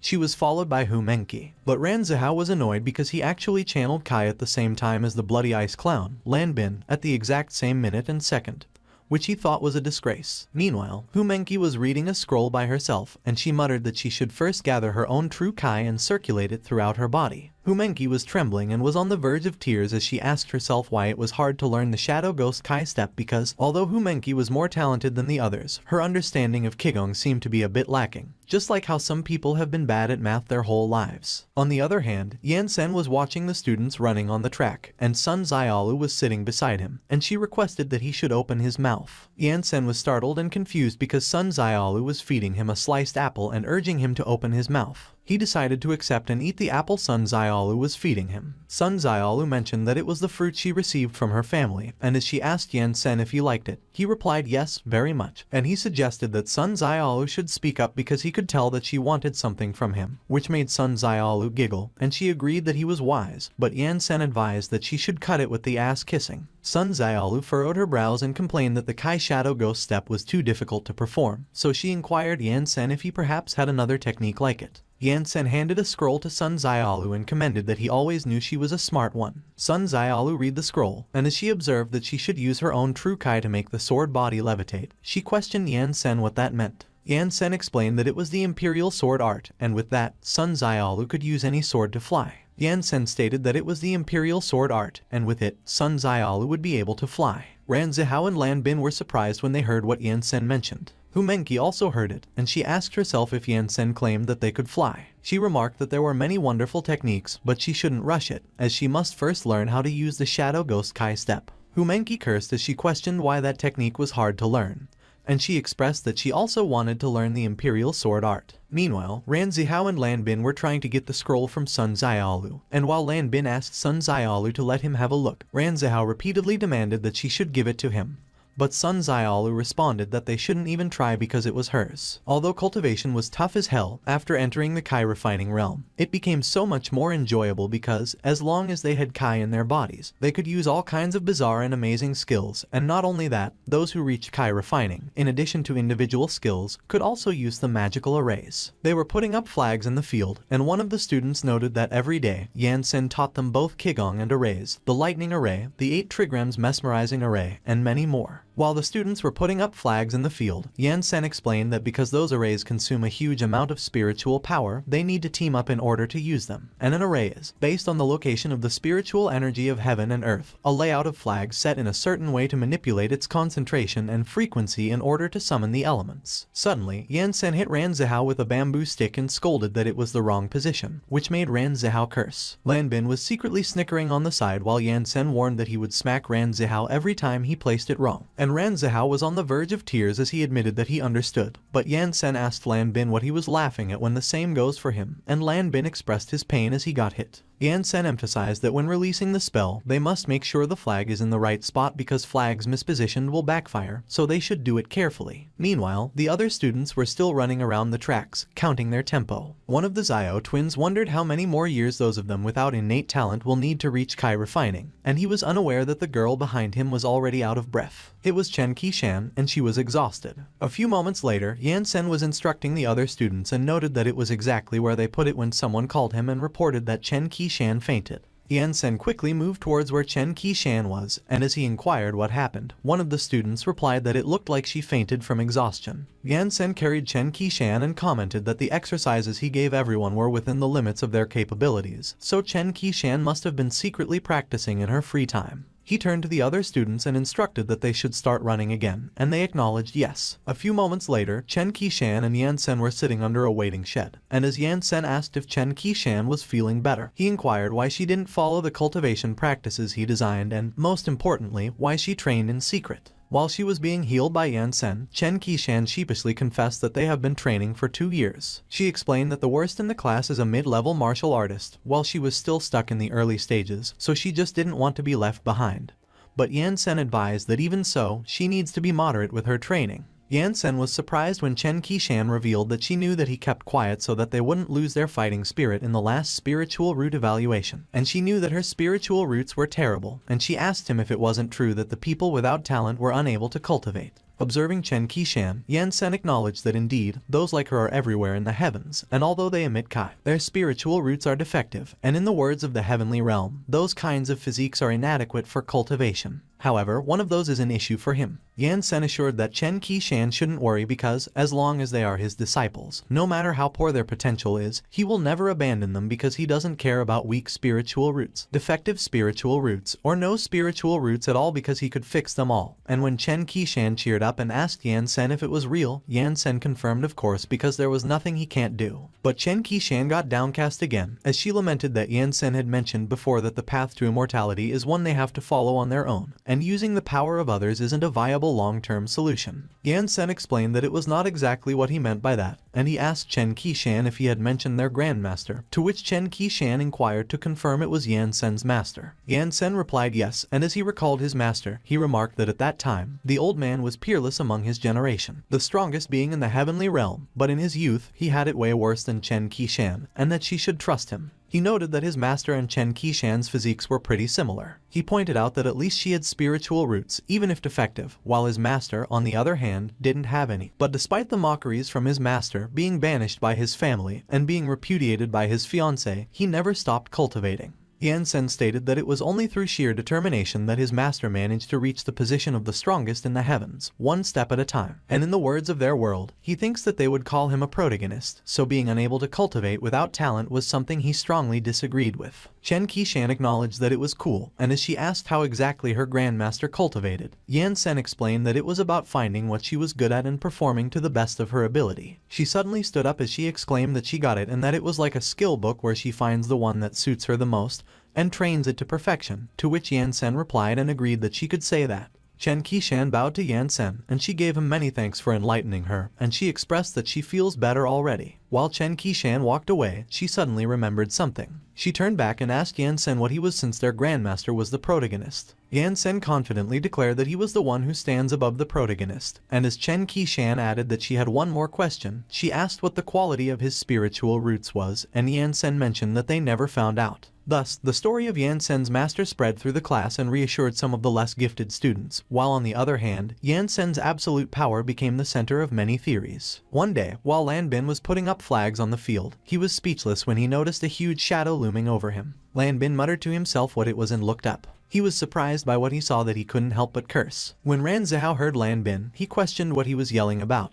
But when he looked up, he couldn't help but be surprised and curse as well. They could see huge spaceships hovering over the Earth's sky. There were a lot of them in outer space, and they were all coming towards Earth. Someone on the ship was writing and commented that it was time to strike the Earth for the 1316th time, to which the others agreed while calling him Sir. They asserted that at that time, with their galactic emperor present, they were sure to squash that planet, which had humiliated them countless times. The huge spaceships hovered over the Earth. Someone on the ship called the Emperor and declared it was the planet he had mentioned, Earth, and the Emperor approved it was good. The Emperor stated the planet was clearly lacking technologically, to which the other alien concurred, but he mentioned their defense, a bunch of perverts fighting in spandex, was giving them a hard time. Thus, they decided to ask the Emperor for help. The alien reported he had investigated thoroughly and found that no human on that planet was a match for the Emperor. He announced he was willing to be a vanguard for the Emperor and lead the 7th Fleet to open the way for his grand arrival. But the Emperor punched the alien and questioned if he was retarded. The alien crashed against the wall, and the Emperor inquired what century it was in if he still believed dispatching troops one by one was a good plan. The Emperor stated there was no need for greetings, and they should just use the main weapon. He summoned the attention of the entire fleet. The Emperor instructed they should fire the Star Destroyer, and it immediately began preparing a downward strike. He commanded they should destroy all those animals at once. A few minutes earlier, at the Superhuman Alliance headquarters, the alarm system alerted the entire building and announced there was an alien invasion. The system indicated it was a red alert, so they should notify all God-class heroes to gather in each city to prepare for the battle. Meanwhile, at the top 10 God-class agents' office, the president's secretary contacted the Tiantian Sect Immortal Cultivation School, and as he explained the enemy fleet was immense and they couldn't contact the black-robed man Yan Sen, the president remarked they were in deep fish. On the other hand, Hu Menqi's father stated he didn't know where Yan Sen was at the moment. He revealed Yan Sen had taken Hu Menqi and the entire class and disappeared for more than 2 years already, and the secretary insisted he should figure something out. Back at the office, the secretary called the president, and as he reported they still hadn't found Yan Sen yet, he inquired if the president was sure that it was serious this time because it was not the first or second time that aliens attacked, to which the president responded and explained the main fighters of their world were centered in the top 10 God class, but from those 10, 6 were currently hospitalized,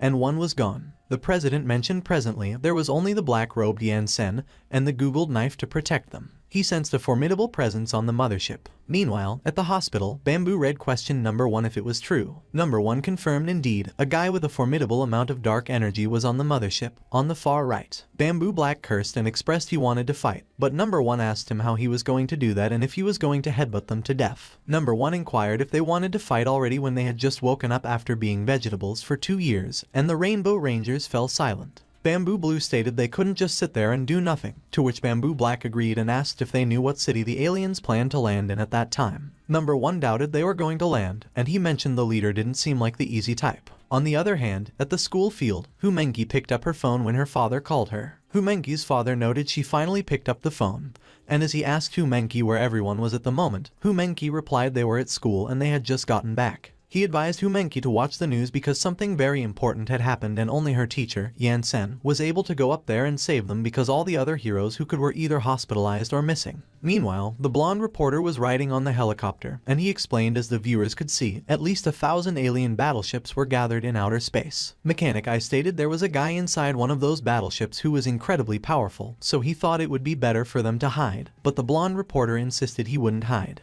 The blonde reporter mentioned at the moment, a large number of high-ranking heroes were gathering in each city, and even though they had the courage to come, the only outcome for them was to get their heads shoved up their asses, and Mechanic Eye remarked at that time, it felt like the aliens wouldn't even come down to fight fairly against them. On the other hand, at the mothership, the alien contacted the Emperor and reported the Star Destroyer was fully charged and ready to blast. The Emperor ordered they should fire. As the Star Destroyer fired its powerful beam towards the Earth, the blonde reporter exclaimed and questioned what the hell that was, while some of the heroes condemned the aliens as shameless bastards and some called for their mama to save them. The powerful beam continued to travel towards Earth at an incredible speed. The president declared they were doomed, while Number 1 acknowledged he knew it and called for his system to come and reboot, but the system failed to reboot. Meanwhile, the Number 1 God class had woken up and prepared to exit the building. The building shook as the Number 1 God class flew up in the sky without leaving the building first. The force of the takeoff created an explosion at the top of the building, and while the secretary cursed, the president inquired what was going on. The Number 1 God class left a huge hole at the center of the building, and while one of the people inside questioned what it was, he was already up in outer space and blocked the Star Destroyer's powerful beam. Back on the mothership, the alien contacted the Emperor and advised he should look because an unidentified object was flying towards them, but the Emperor punched him and ordered he should get lost. The Number 1 God class quickly moved towards the Star Destroyer and circumnavigated it at an incredible speed. The Star Destroyer exploded. The Number 1 God class released power lasers from his eyes and directed them towards the fleet. Multiple spaceships were destroyed in that single attack. The Number 1 God class moved at an incredible speed, and as the alien grew concerned for their battleships, he questioned what the hell that thing was. The Number 1 God class stopped moving and revealed himself. The blonde reporter exclaimed and asked what was going on because, with such a powerful blast, it was surprising that they were fine. He called Mechanic Eye and stated he should find out who saved them, and Mechanic Eye mentioned he acquired the footage so it would be ready in a few seconds. On the other hand, one of the Zio twins asserted they were screwed while the other claimed they were fine, and Ran Zihao inquired what could possibly happen to them with Yansen around. Ran Zihao questioned Yansen if it was him who struck the battleships, but Yansen was baffled. Yansen reported it appeared that the aliens survived his attack, and Ran Zihao asked him who did those things. Meanwhile, the president wondered if it was possibly the top hero of the God class, and the secretary queried who he was talking about. On the other hand, Number 1 observed it looked like they would have to head out to greet an old friend, and Bamboo Pink inquired him who it was. Number 1 asked who else it could be and revealed it was the first place of the God class, Photogenic Astro Man. Bamboo Pink was surprised when she heard what Number 1 mentioned, while Bamboo Black cursed and questioned if the exhibitionist running around half naked wasn't dead. Bamboo Pink recalled how Photogenic Astro Man mentioned she was the most beautiful girl he had ever seen walk that earth, and she responded not that sleazebag. While the battleships in outer space continued to explode, Bamboo Pink expressed she couldn't believe that Photogenic Astro Man was still alive. The aliens inside the battleship cursed, and as one of them requested help and reported Photogenic Astro Man was slaughtering them. The other called for his mom and stated Earth was too scary and he wanted to go home because several thousand of their battleships vanished in an instant. Photogenic Astro Man declared if they liked to launch massive attacks from the start, he would oblige, and he extracted 0.01% of his energy. He mentioned since they came all the way, they should stay forever, and he used his skill, Intense Eradicating Flashbang. Photogenic Astro Man's attack was so powerful that everything turned black and white, and the aliens astonished. The president and the blonde reporter were amazed while Ran Zihao complained about his eyes. The alien who was with the Emperor was also astonished by the power he experienced. He cursed as he was blown up by the blinding light. In an instant, all the battleships disappeared. Mechanic Eye stated all the alien battleships were utterly obliterated in mere seconds, and it was the top of the God class, Photogenic Astro Man. But the blonde reporter inquired if the first of the God class wasn't already dead. Back in space, the Emperor survived, and after he coughed, He acknowledged he was careless because there was still someone that powerful on Earth. Photogenic Astro Man asked if the Emperor was still alive and mentioned he was quite robust to be able to survive that, worthy of the leader, but too bad that he was still too weak to count as a warm-up. He claimed Earth would become the sole civilization in the entire universe. Meanwhile, Ran Zihao expressed he couldn't believe that it was the first of the god class and that he was still alive. The blonde reporter announced his dear viewers should listen up because it was the first place of the god class and he was not dead and he returned. The people on the street affirmed it was really the top hero of the god class, Photogenic Astro Man, and that he was still alive. One of the people suggested Photogenic Astro Man was secretly protecting them the whole time, which was awesome, and the other began cheering for Photogenic Astro Man. Back at Tiantian Sect Immortal Cultivation School, one of the Xiao twins cursed and claimed it was really the asshole. But one of the Xiao explained it was his childhood because when he was young,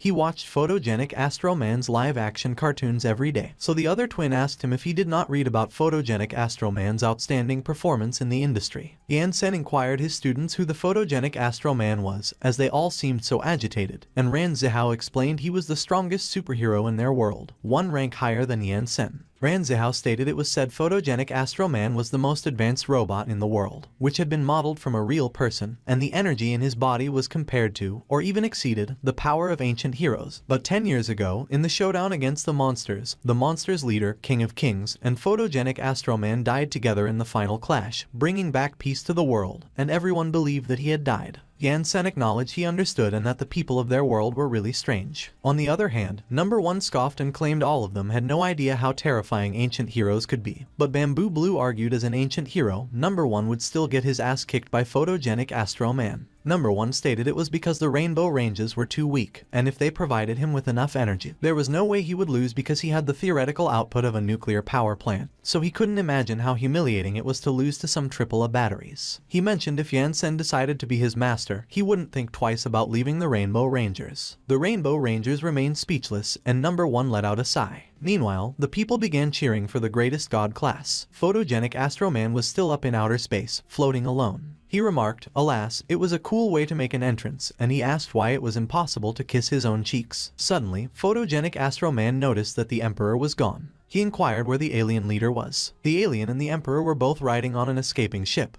and the alien laughed maniacally and insulted the pompous jerk should eat fish. He mentioned they were a bit reckless that time, but after resting a little, they would return next year to destroy him. Photogenic Astro Man stated he wouldn't let them flee. He quickly chased after the spaceship. The Emperor cursed and admitted he didn't think that the people of that planet could be that overpowered. But the alien encouraged he shouldn't be discouraged because they might have failed a few times before. But it wasn't so bad for once as they could even approach the planet, so they would upgrade their weapons and fight again next year. The alien utilized hyperspace jump and said farewell. Photogenic Astro Man cursed as the spaceship disappeared in front of him. He lamented foolishness on his part led to those two bastards running away. On the other hand, Humenki asserted Yan Sen couldn't let those aliens escape because if one day they managed to fire a weapon like the Star Destroyer from tens of thousands of light years away, they wouldn't be able to do anything. Sun Xiaolu stated Humenki was right that they should not let those aliens escape. Yan Sen continued to look up at the sky and he remained silent. Meanwhile, while traveling in hyperspace, the Emperor inquired to the alien if the brat was still following them, and the alien responded he didn't think so because Photogenic Astro Man looked genuinely pissed about being unable to space jump.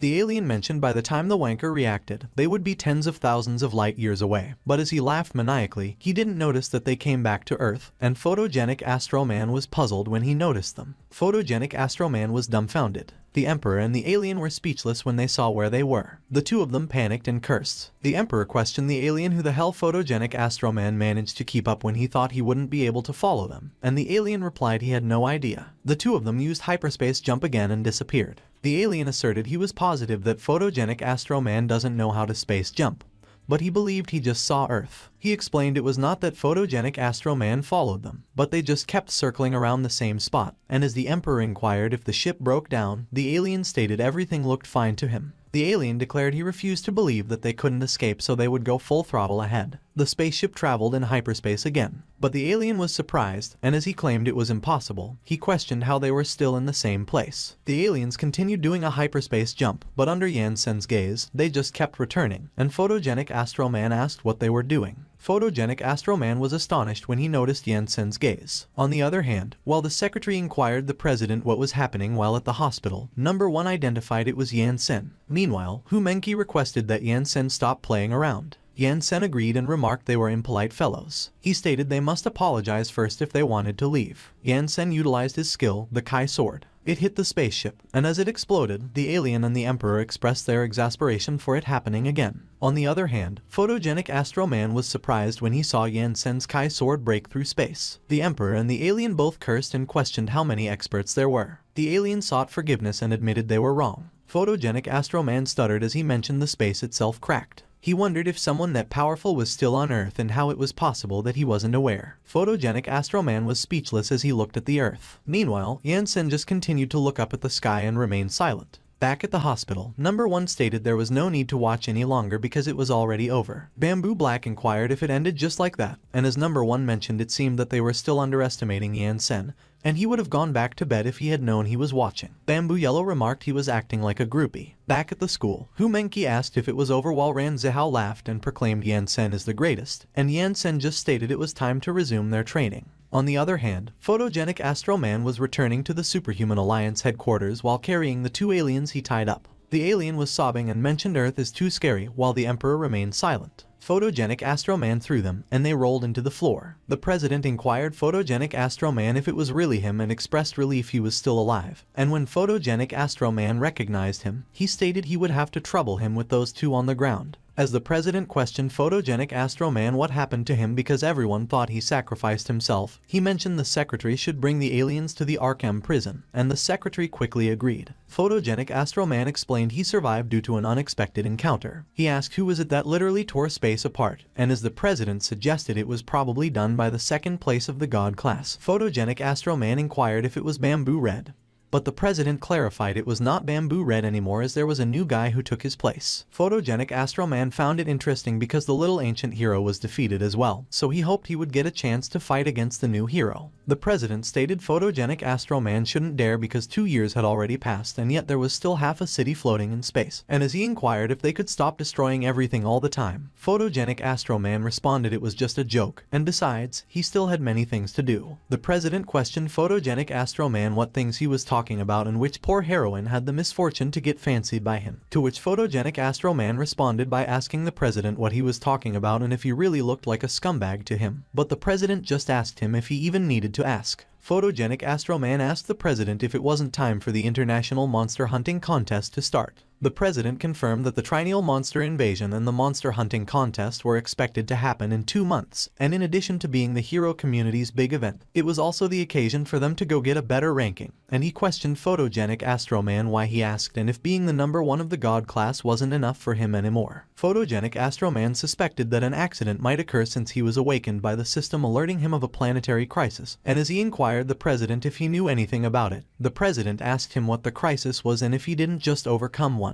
Photogenic Astro Man asked the president if he was referring to the 2 idiots and stated it was not them because they were not even as strong as an average monster. The president started thinking. Suddenly, he realized who it was. He questioned photogenic Astro Man if he was perhaps referring to the leader of the monsters, the King of Kings. Photogenic Astro Man acknowledged he could see that the president was as quick-witted as ever. He stated since he was still alive, the King of Kings might also be. 2 months later, the International Monster Hunting Contest began. Meanwhile, at a supermarket, Yan Sen was waiting in line as the cashier took care of his purchases. The cashier welcomed Yan Sen and informed him that his total was 17,000 yen, and while Yan Sen paid for it, the people behind him in line were talking about him. One was even taking a picture. A black-haired man asked the brown-haired one if he didn't know that the internet was currently obsessed with who was stronger between black-robed Yan Sen and photogenic Astro Man, and as the brown-haired man stated that his vote was for photogenic Astro Man, the black-haired man asserted that it had to be Yan Sen. The brown-haired customer claimed photogenic Astro Man was the strongest, and the black-haired man challenged him, suggesting he was nuts because Yan Sen would crush him. Suddenly, Yan Sen put the bags he had purchased into his storage ring, and the 2 men inquired about what it was. On the other hand, there was a parade going on in the street for the monster hunting contest. Yan Sen was speechless when he saw the parade. He was surprised, and he remarked that the world was getting more bizarre with each passing day. A reporter explained to the dear viewers that the Triennial Monster Hunting Contest would begin shortly, and as always, it would be the occasion for some heroes to change their rankings and a celebration day for others. She stated that it would be a week-long event and they would be broadcasting it simultaneously on a number of international news channels when suddenly the cameraman pointed out that she should look because it was the black-robed Yan Sen, and the reporter inquired about his whereabouts. But Yan Sen quickly flew up into the sky, and the cameraman and wondered what was going on when Yan Sen had been there a second ago and how he had disappeared so fast, while the reporter questioned him if he was sure that it was Yan Sen because she wanted to ask him if he would participate in that iteration of the monster hunting contest. Yan Sen was speechless when he heard what they had said. Meanwhile, the president explained that the monsters' ranks were similar to those of the heroes. Both were divided by the strength of their abilities, legend rank, myth rank,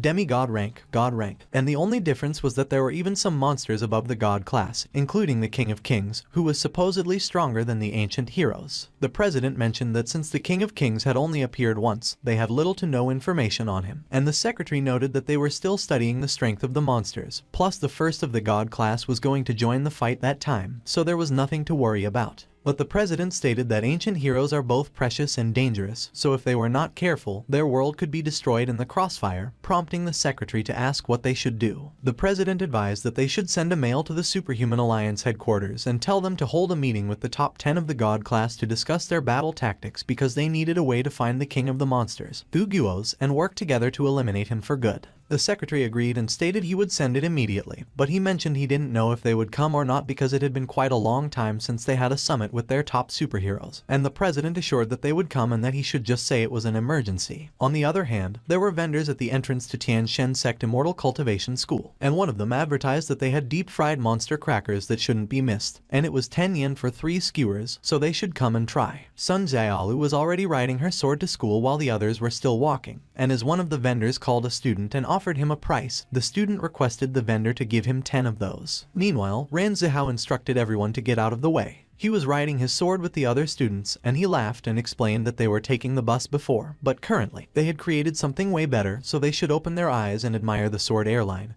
and that they should come on because they were almost there. Inside the classroom, Hu Mengqi asked Yan Sen if he had bought enough provisions for their next excursion, and Yan Sen replied that he had bought all he could from the various supermarkets in the city, but it was barely enough to fill one storage ring. Hu Mengqi assumed that Yan Sen was already familiar with the structure of their world, and Yan Sen confirmed that he had a basic understanding of it. Yan Sen asked Hu Mengqi what she was watching, and Hu Mengqi responded that she was watching someone saying a lot of bullfish. Hu Mengqi showed it to Yan Sen, and Yan Sen was surprised. It was a broadcast, and the host mentioned that they had the pleasure to welcome Photogenic Astro Man, the #1 god class, as their guest commentator that day, and he asked Photogenic Astro Man if what he had heard was true and that he would also participate in that year's contest. Photogenic Astro Man affirmed that he would, as he would be leading his junior sisters in the competition that time, and as the reporter inquired if his sisters should get a decent amount of points that time, Photogenic Astro Man confirmed that, of course, and that they would definitely get into the top 10 of the contest leaderboard. The host questioned Photogenic Astro Man if his recent return was to deal with the alien crisis, and Photogenic Astro Man explained that it was not really because the aliens were just a good way to make a reappearance on the stage, and the host was lost for words. Photogenic Astro Man suggested that it was better to keep them from knowing that the King of Monsters might appear that time. The host added that in addition, the internet was currently arguing like crazy about who was the strongest between Photogenic Astro Man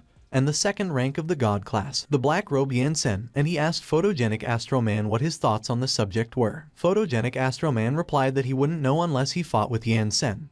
But there was no fun in that, so instead of fighting each other, he would prefer showing him how to appreciate life. Yan Sen was pissed when he heard what Photogenic Astro Man had said while Hu Mengqi had a mischievous smile on her face. He declared that it was preposterous. Yan Sen stated that their world was truly weird, and he asked Hu Mengqi what the contest was that the people were shouting about early in the morning and if it was a festival. And Hu Mengqi explained that it was an event called the Monster Hunting Contest. He inquired about the event, and Hu Mengqi described it as a monster outbreak that happens every 3 years, and it was like the beast tide in the world of mortals of the Xuan continent that he was talking about in class. Yan Sen acknowledged that he understood, and that they were just calling it a monster hunting, and not a beast tide. Hu Mengqi expressed sadly that last time, their school finished at the bottom of the contest, while she was chased and beaten by one of the fishiest monsters, and when Yan Sen heard her mention last time, he asked her if she was there too. Hu Mengqi described it as a nightmare because not only was she beaten by monsters, she was humiliated by the supernatural academy next door. She mentioned that their cultivation had reached a good level, so she asked Yan Sen if he could let them participate that year because she swore she would grind to dust all those assholes next door. And as Yan Sen stated that fighting would be beneficial to their cultivation,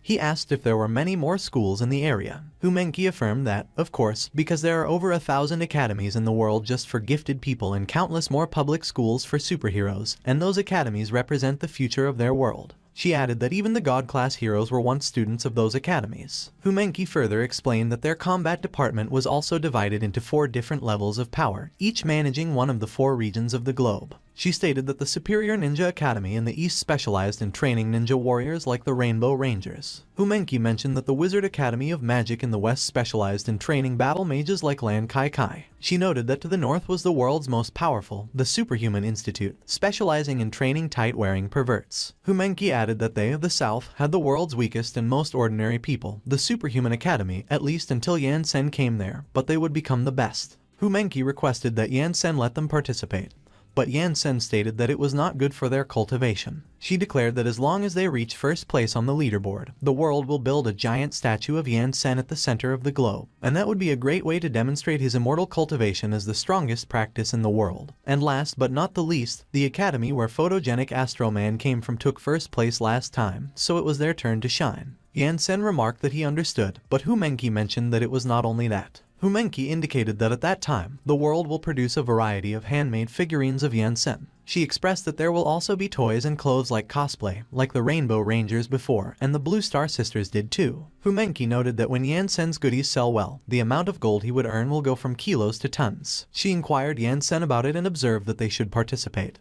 but Yan Sen commented that there was no way. Humenki cried, but Yan Sen just affirmed that she should cultivate properly. She tried to protest, but Yan Sen announced that it was enough with that nonsense. On the other hand, Yurong was flying in the sky at an incredible speed, and she was enjoying it. A child on a plane saw Yurong, and he called his mom and recounted that there was someone outside. The other witches called Yurong and recited that she should wait for them, and Yurong related that they were too slow. Yurong reported that the southern area was just ahead. One of the witches responded that from what she heard, they changed the name of the academy to the Celestial Deities Sect Immortal Cultivation School, and it seemed to be a new battle style, but Yurong uttered that it doesn't matter because just because their teacher is strong doesn't mean the students will be too. She voiced that they even have several people in their class who have mastered physical magic, so the results aren't set in stone yet. Yurong exclaimed that they should go because Lan Qi Qi should be discharged from the hospital by that time. A few moments later, Yurong was surprised, and she questioned Lan Qi Qi if she was retiring. Lan Qi Qi insisted yes and that it was exactly what she maintained, so there was no need to yell at her because starting that day, she would withdraw from the world of heroes. Yurong conveyed that Lan Qi Qi can't because she is the only versatile combat mage in their school, so if she retires, the school will be reduced to a second-rate academy again, to which another witch signified that Yurong was right and that she can't give up at that time, but Lan Qi Qi proclaimed that none of them could talk her out of it. Lan Qi Qi spelled out that she already submitted her resignation to the Alliance, and her assistant has made arrangements for her to retire. One of the witches testified that Lan Qi Qi is one of the top 10 god-class heroes and one of the world's strongest fighters, and if she retires like that, he queried what would happen if there is another major world crisis. Lan Qi Qi confided that the world had been already at peace for a long time, so there was no way there could be such a crisis, and even the so-called monster invasion was just an excuse for those bored heroes to have something to do. But Yurong acknowledged that they heard that the first place of God class actually reappeared to deal with a potential disaster. Lan Qi Qi probed if the alien invasion didn't work itself out, but Yurong verified that it can't be them because they attack Earth every year but never win, to which another witch agreed and enumerated that a hero who hasn't beaten up aliens can't even be called one, and the aliens are lucky they don't invade them in return. Lan Qi Qi demanded what it was all about, and Yurong recapped that her brother is working as the assistant of the president of the Alliance, and she hears them talk on the phone occasionally, and that the king of monsters is back. Lan Qi Qi pressed if it was true and if the information was reliable, and Yurong concluded that she heard it herself. Lan Qi Qi's assistant contributed that it ought to be true because the president of the Superhuman Alliance just called about a superhero meeting, and they pronounced it was an emergency. Lan Qi Qi pondered that if that was the case, they were in big trouble because the monster was not something that could be dealt with by just one or two of the top 10 god class, and even if it seemed impossible, they must take care of him somehow. She vocalized that the others should return to the academy first and wait for her message, and as Yurong implored her if that meant that she was not retiring anymore, she reasoned that it would be when Yurong finally finds a partner. Lan Qi Qi suddenly called her assistant, and he interrogated her what was up. She contended that she wanted her assistant to accompany her as she was going to visit someone, and the assistant professed yes with a questioning tone. A few moments later, Lan Qi Qi and her assistant went to Tiantian Sect Immortal Cultivation School. Her assistant summarized no and that it was dangerous as they were marching towards hell, so Lan Qi Qi shouldn't go. He communicated that it was where the psychopath lies, so they should go back home because they will die if they enter. And he petitioned Lan Qi Qi if she had forgotten that she was in a coma and stayed in a hospital for more than 2 years because of Yansen. Lan Qi Qi clarified that the assistant should let go of her leg because she was there to ask for Yansen's help and not to pick a fight, because with his strength, he only needs one strike to turn the King of Kings into a pile of mush. But the assistant articulated that he couldn't do it and that he feels like he will die if he even looks at Yansen. Lan Qi Qi pointed out that the assistant should get his hands off. The assistant explained that he could feel that the whole place was enveloped by Yansen's evil presence, so as soon as they step in, they will be killed instantly. Lan Qi Qi interjected that she is really impressed by how brave her assistant was. She realized and quizzed if it wasn't a school day and why was there no one in there. Suddenly, Lan Qi Qi saw Wu Shenzhou and Wu Shenluo. Lan Qi Qi quipped that there were finally some students, and as Wu Shenzhou wondered if that wasn't Lan Qi Qi,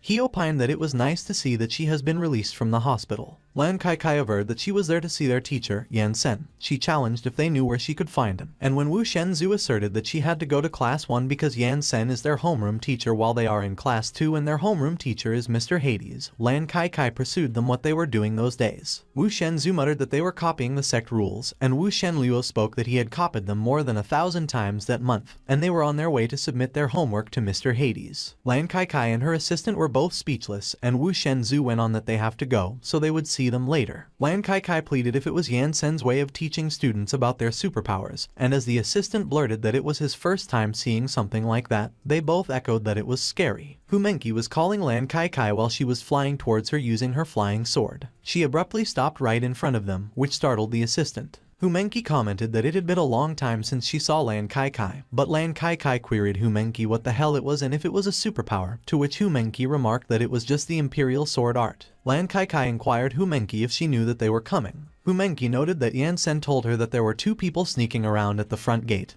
and requested her to go and take a look. Both Lan Qi Qi and her assistant froze when they heard what Humenki stated. Humenki questioned if she was right that they were there to see Yansen by the looks of it, and she mentioned that she would guide them there, to which Lan Qi Qi reluctantly agreed. Lan Qi Qi could finally feel Yansen's evil presence enveloping the whole place just like what her assistant felt earlier. She took a big gulp while her assistant was shaking so much. Humenki wondered what was wrong with them, and Lan Qi Qi stuttered as she uttered nothing. Humenki asserted that Lan Qi Qi should just relax because Yansen is a gentle person, and he is not the kind of person who hospitalized people just because they don't see eye to eye. She declared that they should go and that Yansen should be in the teacher's retreat at the moment. A few moments later, they arrived at Yansen's floating abode. Lan Qi Qi was formally sipping the tea from her cup. She revealed that it was delicious and that all of her previous tension was gone, so she asked Yansen what the drink was. Yansen expressed that it was a meditation tea that helps Lan Qi Qi stay healthy by keeping a serene mind so she could live longer, and a single sip could help her live 30 years longer. Lan Qi Qi wondered if he was serious, and as she requested for him to give her more, she asked if it could also have it packed. But Yansen disagreed as he remarked that it was for receiving guests, and it is rarely offered, but it was the first time since coming to that world that he had a guest come over. Lan Qi Qi voiced that she just wanted to bring it back for a lab test and find out the composition because the stuff is really that amazing, and drinking it every meal might allow her to live forever. But Yansen pointed out that Lan Qi Qi was overthinking it because mortals could only live 200 or 300 years at most, and only by reaching Qi refining could one extend their lifespan. Lan Qi Qi expressed that she doesn't know what Yansen means by Qi refining,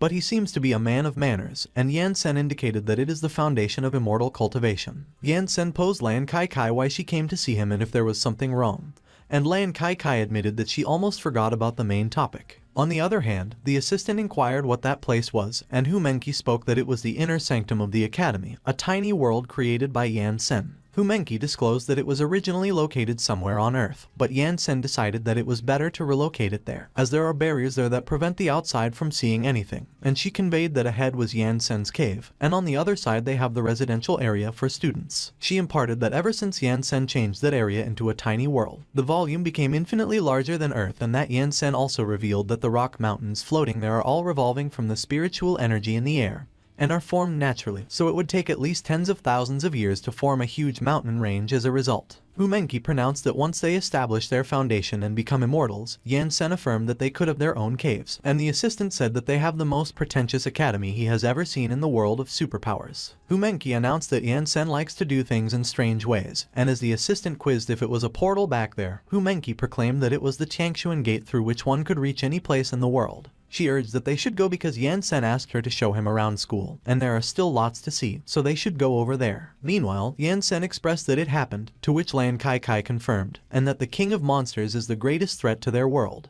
Lan Qi Qi shared that some time before Yan Sen showed up, they all saved the world from the King of Kings and earned their titles as the top 10 of God class. So being second place of God class, she expected Yan Sen to also contribute in the upcoming fight. Yan Sen agreed that naturally, since he came to their world to rebuild his sect, he shall also abide by its rules and regulations, and as he demanded if the world will be peaceful after that King of Kings is taken care of, Lan Qi Qi confirmed that it absolutely would be. Yan Sen explained that he was willing to lend Lan Qi Qi a bit of his power, and Lan Qi Qi interrogated Yan Sen if he agreed to participate in the contest. Yan Sen retorted no, he will not. He insisted that there was no need to go through the effort as he could take care of the King of Kings that instant, and he requested Lan Qi Qi if she had any of the King of Kings belongings lying around. Lan Qi Qi was speechless for a moment, and she replied no because nothing was left after photogenic Astro Man fought with the King of Kings that year. Yan Sen articulated that to kill the King of Kings with his divine sense, he must at least know where he is. He clarified that in their world of technology and science, there are no spiritual fluctuations, and they do not have anything that belonged to the King of Kings. And even if he knew what he looked like, as long as he hides his appearance, it would be extremely difficult to find him by just looking everywhere. Lan Qi Qi acknowledged that it was true, and Yan Sen conceded that if that was the case, he apologizes, but he really doesn't want to participate in that boring contest, and he still has a lot of courses to compile. Lan Qi Qi mused that Yan Sen was a freaking saint who had no love for money, fame, or even women, and that he was too perfect.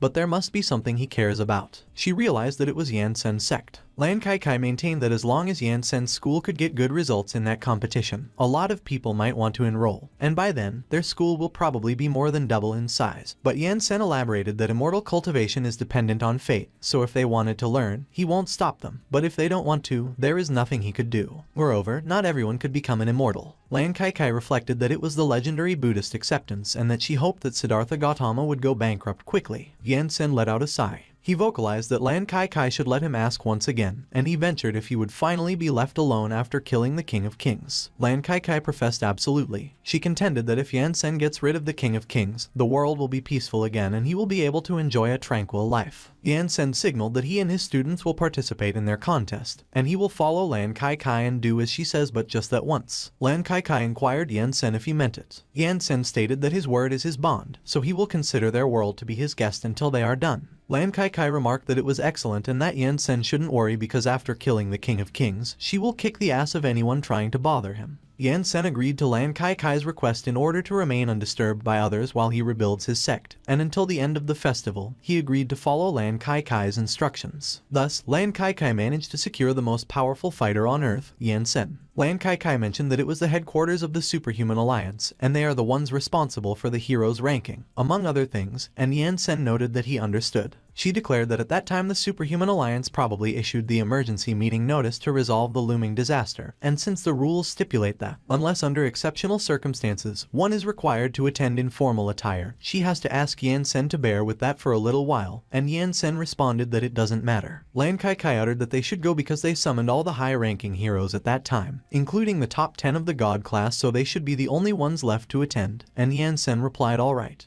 The heroes have gathered inside, and one of them voiced that it turned out that the King of Monsters was still alive, so they guessed it was time for them to fight once again. Another hero pronounced indeed, and that it was no wonder the Alliance was gathering so many high-ranking heroes specialized in combat. Meanwhile, photogenic Astro Man articulated that there was no way because the Rainbow Rangers were beaten so badly and that he heard that they were even in a coma for 2 years. He expressed that he knew they were weak, but he didn't think it was to that extent.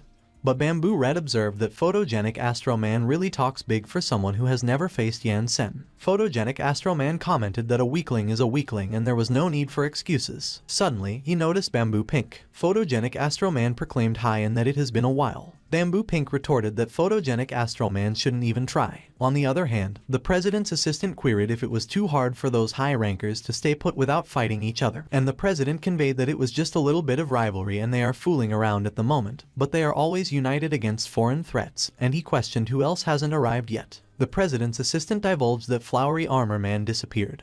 Blue Star's leader Lan Qi Qi just submitted her resignation that morning, and they were unable to get in touch with the black-robed Superman Yan Sen. He informed that they were the only 3 left. Suddenly, one of the heroes suggested that they should look over the entrance. Everyone presumed that Lan Qi Qi and Yansen were there, and one of them revealed that he didn't expect to see the black-robed Superman Yansen, who took second place of God class only half a year after showing up, while another indicated that they shouldn't look directly into Yansen's eyes or they will end up hospitalized for 2 years. Photogenic Astro Man wondered if Yansen was the guy, and as he announced that it was strange how the Rainbow Rangers lost to someone who doesn't have any superpowers and has a battle power of 5, Bamboo Red countered that he was an idiot. Suddenly, Photogenic Astro Man noticed Lan Qi Qi. He quickly propelled himself towards Lan Qi Qi while grabbing a flower from a hero's head on the way. Photogenic Astro Man knelt in front of Lan Qi Qi. He murmured that it has been so long, and Lan Qi Qi has gotten even prettier. But Lan Qi Qi just scoffed, and she slapped one of the flower's petals with extreme force. The petal flew so fast that it cut a banana along the way. The force was powerful that the petal pierced the wooden pillar. Lan Qi Qi warned that Photogenic Astro Man should scram and that if he ever comes near her again, that it was what awaits him. She was pointing at the sliced banana on the table. She affirmed that Photogenic Astro Man shouldn't think that all women are stupid. Suddenly, the president called everyone's attention, and as he requested that they be quiet, he asserted that the reason they called them there that day was because they had something of great importance to discuss. The room quickly fell silent. The president added that he thinks they are all already aware of it, that the king of monsters was still alive. One of the heroes opined that it was as expected, and the other concluded that it looked like they would have to get busy. The president clarified that the purpose of that day's meeting is to find out the king of monsters' whereabouts and kill him once and for all. Yansen silently listened to what the president was saying. Meanwhile, somewhere else on the planet, a powerful thunderstorm was raining down on a stadium. The King of Kings has gathered all the monsters inside the stadium with the 4 kings of monsters. One of the 4 kings of monsters, Gugyukas, spoke that the aliens lost. Gugyukas avowed that the aliens' demise was certain, and as he questioned them for daring to try to attack Earth, he reiterated that they really don't know how to spell death. Guganaka maintained that the battle between them and the heroes has been going on for centuries with no clear winner, and all of his forefathers died at the hands of the heroes, yet they think they could subvert the Earth with their stupid technology, which is pure madness. Guganetti insisted that Guganaka was right and that against all those heroes that are always in the open, one should play dirty. The King of Kings advised that they should stop whining because they must stay united first and foremost. He pointed out that except for the 4 kings of monsters, all the remaining monsters are too terrified to face the heroes, so they have to get them back on their feet. The 4 kings of monsters immediately answered yes. On the other hand, the thunderstorm was still persisting outside the stadium. The monsters guarding the stadium were suddenly alarmed. One of them probed if there was something approaching. Behind the dust flying around, there was someone carrying a sword with a tag that says demonic. 2 ladies were standing inside the dust. One of the monster guards cursed and declared that it was humans, but the other guard remarked that he should hold on because something was off. Meanwhile, inside the stadium, one of the monsters stated that the monster hunting contest was just around the corner, and they inquired when they should strike. Guganaka announced that just hearing about that contest makes him want to puke. He observed that in the previous century, the people of that world called it the monster eradication game, and currently, for their generation, it was the monster hunting contest, and it was disgraceful for those monsters, simply humiliating. Guganadu commented that Guganaka should stop whining for a second because instead of wasting his time there, he could have gone to find a hero and kill him in his sleep, and that Guganaka should tell him honestly how many times he has been beaten up by the Rainbow Rangers and Photogenic Astro Man. Guganaka clicked his tongue and was lost for words. The King of Kings questioned Gugyukas what he found out, and Gugyukas reported that he checked it out and they could do it in 2 days after the contest was over. Gugyukas noted that according to the rules of the contest,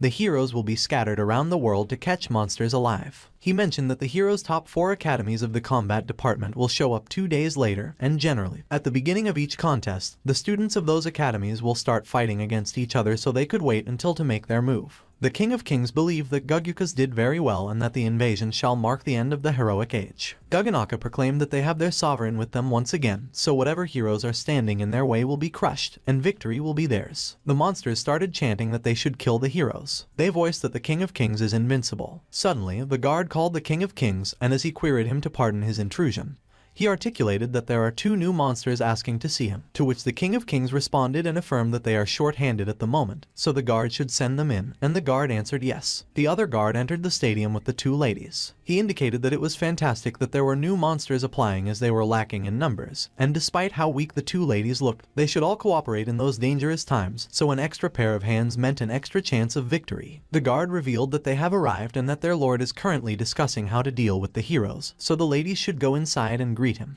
As the ladies showed up, one of the monsters interrogated if they were the new monsters and expressed that they looked like humans, while another pronounced that it was the first time he had seen such human-shaped monsters. One of the monsters asserted that the ladies were cute, and another conveyed that he was wondering how strong they were. Guganaka probed the newcomers what kind of monsters they were supposed to be. One of the ladies uttered that they were paradise birds, while the other recounted that technically they were not really monsters. Gugukas checked out the info of the two ladies. He spelled out that the ladies don't have any superpowers. Their battle power was just 5, and the system couldn't find out what type of monsters they were. One of the monsters characterized that it was as expected, and as another testified that he had no idea anyone could be worse than him. Another acknowledged that they could still be their mascots. Meanwhile, Guganaka pressed how it was possible. But the King of Kings averred that everyone should be quiet and that they are lacking in manpower at the moment, and the battle power of 5 is still better than nothing because they need to gather all the troops they could against the heroes. One of the ladies requested the King of Kings if he was the one in charge around there, and the King of Kings emphasized indeed. She used her skill, Ethereal Myriad Slash. The lady unsheathed her sword. She hit the King of Kings with multiple slashes and quickly returned her sword to its sheath in an instant.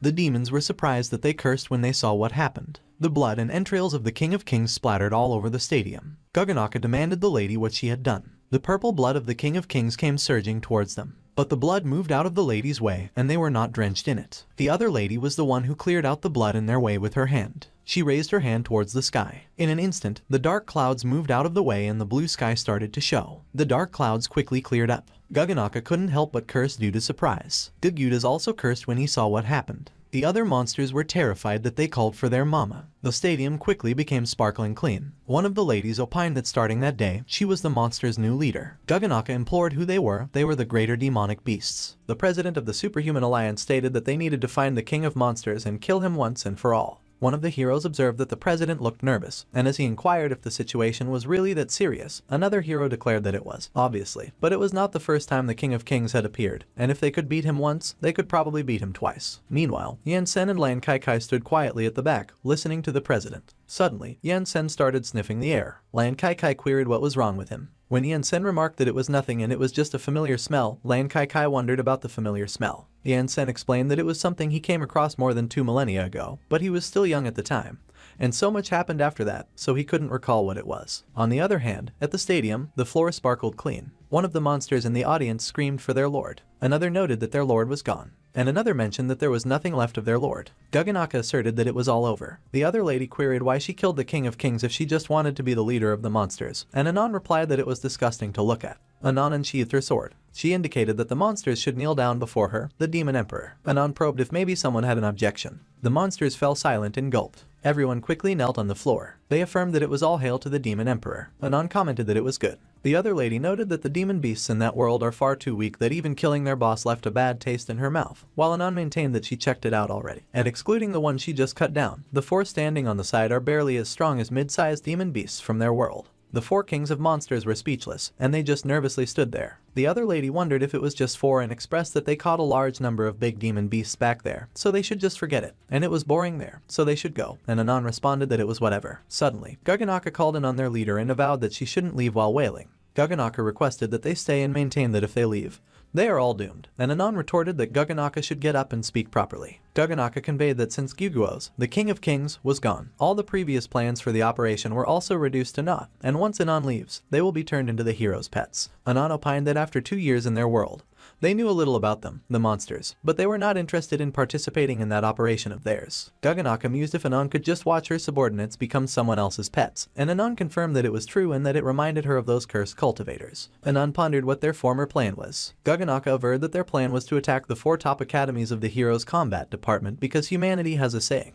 Children are the hope of the next generation, and they deemed that it was impossible to defeat the current heroes, so they got the idea to try nipping the next ones in the bud, as it would give the next generation of monsters a chance to win against them. Anon speculated if they, the monsters, were living such a miserable life in that world. The other lady surmised if the heroes he speaks of are the most powerful individuals on that planet, and Guganaka responded that it was more than that, and if anything, they are the true monsters. Guganaka admitted that even for him, a monster king, year after year he was beaten up until they were satisfied. The other lady uttered that she heard the monsters say from afar that their boss and the world's #1 hero were equal in strength, so if that was the case, it is nothing noteworthy, and at most, he is stronger than a small fry. But Gugukas contended that the other lady was wrong. Gugyuta's related that there is a strange energy in their world that is protecting the heroes, and Gugyuka's recounted that they call it the hero's passive skills. The other lady got curious and solicited confirmation whether it was passive skills. Guganaka confirmed yes. He iterated that they are the tears of hope and light of justice. Anon and the other lady both interrogated what that was. Guganaka started explaining, and he acknowledged that they should take the Rainbow Rangers and photogenic Astro Man as an example. He revealed that the Rainbow Ranger's greatest skill is the nuclear fusion heat blaster. Guganaka mentioned that photogenic Astro Man has the photonic shockwave. He divulged that those were their active skills, but they also have the battle flow skill, which is a passive skill that all heroes have. Guganaka detailed that it activates every time a king of monsters attacks the world and beats the heroes until they are a breath away from death. He added that it also activates in death. Guganaka informed that just as their lord was going to dominate the world, something strange suddenly happened, and the people of that world inexplicably united.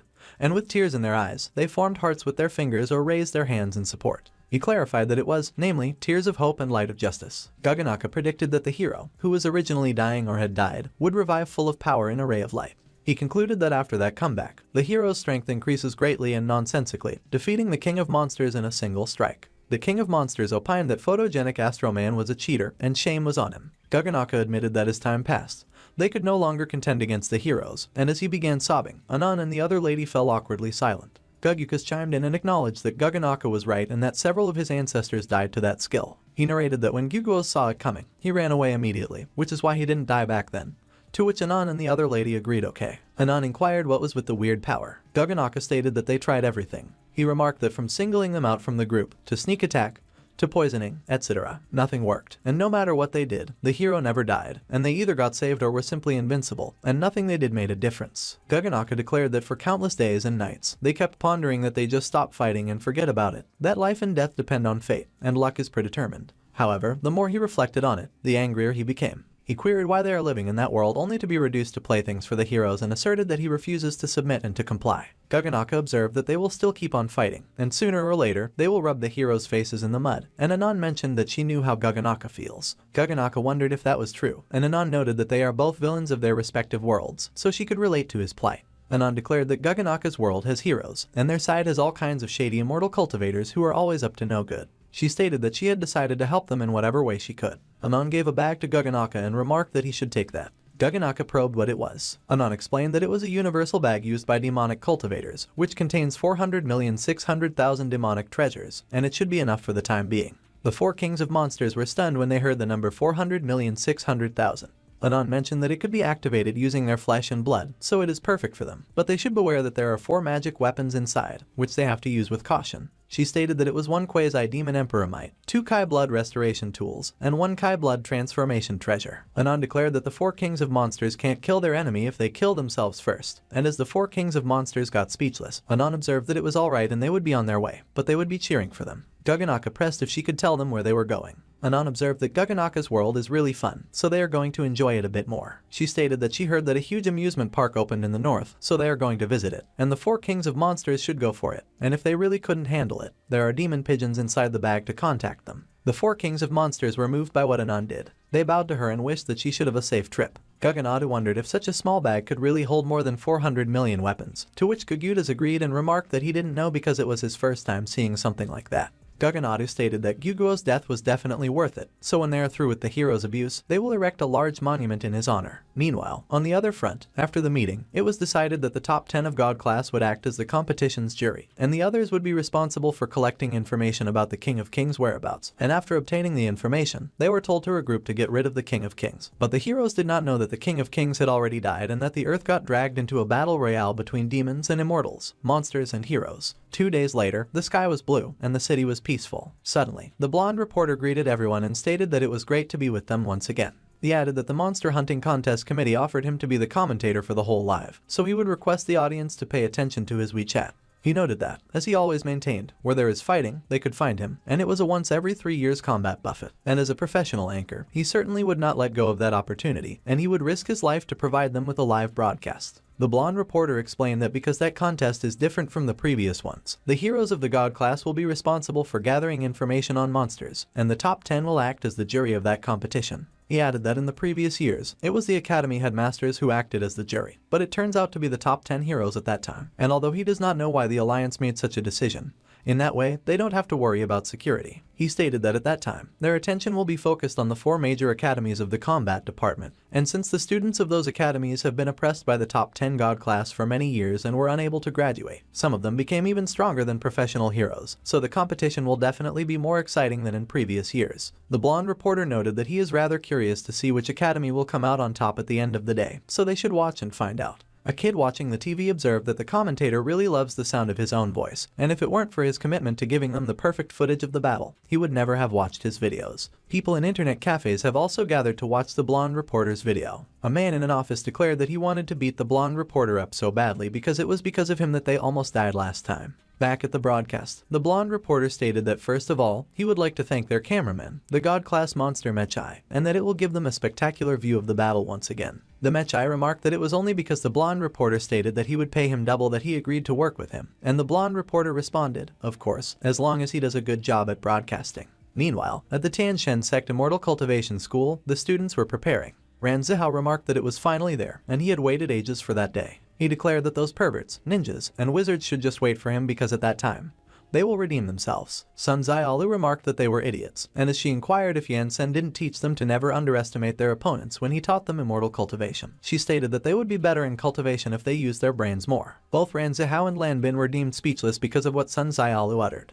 Another student chimed in and observed that a cultivator should not be belligerent, and Lan Bin noted that it was as if he was any better. Meanwhile, another student approached Humenki, and as she inquired why they have new clothes and they don't, Humenki stated that Yansen mentioned that the disciples of the celestial deities sect will have Taoist uniforms unique to each realm, so they will also get them later. Humenki declared that Yansen's robe is the Emperor Deity Realm uniform, and the women's version of the robe is super sexy, which intrigued the other student. At that moment, Yansen arrived, and he inquired if everyone was present. The students immediately turned their attention towards Yansen. They all addressed Yansen as their sect master. Yansen inquired if everybody saw Humenki, Sun Ziaolu, Ran Zihao, and Lan Bin's reigning uniforms and remarked that the sect rules specify that each cultivation stage will have a whole new set of Taoist robes, so there is no need to be jealous as everyone will have them when they reach Kai refining in the future. He stated that since their world's dressing style is different, he made some improvements to the original designs. One of the male students took a glance at Sun Ziaolu's legs. He observed that Yansen really gets it, while the other student mentioned that he wouldn't understand that what Yansen was doing is called following the customs. Yansen noted that, however, since everyone was still young and still new to the lifestyle of the sect, they should let him ask them a few things, and he queried if someone could tell him the precepts of immortal cultivation.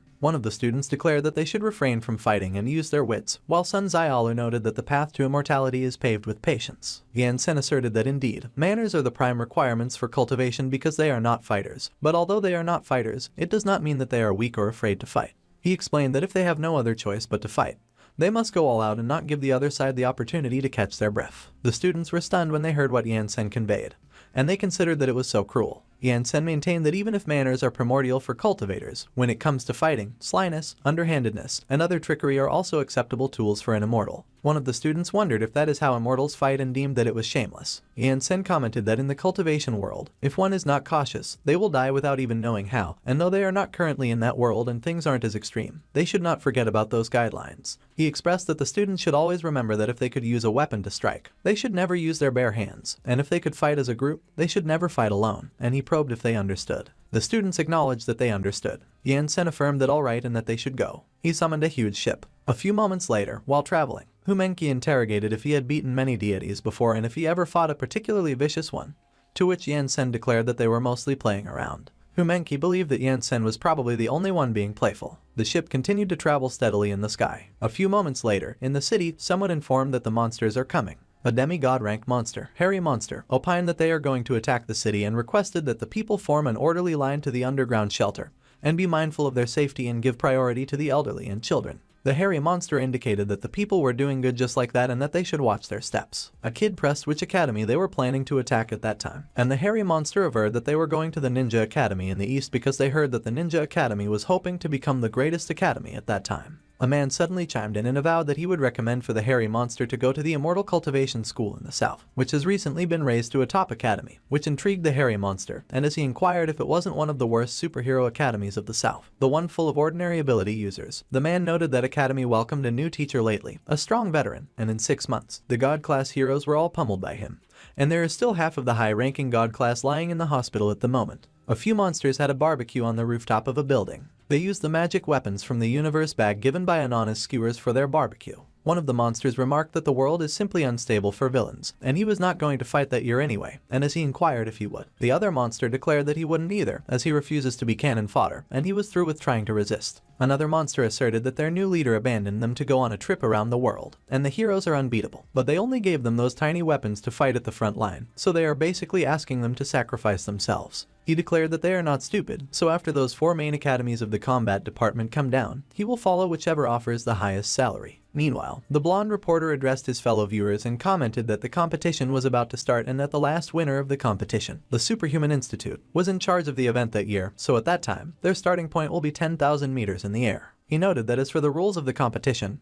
it was the same as in previous years. One rank 10 monster would be 3 points, one legend rank monster would be 5 points, one myth rank monster would be 20 points, one demigod monster should be 50 points, and one god class rank monster would be 100 points. The blonde reporter declared that there was an additional rule that the academy that reaches the town on the ground first will receive 30 points. He stated that lastly, the academy with the highest score wins. The blonde reporter declared that without further ado, they are pleased to introduce their 4 top students from the combat department. Huge eagles started flying towards the Superhuman Institute. They carried students on their back. It was the Eastern Superior Ninja Academy. On the other hand, witches rode their brooms across the sky. It was the Western Wizards Academy of Magic. Meanwhile, a huge battleship flew in the sky. It was the Northern Superhuman Institute leader. On the other hand, there was the recently renamed Southern Immortal Cultivation School. The top god class heroes stood on the jury platform. The blonde reporter remarked that he almost forgot to mention their jury members, and they are the cream of the crop of the heroes their world has to offer. He stated that there was the first place god class photogenic Astroman. In second place was the black-robed Superman Yansen. From 3rd to 7th place was the Rainbow Rangers, and at the 8th place of god class was Blue Star's Lan Qi Qi.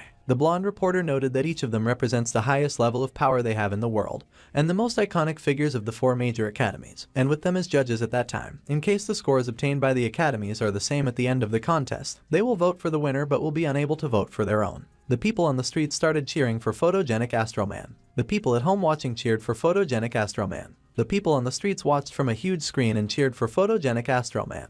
Photogenic Astroman quickly flexed his muscles to show off to his fans, which rendered the Rainbow Rangers speechless. Bamboo Yellow cursed Photogenic Astroman and declared that the pervert has been dead for so long and still has such a high popularity. And Bamboo Blue asserted that even though Photogenic Astroman is a scumbag in the darkest times of the world, he still saved everyone, and that kind of popularity doesn't fade easily. Bamboo Yellow suddenly remembered and queried how come she hadn't seen Steel Beetle when he is also an alumnus of their academy, and where he went to, which Bamboo Blue replied to and added that he didn't know, but he had a friend who observed that he saw Steel Beetle running around naked in the Northern Hemisphere last month. Meanwhile, the Superior Ninja Academy leader informed that everybody should listen up. He mentioned that they should hit first and think later because as long as the Immortal Cultivation School, Wizards Academy of Magic, and Superhuman Institute leader are down, the monsters will be theirs, and he wondered if they understood. The Eastern Superior Ninja Academy members all affirmed yes. On the other hand, one of the Wizards Academy of Magic students inquired how they were going to capture the monsters. Yurong advised that they should forget about the monsters and they should crush all the opponents first. Meanwhile, the Superhuman Institute leader suggested that they should get their adrenaline pumping and prepare for a cluster mess. Everyone roared in response. On the other hand, the Immortal Cultivation School's ship sailed in the sky. Sun Zaialu proclaimed that everyone should listen up. She expressed that she will guard the front, Lan Bin will cover the left, and Ran Zihao will cover the right, and they should cut anyone who dares to come near them. Both Lan Bin and Ran Zihao reluctantly uttered okay. Sun Zaialu called Humenki, and as soon as Humenki confirmed yes, Sun Zaialu opined that they should prepare the nukes. Humenki was stunned when she heard what Sun Zaialu indicated. Sun Zaialu explained that Humenki was the only one who successfully released it, so they will cover her for as long as she needs. She maintained that when the fight starts, Humenki will blow the enemies straight away. One of the Zio twins probed if they were sure that the enemies could survive that, and the other twin remained silent. Sun Zaialu reminded that they should remember what Yansen claimed, that it was either they live or they die. One of the students observed that it was so ruthless, and Sun Zaialu was becoming more and more like the immortals that Yansen talked about, to which another student responded and commented that the healer heroes will be very busy pretty soon. Meanwhile, the audience and officials have gathered. One of the officials rang the bell on their table. He intimated that everyone should be ready. The official indicated that they should start. Lan Bin and Ran Zihao cursed and claimed that the Superior Ninja Academy leader jumped straight down. The blonde student from Wizards Academy of Magic was surprised when she heard what Lan Bin and Ran Zihao conveyed. The Superior Ninja Academy leader addressed the clothes as his fellow students, and as he avowed that their brother would go first, He laughed maniacally. The Superhuman Institute leader contended that the Superior Ninja Academy leader was a bastard, and he was aiming for the 30 points. He interrogated if he was trying to be a smartass in front of him and averred that the Superior Ninja Academy leader should watch him break his legs, but the Superior Ninja Academy leader countered that he would have to catch up with him first. Lan Qi commented that it was no wonder those ninja bastards stayed so far away from them because it turned out that it was their plan all along. And although the starting point is in the sky, there are no rules that specify the location, which is why their leader descended vertically and arrived way faster than any of them. Back at the chase, the Superior Ninja Academy leader insisted that the Superhuman Institute leader should come and get him, and the Superhuman Institute leader cursed him and warned that he will remember that. The blonde reporter avouched that it was so exciting as they already have a chase, and the other academies didn't expect the Superior Ninja Academy to pull that kind of stunt, so it looked like they would be able to get the first 30 points of that competition. People watching the broadcast in their homes cheered. The people on the streets cheered too. Meanwhile, the Superhuman Institute leader chased the Superior Ninja Academy leader. The Superhuman Institute leader exclaimed that the Superior Ninja Academy leader was dead meat. The blonde reporter maintained that the Superhuman Institute was going strong and they were worthy of being the previous champion as they managed to catch up from such a disadvantage, which is simply amazing. Suddenly, the Superior Ninja Academy leader threw an explosive ball towards the Superhuman Institute leader. The Superhuman Institute leader got caught off guard, and he froze in place, unable to dodge the ball. The ball exploded in the air. The superhuman leader coughed and inquired if it was smoke bombs. The blonde student urged that they should move out, but she was caught off guard when a smoke bomb struck near her. A smoke bomb struck Lan Bin and Ran Zihao too, and they were stunned. Gray Shadow remarked that there was no need to be jealous because there was enough for everyone. They were a bunch of buffoons. The superhuman leader swore and vowed that he would skin that guy alive. The blonde reporter declared that he was in an indescribable rage. Lan Bin muttered that it was cheap, while Ran Zihao pointed out that Gray Shadow had almost reached the ground already. Sun Xiaolu scolded that they were two dunces who should stop bickering and return to their positions. She called Hu Menqi and instructed that she should ignore them and start casting, to which she agreed. They warned that if the Ninja Academy got to the ground, they could level the whole city, but Sun Xiaolu assured that they shouldn't worry because they wouldn't reach it. On the other hand, Gray Shadow laughed and claimed that the 30 points were his. Once they got to the ground, the game would be theirs, and they would take their time to clean them up. Yurong cursed and exclaimed that he was almost there, and the blonde student wondered what they should do. She suggested that they should get their aims on him. Gray Shadow kept laughing as he repeated 30 points. Yurong threatened that she would shred him into 30 pieces. He kept laughing and remained unaware of the coming attack. He was hit, and a huge explosion erupted. Everyone was shocked. Ran Zihao gasped that there was no way, and Sun Xiaolu reminded that the academies were not so simple, so they should pay attention and cover her. Gray Shadow's shoe was the only thing that hit the ground. Yurong scoffed and warned that they shouldn't get cocky just because she spared him for a bit. Her sisters should have their guns out, and the blonde reporter described that the Wizard Academy collectively tossed away their wands and pulled out rocket launchers, machine guns, and laser-guided missile launchers, which was outrageous, and the competition was beginning to feel more like a gang war than a hero face-off. Yurong ordered that they should show them what physical magic was all about. Ran Zihao cursed and ranted that they were all crazy, while Lan Bin agreed that Sun Xiaolu was right that in order to deal with those people,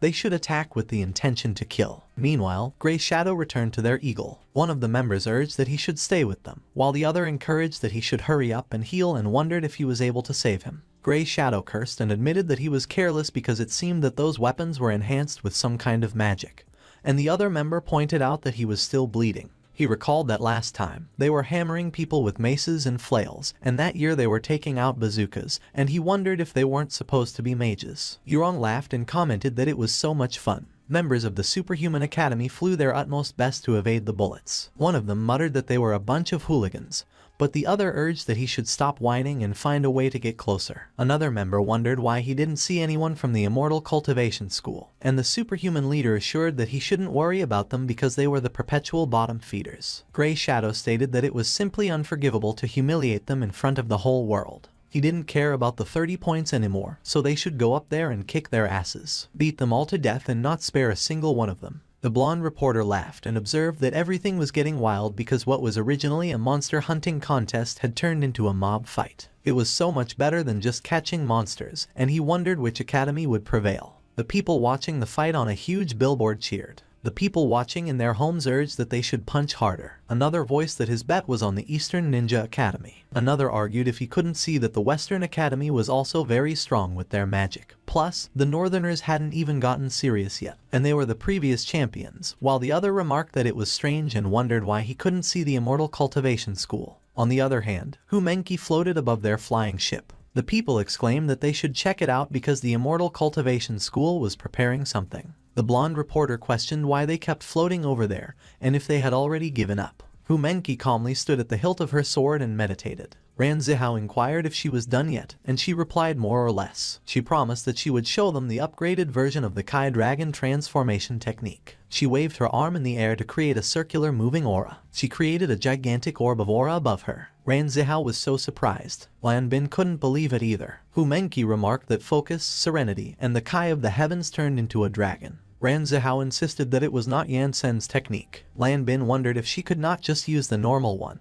Sun Xiaolu urged the two of them to stop saying stupid stuff and questioned whether they only came there to enjoy the show. And she explained that the true technique had a total of 6 tiers and what they learned was just the rudiments of the first one. Hu Menqi explained that it was no match in terms of quality compared to the Spirit Kings, but it was enough to make sure there wouldn't even be a nail left on them. The blonde reporter's jaw dropped, and he became lost for words. The people on the streets were also surprised. Her orb of powerful aura shone so brightly in the sky. It made some of the people worried. The blonde reporter wondered why that thing looked so familiar, and the mechanic eye cursed. He muttered that he didn't want the money anymore and he should just be allowed to leave. But the blonde reporter refused because as professionals, they needed to finish the broadcast even if it killed them. Bamboo Pink observed that it was a small version of the big guy's strike, and while Bamboo Blue cursed and identified it as the technique of the Spirit King, Photogenic Astro Man inquired what Spirit King was and whether there was still someone he hadn't met yet. Bamboo Black pointed out that it was not a fight but a massacre, and the cultivation school was overdoing it, while Bamboo Red pondered if it would happen again.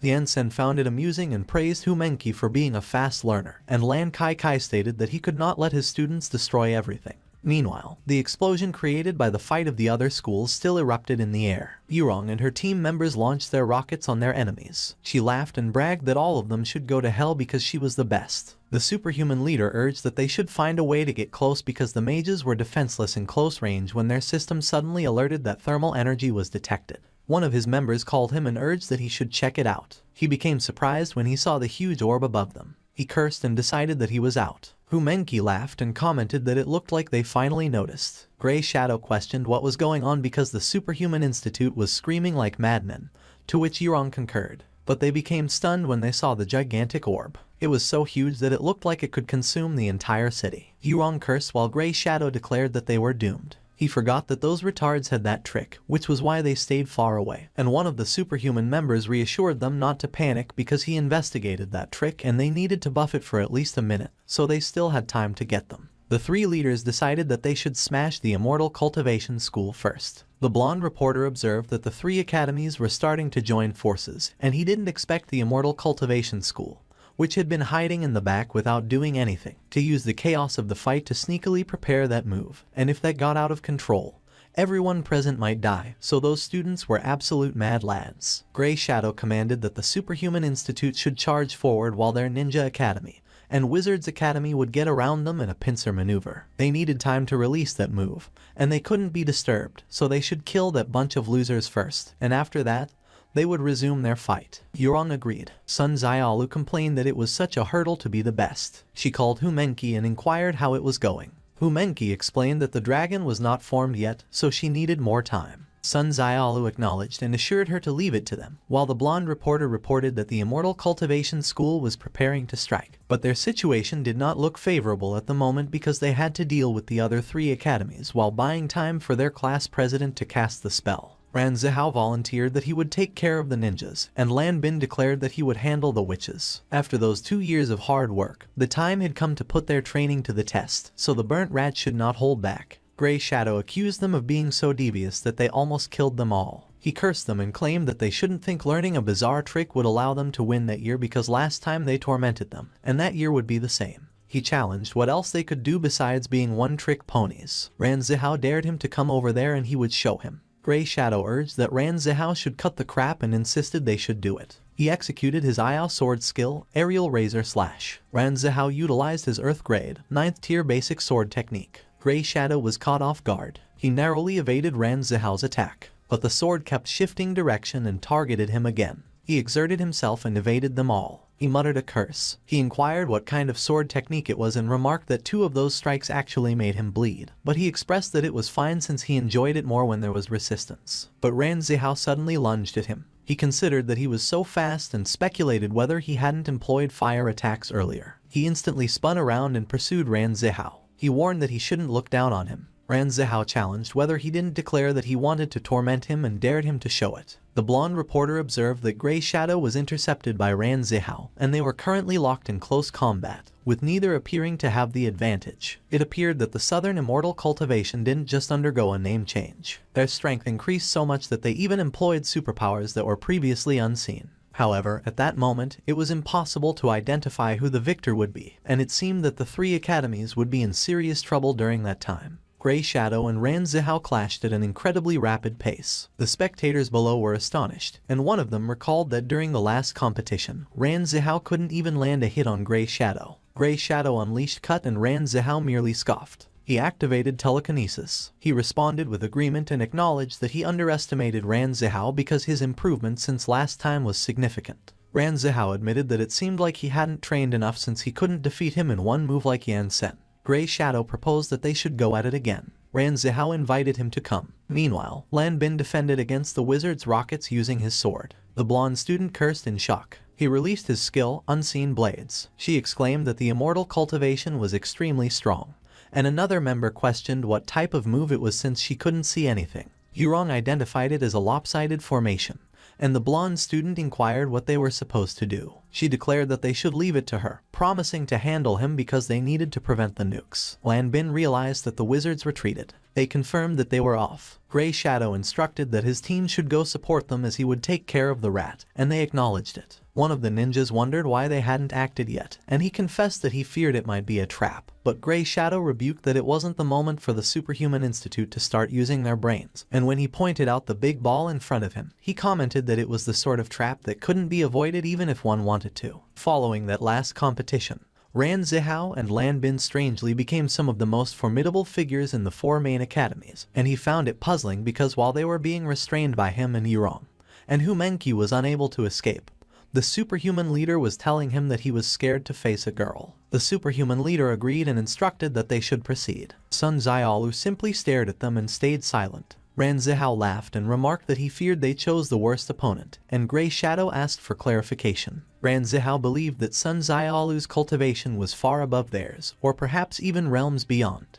Grey Shadow was startled. The superhuman leader ordered that all of them should charge forward and intercept them. Ran Zihao called to Sun Xiaolu and indicated that they were on their way, and Grey Shadow should have instructed his men to come fight against him and Lan Bin. Sun Xiaolu should let them witness the power of a half-step foundation deity realm expert. Grey Shadow inquired what expert they meant and whether Ran Zihao was bluffing. Meanwhile, the blonde reporter remarked that finally, the students of the 3 major academies were flying towards the immortal cultivation team. Sun Xiaolu's eyes lit up, and she gathered her energy. Grey Shadow warned that he sensed danger, so they should fall back. But everyone was too focused on charging forward and did not hear him. Sun Xiaolu unleashed her sword-killing array. The leaders of the 3 teams reacted with alarm. The sky turned dark, and a huge array emerged. Swords descended from the array. The students screamed in pain as they got hit by the swords. A ninja cursed and shouted that he couldn't move. The blonde student cried that it hurt. The superhuman leader remained silent and gritted his teeth. Sun Xiaolu warned that if they didn't want to be chopped up, they had better stay put. The blonde reporter stared at the array, unable to speak. On the other hand, the judges also observed the array from their spot. Bamboo Pink wondered what kind of power that was, and as Bamboo Blue responded that the sword-killing array was probably a skill designed specifically to kill people, she questioned why that was even a thing.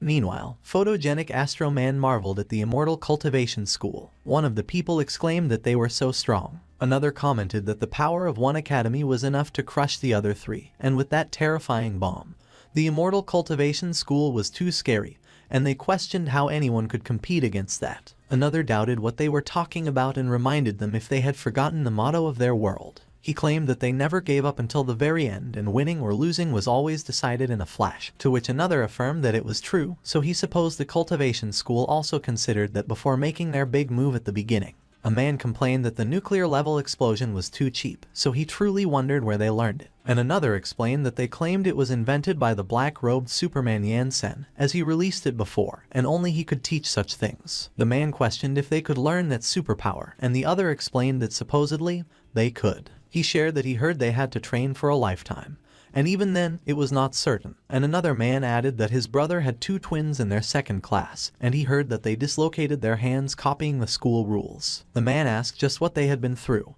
and another pointed out that they should look at the superhuman leader and questioned what he was doing. The superhuman leader repeated that it was one after the other. Sun Xiaolu noticed him. He muttered that it was shameful, and as he pondered when the last time he suffered from that kind of embarrassment was, he concluded that they must believe their superhuman institute was soft. Yurong cursed and declared that he was getting angry. Grey Shadow also cursed and revealed that his plan was not to let that madman completely lose it. One of the people explained that the superhuman leader's superpower made it so that the angrier he became, the stronger he got, and once the anger exceeded his sanity, he would go berserk. At the end of the last competition, the Ninja Academy, who were winning because of foul play, made him angry and ended up being beaten up, so as a result, they lost the championship. When the guy became furious, except for the top 10 god class, it was difficult for the rest of the professional heroes to suppress him, so they were in for a treat, to which the other man agreed. The superhuman leader exhaled deeply. Ran Zihao and Lan Bin felt the pressure of his power. He insisted that they should stop looking down on him. Sun Xiaolu felt surprised. He roared as he released his power. He lunged towards her at an incredible speed. The blonde reporter explained that the superhuman leader broke through the restriction of the cultivation school and charged toward their ship, and it was his unique technique, the Berserker mode. Ran Zihao warned that Sun Xiaolu should watch out because he would get stronger and stronger as he lost his mind. But she replied that there was no need to remind her. She activated her subduing array. A huge sword was summoned. It dropped in the middle of the array. Everyone reacted with surprise, including Ran Zihao. The superhuman leader yelled as he used his strength to stop the gigantic sword. Hu Menqi remarked that everyone should hold on a little longer because it would be ready soon. The superhuman leader tried his best to lift the sword on his shoulder. He insisted that they were still underestimating him. The sword rose, but Sun Xiaolu retorted that it was as if she would let him. The sword lowered itself, and he groaned in pain. He howled again as he attempted to lift the sword back up. One of the people mentioned that the superhuman leader's berserker mode was something that even professional heroes found hard to handle, and yet she was suppressing him by herself, and another commented that he must be joking. Another man pointed out that just relying on that trick allowed him to become the strongest fighter in the 4 major academies, and if he weren't squashed by the top 10 of the god class, he would have graduated a long time ago. Now another student who could rival that monster showed up that day, so he feared that the 4 strongest students would lose their spots to the cultivation school. But another man countered what he was talking about when the guy was not yet defeated. He was merely being suppressed, and with the berserker mode, even if they knocked him out, he would keep growing stronger. The other people simply looked up at the sky, silent. The blonde reporter observed that that year's competition was full of surprises, as the Southern Superhuman Academy, which was always at the bottom of the rankings, managed to overpower the other 3 major academies that year thanks to the many changes they underwent.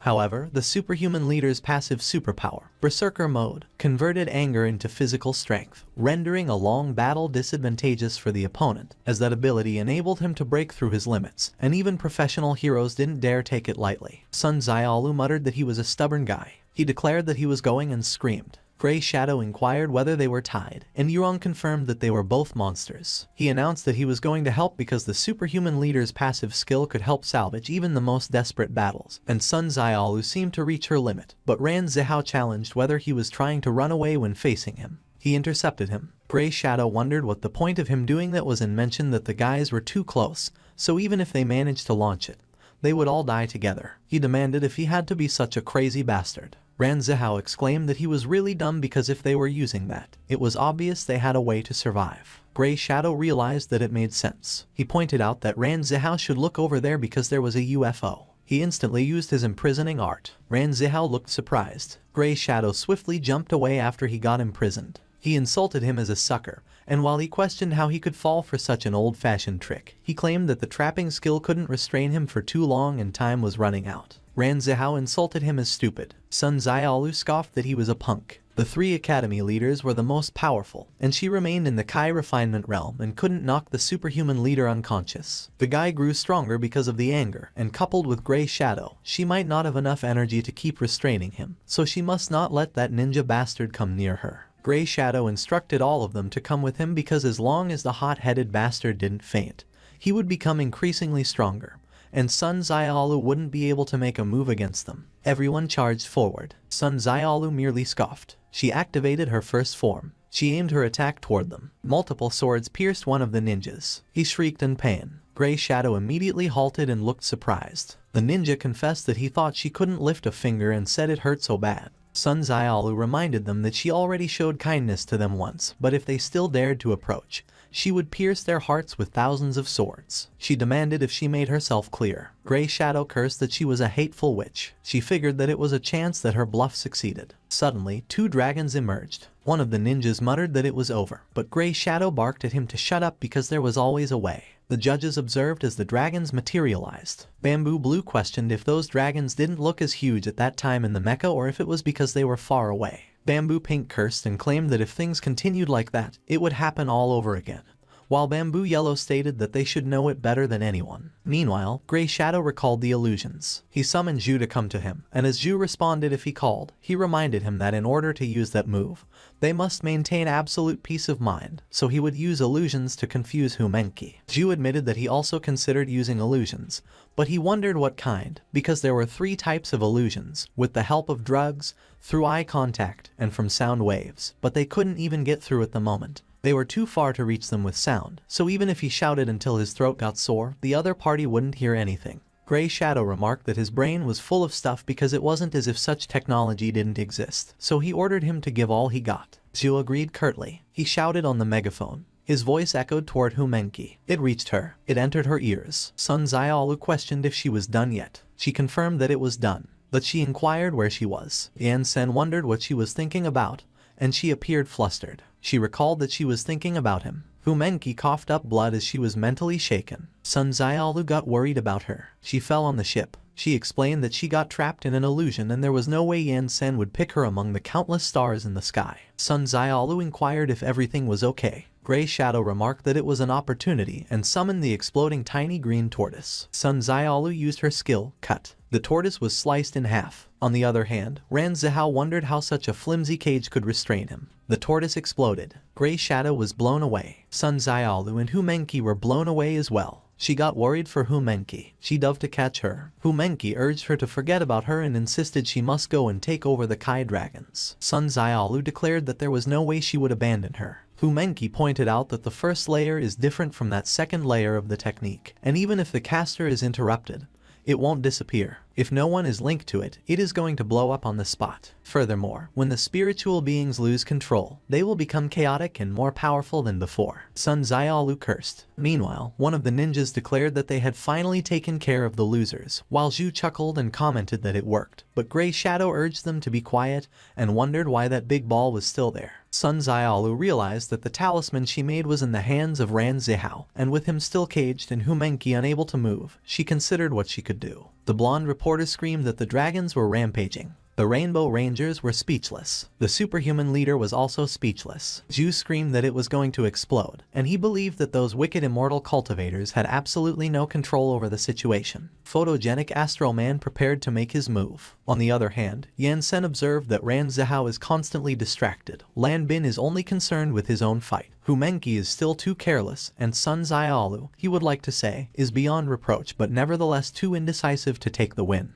On the road to cultivation, it is impossible to cut corners, so he hoped that the battle would help them grow. He loomed over the dragons. The dragons froze due to the pressure, and Photogenic Astro Man stopped in his tracks when he felt it too. He was surprised. Meanwhile, Yan Sen clenched his fist. The dragons disappeared, and everyone was astonished. Gray Shadow wondered if it was erased as easily as that. On the other hand, Photogenic Astro Man quickly turned to look at Yan Sen. He was speechless. The blonde student exclaimed that Yan Sen was too strong.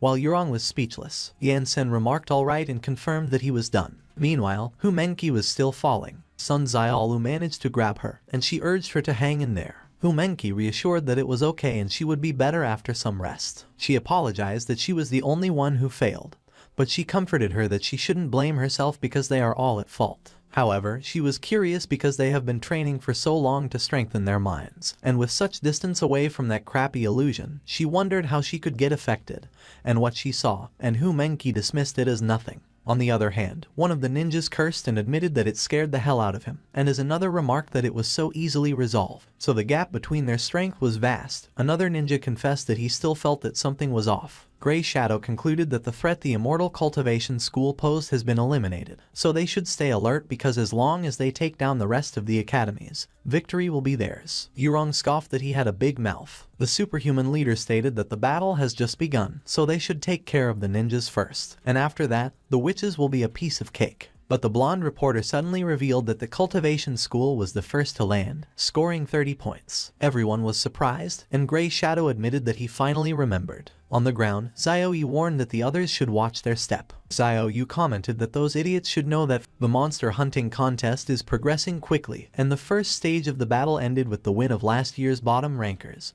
who got the first 30 points. The 4 major academies are preparing to face the second round in an attempt to win.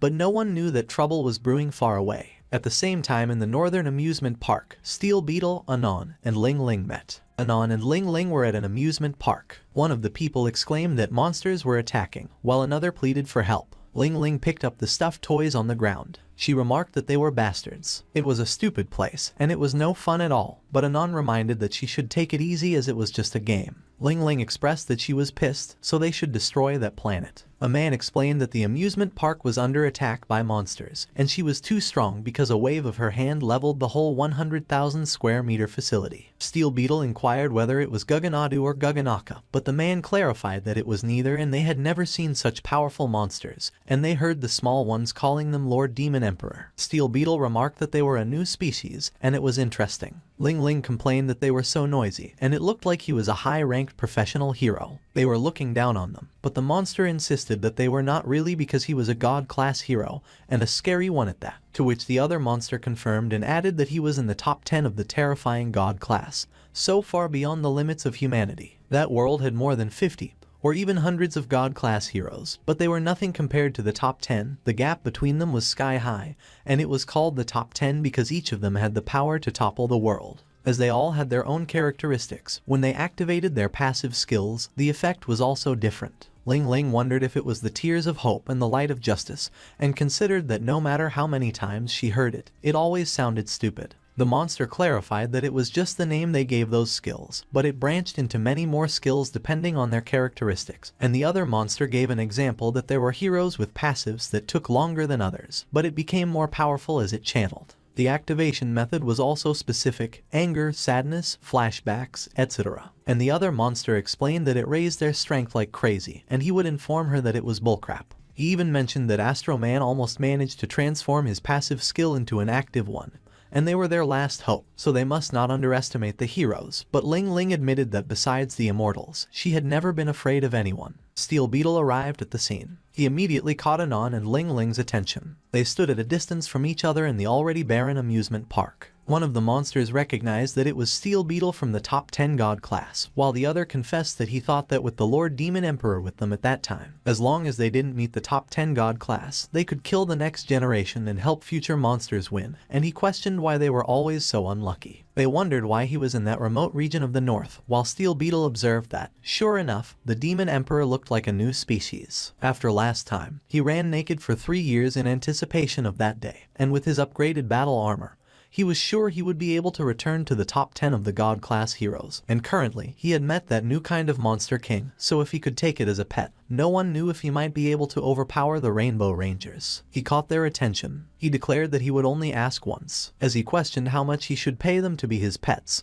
he affirmed that money was no object. Ling Ling mocked that the weakling wanted them to be his pets, and Anon remarked that it was a bold statement. Meanwhile, Machoman sneezed in his home. Back at the fight, Ling Ling instructed that Anon should stay there as she would take care of him. They didn't need money, but if he could beat her, she would be his. He commented that it was nice to come across such a bargain once in a while, and with his new upgrade, he was no longer limited to land, which he would show her. The monsters warned that she should be careful because he was the type that got stronger as the battle dragged on. Steel Beetle lunged at Ling Ling, and she effortlessly blocked his fist with her foot without losing her balance. They fought, and the sound of their explosive attacks filled the air. The monsters were in awe. Anon took a seat. She instructed that the two of them should come and make her some tea, and they agreed. They watched as Steel Beetle and Ling Ling fought in the sky. 2 hours later, Ling Ling landed a kick on Steel Beetle. He was sent flying and bounced off the ground. She questioned if he wasn't supposed to get stronger the longer he fought and why she felt like he was still as weak even though it had been more than an hour since they started. He unleashed his skill, Plasma Flare, but she quickly appeared behind him and asked if he was ready to go. The dust in the area scattered in the air. Steel Beetle inquired how that could happen. He coughed up blood, and it dripped on the ground. He explained that not only did that armor upgrade allow him unlimited uses of the plasma flare he fired against Yansen, it also enhanced all of his abilities too, and yet he couldn't even touch her, and she still had that look in her eyes. He was a slow-paced fighter, but even after more than 2 hours of fighting, that new monster just eased him in and let him slowly suppress his limits, which was a disgrace as a Western Academy alumnus. On the other hand, Ling Ling questioned if those two little monsters were not bluffing her and remarked that she didn't feel any difference, but she believed that if they really dared lie to her, she would burn those douchebags when she got back. Steel Beetle declared that he could not lose again. Ling Ling felt intrigued. Meanwhile, the monsters exclaimed that it was happening. The legendary flashback kill move appeared. On the other hand, Steel Beetle groaned as flashbacks overwhelmed him. He recalled when the ancient hero revealed that his time had come and, in the future, he would be the one who would protect the world. He felt excited and stood in awe. The ancient hero encouraged him to take it, and as long as his will remained undying, he would possess unparalleled power. He felt moved. Back in the present, the monsters claimed that there it was, the ancient monster beaten by the hero, which was the crap that kept them awake at night. Back at the fight, Steel Beetle unleashed his skill, Beetle Blast. The monsters pointed out that he gained a new move, and it was the unique skill of the previous Steel Beetle, the ancient hero. Anon muttered that it was such a sappy name. On the other hand, Ling Ling stated that she could feel that he grew stronger, and indeed, they told her the truth because that power level suddenly jumping to another level was the same as when they reached another realm. And it was funny that their world had such a way to elevate their strength, and she would love to have it too. Steel Beetle gathered a powerful energy around him. Meanwhile, Anon questioned what that Beetle Blast was and what it did. One of the monsters explained that he used the excessive energy in his body to send heat to the armor and generate hydrogen ions. The hydrogen ions generated by the battle originated from solar radiation, and when the high-energy particles generated passed through the ion cannon, they got launched in a powerful beam, and it emitted highly energized, positively charged hydrogen ion particles, causing large-scale devastation. But she complained that it was too long, so the other monster concluded that it was a plasma beam. Back at the fight, Steel Beetle let out a battle cry. The energy he gathered grew larger. Ling Ling laughed and encouraged him to let her try it too. She imagined an ice cream cone. She informed that they were going. She launched the skill plasma cannon. Steel Beetle screamed and warned that the witch shouldn't belittle him. She challenged if that was it. She claimed that she had won too. Her attack dispersed when it clashed with his energy. He appeared surprised. One of the monsters expressed concern. The other screamed, while Anon just effortlessly blocked the explosion. The explosion affected a huge area of the land. Everything in the area filled with light. On the other hand, Yansen still stood at his pillar when he sensed it. He sniffed the air and appeared puzzled. Lan Qi Qi questioned what was going on with him, and he responded that it was nothing, just a familiar smell, the same as last time. It puzzled him because he was only 2,000 years old, and he queried how come he couldn't remember what it was. He remarked that, indeed, in his world, immortals needed to spend tens of thousands of years to reach their realm, so for them,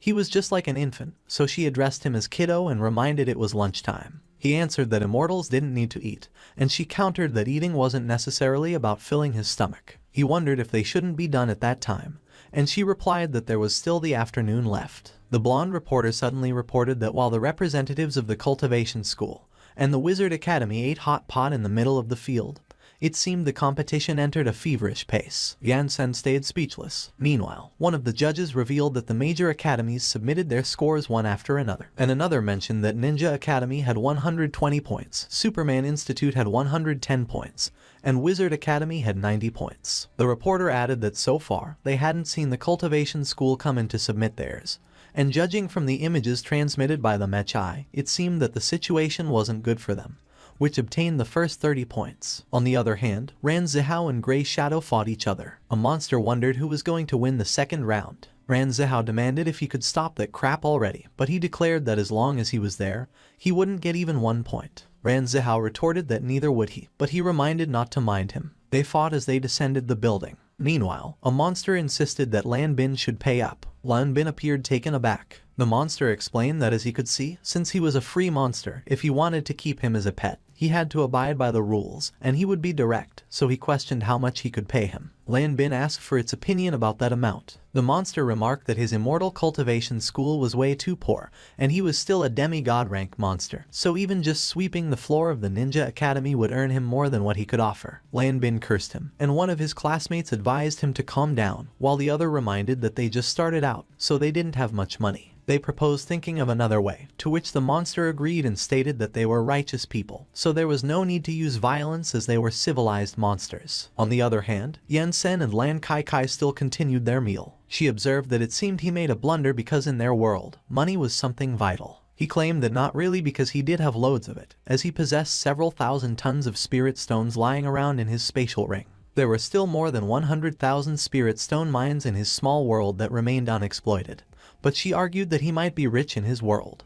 But nothing he showed her held any value there. He acknowledged that and assumed that spirit stones had a remarkable effect even on mortals, but it was a pity that people there didn't know how to use them. Meanwhile, Hu Menqi chased Ju. He pleaded that she should forgive him and apologized for using illusions to disturb her. He promised not to tell anyone about what happened in the illusion and begged her to spare him. She declared there was not a chance and insisted that he must die that day no matter what. He cried for help and exclaimed that she was going to kill him, while Sun Xiaolu remarked that it was weird and wondered why there were no monsters there. On the other hand, Gray warned that everyone should listen up and stay away from the witch. He referred to Sun Xiaolu. Yurong also urged everyone to keep their distance from the crazy woman. The girl agreed and affirmed that her strength was unfathomable, so they must avoid confrontation at all costs. Meanwhile, one of the ninjas negotiated a deal with a monster. Suddenly, another ninja alerted him that Sun Xiaolu headed his way. He cursed in frustration. He grabbed the monster in a panic. He utilized his skill, Lightning Step. The monster demanded what he tried to do and reminded that as heroes, they were forbidden to use force. The ninja responded that he could give him that much and confirmed that it was a deal. The monster quickly entered the card. Meanwhile, Sun Xiaolu commented that it was strange because she clearly felt someone over there earlier. She remained unaware that she was the isolated student. On the other hand, the reporter explained that after the epic fight in the sky, the major academies all witnessed the tremendous power of the immortal cultivation school, especially Sun Xiaolu,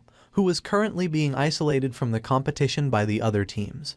But he recalled seeing that scene in the last competition. He observed that it seemed to be called the Forever Alone strategy, and he explained that it was a tactic designed by the Ninja Academy to deal with the squad leader of the Superman Institute. The leader of the Superman Institute cursed that they were bastards and remarked that it was no wonder he couldn't find jack crap that year. He recalled the previous contest where he questioned where everyone was. He confessed that he still felt a little sad inside. The reporter informed that only 3 hours were left in the competition and emphasized that the current situation was still awfully bad for the cultivation school, which made Gray laugh. As he mocked that they were screwed, he inquired what the point of getting 30 points at the beginning was if it was to end up like that. There were less than 3 hours left before the game ended, and they hadn't gotten a single point yet. But as for them, they already scored more than 100 points, and it would be impossible for them to catch up with the little bit of money they had. He proposed that he stop immediately and go back to cry in the arms of his teacher. Ran Zihao insulted that he was an asshole. Meanwhile, a monster declared that he was leaving and bid goodbye to the broke idiots. One of the students called Lan Bin and urged him to look, and he announced that it was over. Hu Menqi still chased Ju, while Sun Xiaolu remained isolated.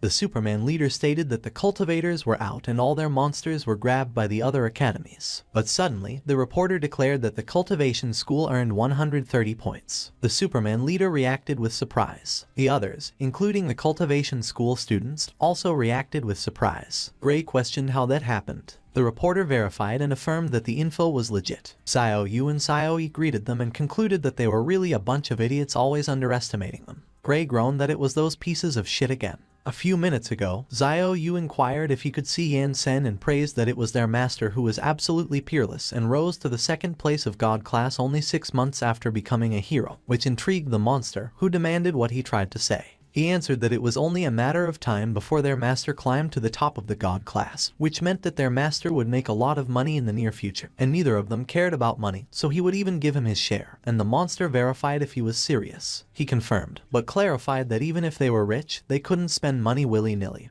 and everything would depend on whether he would be worth the price. So they would put him through a trial period before he could start earning the full salary. So he proposed that he give him half for the time being and the rest as a bonus starting next year. He added the condition that if they didn't respect their end of the deal, he would be granted freedom immediately.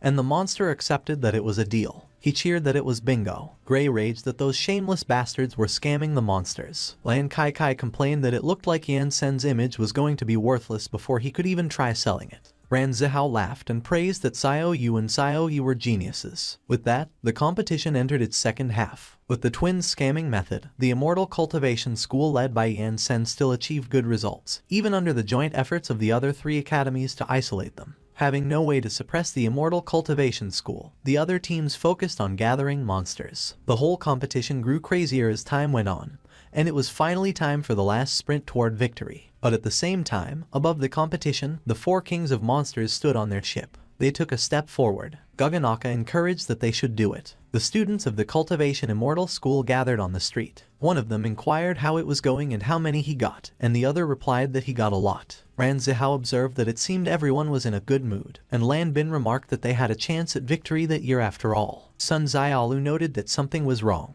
She questioned if they hadn't noticed that they hadn't seen any god-class rank monsters apart from a few demigod rank ones, and Ran Zihao wondered what she meant. She remained silent but stayed wary. Ran Zihao acknowledged that since she brought it up, it was indeed strange because in the last competition, there were several god-class rank monsters here and there, and yet they didn't even see the shadow of one that day, so he questioned what was going on. Sun Xiaolu summoned Xiao Yu and Xiao Yi to come over to her, and they confirmed. She instructed that they should take those and deploy the array flags according to the map she drew. They confirmed and promised to get it done as soon as possible. She laid out a map. Ran Zihao speculated if she was implying that the monsters were plotting something, and she admitted that she was not sure, but they needed to be careful. On the other hand, Xiao Yu mentioned that Sun Xiaolu had been going to Yan Sen lately every day for supplementary lessons, becoming ever more cautious when dealing with problems, to which Xiao Yi agreed. Hu Menqi supported that Sun Xiaolu was right, and she also sensed something was strange at the beginning, and she just couldn't identify why, so they should stop collecting monsters for the time being.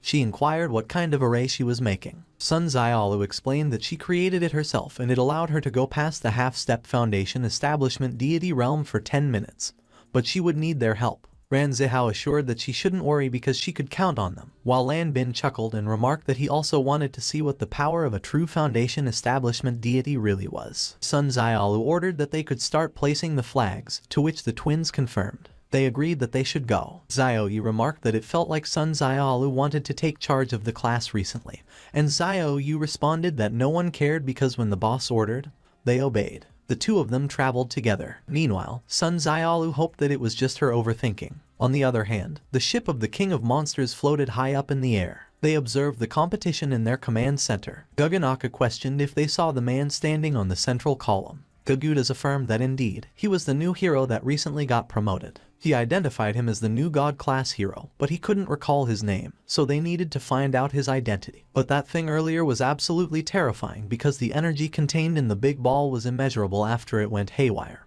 and yet, he erased it just by grasping the air with his hand. Gaganadu assured that they shouldn't be afraid because the Demon Emperor just sent a message that the hero's passive was not unbeatable, so they should proceed as planned. But Gagudas wondered if Yan Sen's dressing style wasn't similar to the Demon Emperor's. Gaganadu recommended that they better review their strategy just in case. Meanwhile, they planted one of the weapons on the floor of their ship. On the other hand, Lan Qi Qi inquired what was wrong and if it was that familiar smell again, to which he affirmed and confirmed it was pretty close. Back at the ship, Gaganaka declared that after that, they would contain the top 10 god class, and the students would be in their hands, so in 30 minutes, they would have destroyed their future. The 4 kings of monsters departed. They descended towards the examination area. Gagukas initiated his program input. He triggered his skill, Spatial Lockdown, to the entire area. Photogenic Astro Man reacted with surprise. The Rainbow Rangers reacted with surprise as well. Lan Qi Qi asked what it was while Yansen reflected deeply. Gaguka's skill isolated them. The signal got cut off, and the footage the people were watching vanished. One of them questioned why the image was gone, while another urged that they should let them see what was happening. At the station, a cameraman questioned what the deal with that was. Gaganaka insisted that they should hurry and suck them into the hollow space, as they had to isolate them before they found out. Gagukas retorted that he shouldn't yell at him because it was the first time he used that space lock program. Photogenic Astral Man reacted with alarm when the pillar he stood on was moved. The Rainbow Rangers mirrored the same reaction. Meanwhile, Yansen stated that he finally recalled that it was the Greater Demon transformations. Lan Qi Qi inquired what he meant and what a Greater Demon was. On the other hand, Hu Mengqi grew worried for Yansen while Lan Bin summoned Sun Xiaolu and urged that she should look over there. The monsters carried the weapons to the landing zone. They whistled as they carried it on their shoulders. One of them questioned if it was how they did it, and another responded that it was what the manual instructed. They simultaneously recited that with blood as a token, the contracted spirit was summoned. The monsters wished upon that blood covenant. They demanded his presence. The monsters screamed as they got blown away. The area filled with smoke caused by the lightning strike. The Superman leader inquired what happened, while Yurong questioned what the thing up in the sky was. Gray replied that he had no idea. The Superman leader grew alarmed. The smoke slowly dissipated and revealed what the monsters summoned. It was the demon spirit beast, Demon's Kai. Sun Xiaolu felt surprised when she recognized him while he queried if she was a human cultivator. She wondered why there was a spirit beast there and even a demon like that. The Superhuman Institute reacted with surprise when they heard her mention spirit beast. Their leader probed if Sun Xiaolu knew that beast, and Gray responded that he didn't know. Ran Zihao questioned if she knew that beast, and she retorted if they hadn't read any books in the library. Hu Mengqi clarified that it was the beast coming from Yansen's world. Demon Beast Level 1, Damon's Kai stage. As Ran Zihao and Lan Bin followed up if she had also read about it, she remarked that only the two of them hadn't. Sun Xiaolu felt concerned. She considered that it was really a big problem.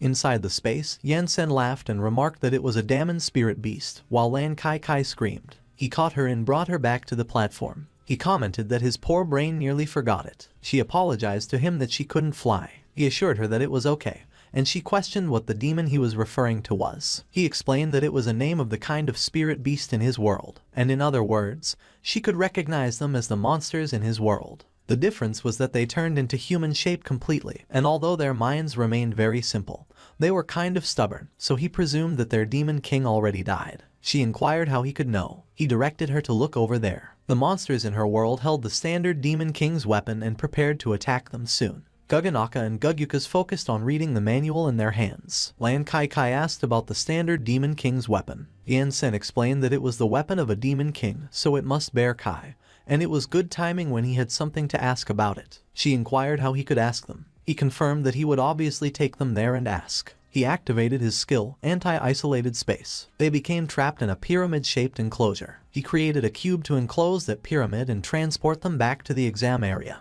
Guganaka demanded what he was doing, and he questioned what happened. Guganaka inquired how it was going, and Gugyukas answered that he still learned the incantations by heart. Guganaka wondered why Yansen brought him an uneasy feeling. Yansen merely smiled at them. On the Celestial Pearl continent, as long as a thing fulfilled the condition, it could cultivate spirituality, even the animals. Due to the conditions, some animals absorbed the Kai, formed the energy source. As a result, it became the spirit beast. But according to the divine rule, if they wanted to reach demon level, they must have human bodies, so they needed to go through 4 stages in total: shape-changing Kai, sacred forming Kai, recuperating Kai, and Damon Kai. When they got the complete human shape, they became the divine entities with divination, and because they possessed divine attributes when they were the beasts, people preferred calling them demon spirit beasts. Lan Qi Qi stated that Yansen isolated the space and inquired if his students weren't in danger. He reasoned that he could hardly protect them forever, so they needed to mature. Meanwhile, the spirit beast stared at the students below.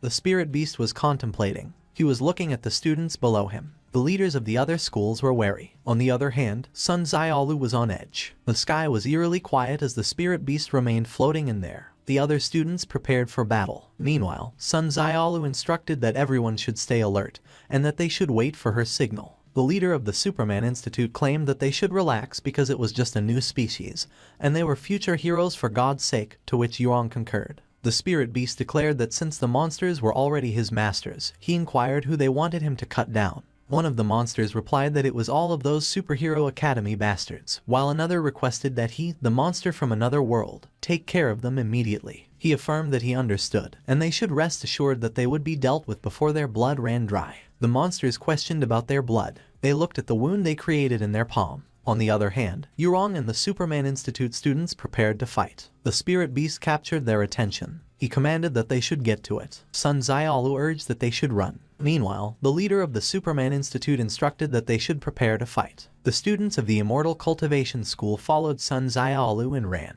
Gray mocked that they were wimps, but Sun Xiaolu warned that they should avoid clashing with that demonic beast at all costs, because it was not an enemy they could beat. The spirit beast ordered that they should kill the strongest first, and he wondered which one it was. One of the monsters indicated that it was that one, the one with the red cloak, but the spirit beast contradicted that he was wrong. It was Sun Xiaolu. She was on edge as she ran away. She was unaware of the blade that the spirit beast had thrown towards her. She explained that he was a demon beast sealed inside a weapon, so they would win if they could stall him until their blood ran dry. Ran Zihao cautioned that she should watch out. The twins were startled. Xiaoyi quickly jumped towards Sun Xiaolu. He protected her from the blade. Lan Bin was taken aback. Fu Menqi was surprised as well. The two of them landed on a rooftop, and Xiaoyu approached them. Sun Xiaolu inquired if he was okay. He assured that he was fine and it was just a scratch, so it looked like the last 2 years of training had not been in vain, and they counted on her to turn the tables on them. Xiaoyu scoffed and declared that if the spirit beast wanted to hurt their big sister, he would have to get through them. They would stick together. The spirit beast questioned if a mere martial arts practitioner thought he could stop him. Suddenly, the leader of the Superman Institute demanded if he thought he would just watch. He wondered how she was the strongest and noted that they had not even finished their fight yet. The spirit beast was surprised that he blocked his way. On the other hand, Xiaoyu inquired if that was the squad leader of the Superman Institute, and the leader instructed that he should take the wounded and leave. He was really pissed off at the moment, so the spirit beast should come at him. The spirit beast eagerly swung his fist. The leader was taken aback. He was punched in the stomach. It was so powerful that snot came out of his nose and tears welled up at the corners of his eyes. He crashed towards the buildings. He pierced through multiple buildings before he crashed on the ground. Yurong cursed in disbelief. Gray had the same reaction. The leader got an instant KO. The spirit beast remained floating in the sky. Gray questioned if he lost, and Yurong insisted that there was no way. Meanwhile, the spirit beast inquired if that was it. He wondered where they all went, if they were for real. He concluded that, as expected of cultivators, the only thing they were good at was running away. The blonde reporter addressed his dear viewers and friends of the audience and declared that the situation was currently critical, with the top 10 heroes of God class isolated in various subspaces. The students were having a hard time with no support. But the mechanic eye inquired why he was still commentating when the comms were blocked and it was not like anyone could hear him. On the other hand, Ran Zihao questioned if it was impossible for her to knock out the leader of the Superman Institute in one blow. And she replied of course not, as it was hard enough to suppress him. And with the way their leader was getting stronger as time passed, she promised him she was trying to end it as fast as she could, so it would be difficult for her to completely defeat him. Back at the superhero headquarters, the phones were incessantly ringing. One of the callers demanded to know what the hell was going on, while the staff responded that they didn't know because the lines were down. The people inside couldn't get out, and the people outside couldn't get in. The secretary acknowledged and expressed that he understood, and he called the president and revealed that it was a dimensional seal. The students, along with a few other god classes, were currently trapped there. The president ordered that they should assemble a rescue team quickly, and as he inquired where the 9th and 10th of the god class were, the secretary explained that they had gone underground to search for Gyuguos and they hadn't returned yet. They were running out of time to mobilize the other high rankers, unless they somehow sensed that something was wrong and came back early, which made the president cure. Meanwhile, the audience on the street questioned why they couldn't see anything and insisted that they should turn it back on. Another audience member at home complained that it was a crappy anchor, and he would give him the worst review. On the other hand, at the city outskirts, the rescue team 1 was working on the dimensional seal. The demigod class hero ranked 124th inquired if it was unlocked yet and mentioned that his grandson had almost turned 1 month old waiting for him. And the demigod class hero ranked 143rd replied that it would be in a minute. It was done. He requested to know how it was, but the 124th questioned how he was supposed to get through that, and he suggested that he should just try it. 124th attempted to squeeze through the tiny hole. He demanded if he was kidding him and complained that it didn't fit. He was surprised when Black Gold pulled him out. He was thrown on the ground. They were the 34th of the god class and the 39th of the god class, and Black Gold declared that they would take it from there. Back at the headquarters, the secretary informed that the 39th and 34th ranked god class had arrived at their designated location, and the president instructed that he should tell them to prioritize the students' safety. At the city outskirts, a loud booming sound echoed through the forest. One of the audience in the street urged that they should look because the image was back. The others cheered. The audience at home remarked that it was on again. Meanwhile, 143rd and 124th were left speechless. 124th asked if the communications were restored, and 143rd observed that it looked like it. A huge hole was created in the dimension seal. On the other hand, the blood reporter addressed the ladies and gentlemen and announced that the situation was most dire. Just moments ago, the Monster Kings used a space blocking skill to disable the signal, causing him to accidentally crash the chopper. And the top 10 of the God class were currently fighting what appeared to be the current leader of the monsters in various subspaces. The monster's helper seemed alien to that world and was extremely powerful. Within 10 minutes of the new opponent's appearance, the Superman Institute, the Immortal School, the Ninja Academy, and the Wizards Academy had all been defeated. Since the cultivation class had chosen to run away just before the battle started, they were the only ones who survived for the time being, but their current whereabouts were unknown. If the high-ranking heroes of the God class didn't come to their rescue soon, the lives of their students would be in mortal danger. The spirit beast was choking Yurong. Ran Zihao observed that the class president of the Wizard Academy was getting choked to death. She was completely helpless in his hand. She couldn't believe his strength, and she wondered if she was going to die. She was surprised when she noticed Lan Bin. He charged at them with all his might while drawing his sword. He slashed the spirit beast from behind. He swung his sword, but it shattered. He was surprised. The spirit beast declared that he was finally showing his face. He threw Yurong at him. Lan Bin caught her, but the force was so strong that the two of them crashed on the ground. Menki called Lan Bin. The area was covered with dust from the crash. She couldn't see anything. A few moments later, the dust settled down. Yurong asked if he was okay. She was surprised when she noticed that his hands were grabbing her bosoms. She was flustered and enraged at the same time, and she was about to punch him. But she stopped in her tracks when she saw that he was completely unconscious. The spirit beast solemnly stood there midair. Meanwhile, the audience questioned who the spirit beast was and if they had seen it before. One of them suggested that it might be a new species of monster, while another commented that it was so weird looking.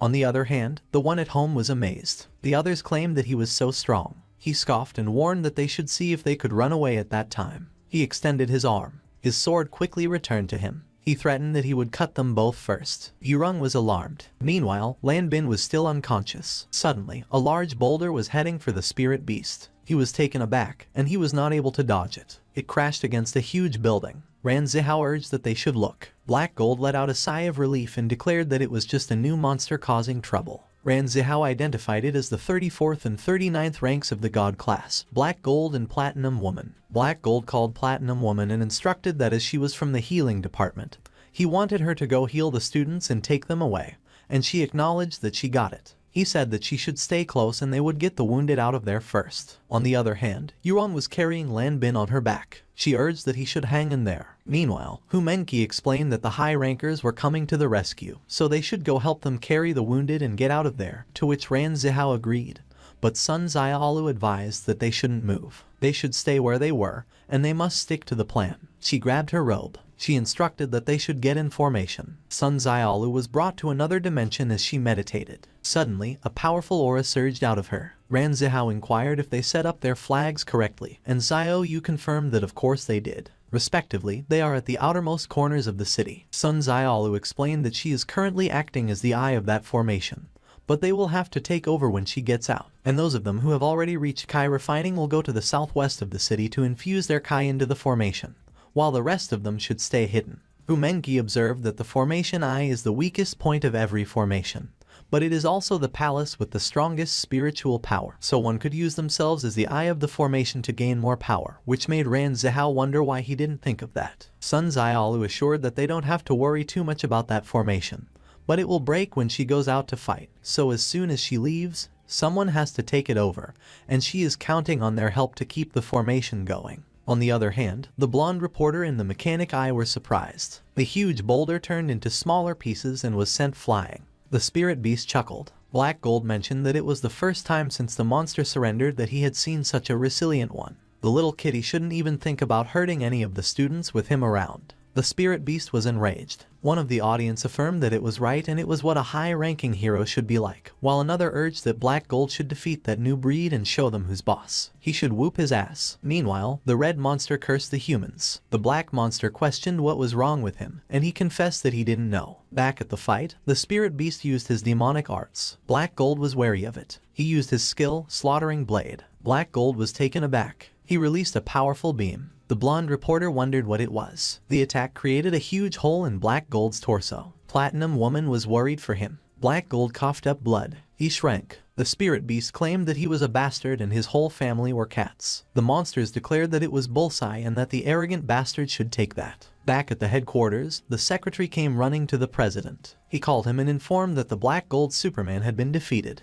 The president questioned if there were any other high-ranked heroes around, and he replied that not really, only his partner, and except for the top 10, all the others were probably defeated. The president cursed. On the other hand, one of the audience members wondered how that could happen and commented that it was already way beyond the strength of a monster king, while another concluded that it was hopeless. Meanwhile, the spirit beast noticed Platinum Woman. She was healing Black Gold. He asked if she was trying to heal him. He stated that she shouldn't think about it. He lunged at him at an incredible speed. He proclaimed that they should die. On the other hand, Lan Bin called Sun Xiaolu. She declared that she would cut. She jumped from the eye of the formation. The spirit beast barely managed to dodge her. He was surprised. She was heading towards the sky at an incredible speed. She stopped when she reached the height she was aiming for. She quickly turned and swung her sword. She used her skill, full-powered foundation establishment slash. The spirit beast was terrified. Her attack cut the city in half. Ran Zihao and the others were so surprised. Meanwhile, Platinum Woman screamed as she tried to steady herself while carrying Black Gold.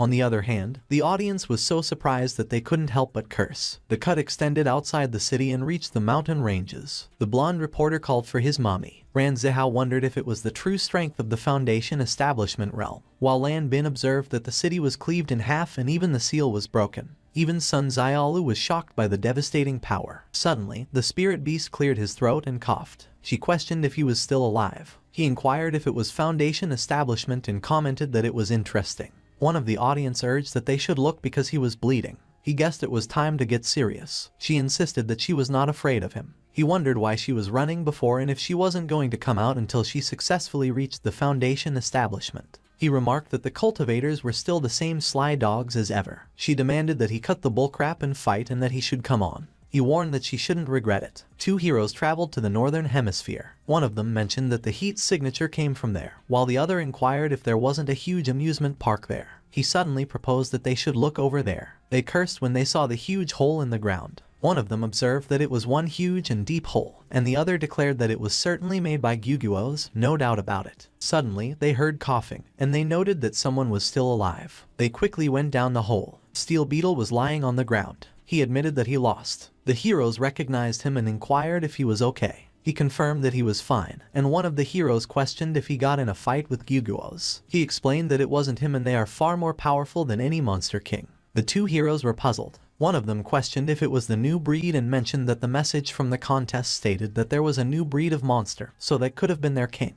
And the other agreed that it was very likely. As long as they all team up, no monster is their match, so they should go. Suddenly, one of them inquired about Steel Beetle. They were surprised when they saw that he was still lying on the ground. He expressed that he would pass and wished them good luck. The heroes were speechless. He warned that they shouldn't try to talk him into it either, and if they wanted to fight, they should go because he would go back to HQ. He considered that the world would never be peaceful again. Meanwhile, Anon and Ling Ling were traveling with the monsters. Anon questioned why she didn't finish him off earlier, and she revealed that seeing as he was quite handsome, she figured that it wouldn't hurt to let him live. The monsters stated that their Lord Gyuguos should rest in peace. Suddenly, Ling Ling called them, and as they responded affirmatively, they immediately swore that they were not ugly. But she clarified that she was asking them if there were any righteous people in their world who wore those clothes. One of them replied there were not really, and as far as he knew, they all wear that attire. She stated that it was perfect because no one in that world could beat them then. One of the monsters questioned who the person she just showed them was, and Anon revealed that it was an archenemy. They should go because there was nothing interesting there anymore. He asked where they were going, and Ling Ling explained that they were going to subvert their world. Also, they should check how well their kings are fighting at the moment. The monsters were nervous. On the other hand, the spirit beast and Sun Xiaolu lunged towards each other. They punched each other in the face at the same time.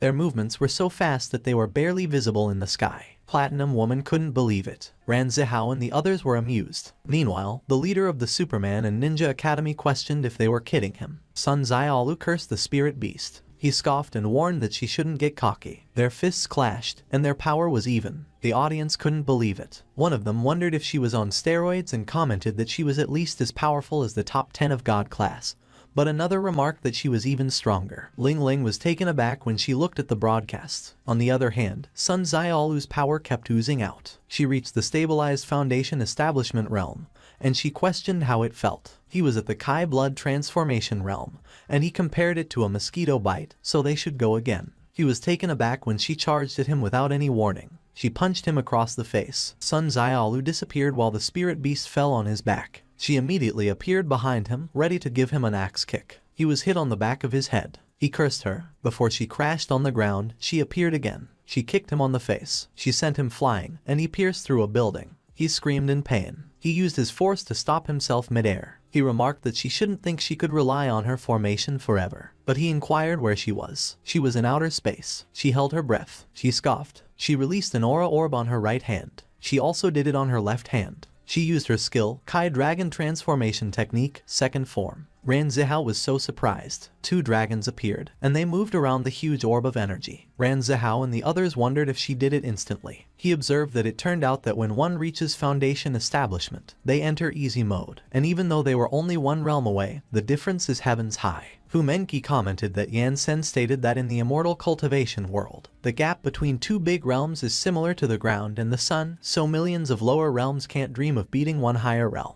Meanwhile, Sun Xiaolu wondered how the spirit beast would like that one. She explained that it was a cheat technique that her master gave her so he should enjoy it. He was so surprised that his eyes almost popped out of their sockets. The skill came at him at an incredible speed. Ran Zihao questioned if she wanted to blow up the whole city and remarked that they were still down there while calling her an idiot. But Fu Menqi advised that he should stop shouting because she knew what she was doing. Back at the fight, the spirit beast cursed. He insisted that she shouldn't look down on him. He raised his arm and prepared to attack her skill. He demanded that it should get away. He deflected the skill. It changed its direction towards the mountains. But the explosion was so powerful that he was still pushed back by its pressure. The heroes were speechless. Her classmates were speechless. The other academies were also speechless. The explosion created a loud booming sound and illuminated the area. The audience fell silent. Meanwhile, Anon and Ling Ling acknowledged that there were immortal cultivators. They questioned why those bastards were there too. Ling Ling wondered if they didn't claim that there were no cultivators in that world, and they admitted that they didn't know. She suggested that she and Anon should run away, but Anon insisted that she should wait a minute and check their realms because there was 1 peak Kai refining, 1 mid Kai refining, 2 early stage, and the rest were mere martial artists. Ling Ling questioned why they should run and insisted that they should kill them, as they must avenge the destruction of their clan. Anon was speechless. She requested that Ling Ling calm down because she must always be careful when dealing with immortal practitioners, but she wondered what she was afraid of and claimed that they were several realms above them, so she could even kill them with a sneeze. Anon questioned if she didn't remember what those bastards liked to do most, and she asked what it was again. Anon explained that it was hiding their cultivation and pretending to be a pig to eat the tiger. She thought she was a master pretending to be a novice, and at the last minute, she would beat them to death. Those immortals were vile, devious, and cunning, so to deal with such bastards, they had to play it safe, to which Ling Ling agreed. Back at the fight, the explosion created a mushroom cloud. The spirit beast could not resist its pressure. Lan Bin remarked that it was blowing him away, as the explosion was as powerful as 160 million tons of TNT, so even the continental shelves were being shifted.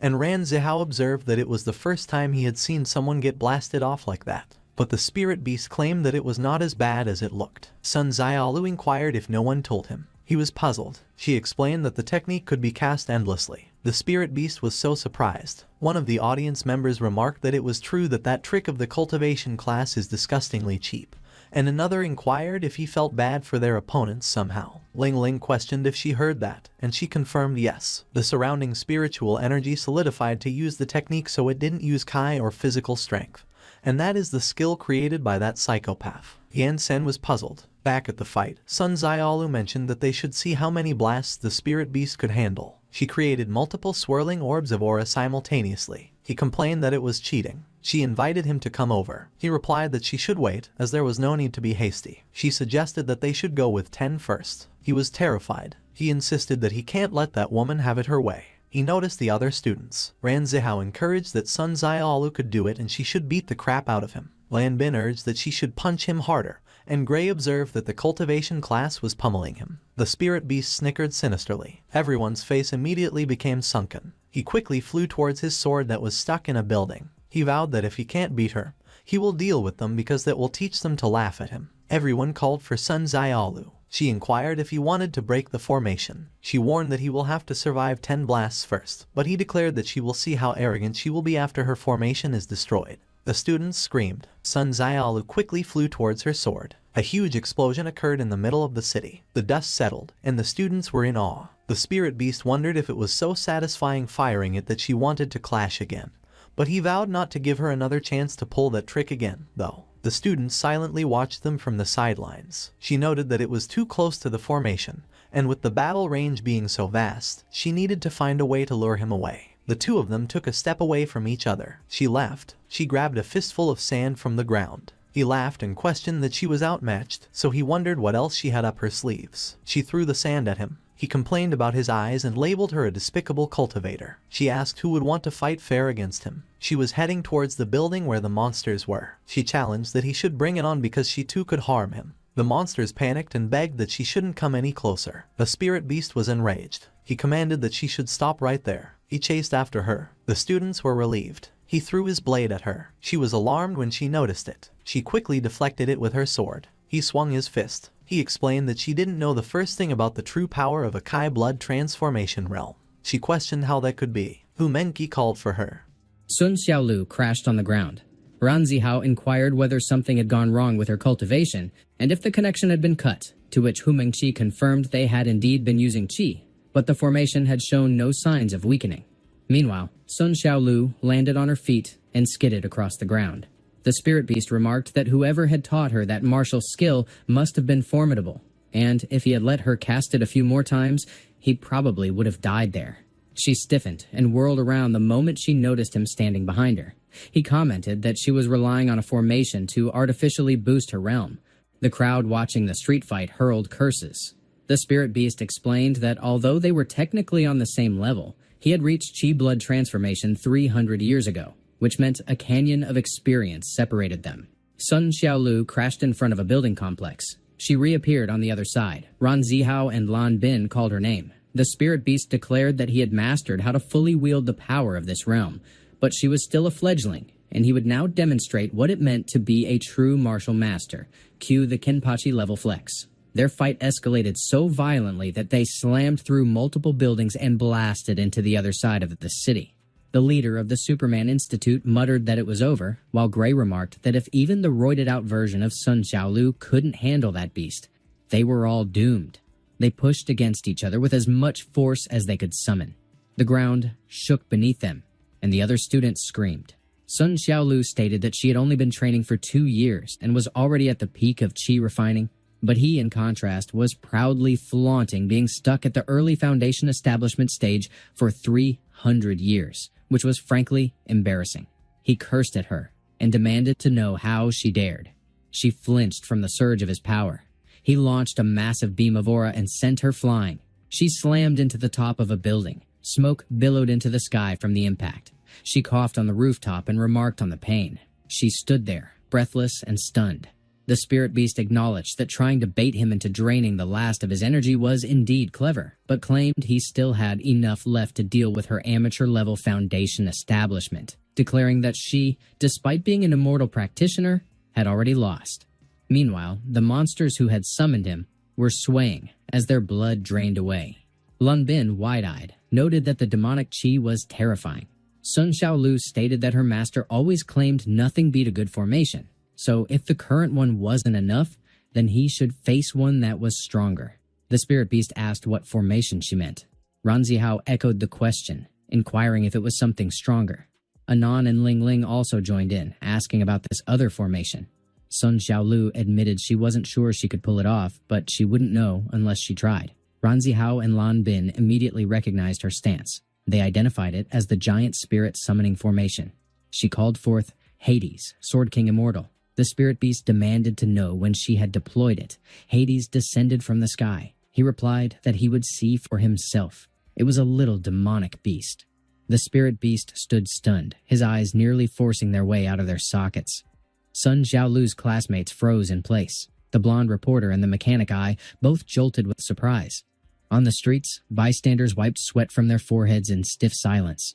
Leaders from the other academies muttered that the cultivation class had gone way too far and labeled them a pack of assholes.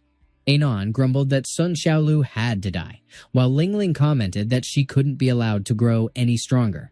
At the center of the chaos, Hades turned to the spirit beast and demanded whether it truly intended to act insolently before his king. The spirit beast blinked rapidly and questioned if he was truly the legendary sword immortal of the netherworld, which hit with the force of Gojo Satoru, dropping into the middle of an exam hall. He cursed under his breath and conceded defeat to the immortal cultivator. Sun Xiaolu called out to Hades and accused the spirit beast of trying to escape. Hades turned to it again and questioned whether fleeing was truly its plan. He drew his sword. He raised it toward the sky. He brought it down without hesitation. The spirit beast roared a curse. Hades drove his blade into the heart of the city. The spirit beast launched itself out of the blast radius at full speed and cried out for the Lord Demon Emperor's aid. The city detonated. Smoke billowed high above the wreckage. Lan Bin and Ranzihao stared wide-eyed. The onlookers stood frozen in the same stunned awe. Where once there had been a city, only a colossal crater remained. The Superman Academy's leader in gray trembled, tears welling up as they muttered something about their house. Lan Bin remarked that Hades was clearly talented in destruction. Ranzihao added that it was probably fine, since their homes were on the opposite side of town, brushing it off like a casual bystander in a Dragon Ball episode watching a city get erased from the map. Anon and Ling Ling were left completely dumbfounded. Overhead, monsters began falling out of the sky. Ranzihao remarked that they had been obliterated in one strike. They plummeted alongside the weapon used to summon the spirit beast. None of them stirred as they hit the ground. Hades turned toward them and questioned why they would gang up on a disciple of their so-called celestial deities sect. Sun Xiaolu fixated on the enormous pit in front of her. She let out a curse and muttered that it was incredibly deep. She contacted Hades and accused him of going too far, pointing out that he had burned through all her spiritual energy with that attack. Hades replied that it was merely a basic swing, and that the fact she could summon him with such a low cultivation level already proved her remarkable potential. He noted that if Yansen had seen this, he would have smiled with pride. She reflected that the formation probably shouldn't be used again until she reached at least the peak of Foundation establishment, as she now couldn't even lift a finger. Then something clicked. She turned to Hades and questioned why he was still present. He remained at the crater's edge without reacting. He replied that she clearly hadn't realized she was already in danger. She repeated the words back, unsure. He confirmed it. Two powerful forces in the far northern reaches of her world had begun to radiate an overwhelming killing intent. Their fury was locked directly onto her. Anon and Ling Ling radiated killing intent while watching the competition unfold on the screen. Sun Xiaolu turned to Hades and pressed if he meant they were demons too, and if they had already taken one down, then it shouldn't be an issue to eliminate the rest. Hades dismissed her assumption. She froze. He clarified that if they released their killing intent in front of her, she would be annihilated instantly as they operated on a completely different level. He didn't need to explain their strength, since she barely registered as a speck of dust in their perception. She inquired whether the gap was truly that vast, but he chuckled and remarked that she need not worry, since he was still there to shield her. She admitted she had regressed to the Qi refinement realm and could no longer provide him with enough Qi for another strike, nor did she possess the strength to escape. Still, she sensed the formation remained active, feeding her spiritual energy. Recognition struck. Hades remained solidly in place and showed no sign of fading. She questioned whether he was sacrificing his lifespan to maintain the formation. He confirmed it, adding that he still had several thousand years left to burn through, and if anything befell her, Yansen would flay him alive. As long as he kept her safe, he could beg for 1,000,000 years of vitality, and Yansen would gladly hand it over. She started to argue, but he brushed it aside and asked if she had a better solution. She wondered if he could break through the spatial seals ahead. He plunged his sword into the ground. He commented that it was elementary, manageable with his pinky finger, while juggling a Sudoku and an episode of One Piece. She asked if he could extract Yansen from it. He replied that it probably wouldn't work. She pressed him for a reason, and he countered by asking if she really believed Yansen needed rescuing. He figured the guy was likely enjoying himself inside. A reverse spatial seal had been placed on the outside, one only he could bypass. She then asked what their next move should be. He instructed her to leave it to him. Her master would likely emerge soon, already aware that he couldn't win as things stood, so until then, he would need assistance. She prompted him for the source. He revealed that the help was sealed inside one of the spatial prisons. Meanwhile, 001 crashed to the ground, battered and gasping. Gugudas cackled at the sight. He called on his father, mother, grandparents, great-grandfathers, and ancestors, asking if they could witness the scene. After all these centuries, watching a hero brought so low would have delighted them had they still been alive. The Rainbow Rangers remained stunned. 001 muttered that he had been crying for nearly 30 minutes, and as he asked if Gugudas was finished, Gugudas apologized mockingly, claiming that years of torment made the moment of redemption overwhelming. The heroes would not escape that day, and summoning the strange beast, he commanded it to finish them off. The creature gathered energy in its maw, readying an attack. 001 told them to bring it on and urged the others to leave. But the system flagged an alert that it could not absorb solar radiation and energy reserves were depleted. Gugudas burst out laughing and declared the heroes doomed. Hades suddenly burst onto the battlefield. Gugudas swore. Smirking with renewed confidence, he lunged at him. The strange beast howled in agony as Hades kicked it in the face. Addressing 001 as his brother, he remarked that he had grown soft. The strange beast's face had twisted grotesquely after Hades broke through the space seal and kicked it. The Rainbow Rangers demanded how the bastard managed to get in. Hades soared towards 001. 001 blinked in confusion. They had broken through the space seal. As they returned to the real world, Hades landed on his feet, while 001 slammed into the ground face first. 001 cursed and snapped that he didn't need help. Hades remarked that without him, he'd already be dead. Meanwhile, Lan Qi Qi squinted and wondered if it was Master Hades, while Gray tilted his head and noted the presence of the ancient Super Mecha 001. On the other side, the people stood frozen, and not in the sanitized award show type of stunned. Meanwhile, the blonde reporter couldn't even form words. In outer space, the strange beast emerged from the space seal. Lan Qi Qi questioned what that thing was, while Gray speculated whether it counted as a monster. On the other side, the blonde reporter turned to the Mechanici and inquired whether it belonged to its species. Meanwhile, Hades mocked that his brother was pitifully weak and wondered aloud if he couldn't even handle that runt. But 001 retorted with a dry inquiry about who this so-called brother was and remarked that if solar radiation weren't blocked, he would have flattened it already. Once they dealt with the beast, they could settle things between themselves, and Hades muttered that he was ready whenever. Meanwhile, elsewhere, Yansen brawled with Gugukas and Gugunaka. The pair hovered at the edge of the sealed space. Gugunaka shouted for help, and as Gugukas cried out for his mother and pleaded to go home, Gugunaka yelled over the chaos to ask what kind of spatial seal this was and how he had managed to trap them inside, but Gugukas stammered that he had no clue. On the other side, the spirit of a demon emperor's weapon begged Yansen to back off and insisted that he genuinely had no idea where the heavenly domain was. He bolted at full speed and zipped through the sealed space. Lan Qi Qi stayed silent, dangling in Yansen's grasp. She dryly commented that he kept maiming the guy, healing him, and doing it again, and asked if he didn't think that was a bit much. He deflected with a rhetorical jab and explained that back in the heavenly domain as a kid, he never killed anyone in battle, just left them permanently broken. She replied that he was right, clearly the living portrait of compassion, but privately wondered if he was completely deranged, and maybe those poor bastards would have preferred dying. Yansen narrowed his eyes and challenged the spirit again, accusing him of reeking with guilt while still pretending not to know. The spirit repeated his plea, insisting on his ignorance. He scanned his surroundings and froze in alarm. Yansen loomed ahead and struck him hard across the face. He crashed to the floor. Yansen drove his foot into the spirit's face. He warned this would be the last chance to give a real answer. And Lan Qi Qi commented that spilling the truth might be a wise move. But the spirit whimpered that he truly didn't know anything, claiming he was just a low-tier demon beast, and asked why Yansen couldn't believe him. Lan Qi Qi noted that the crying had become so hysterical he was practically drowning in it, so maybe the idiot genuinely had nothing. The spirit sniffled and assumed it was over.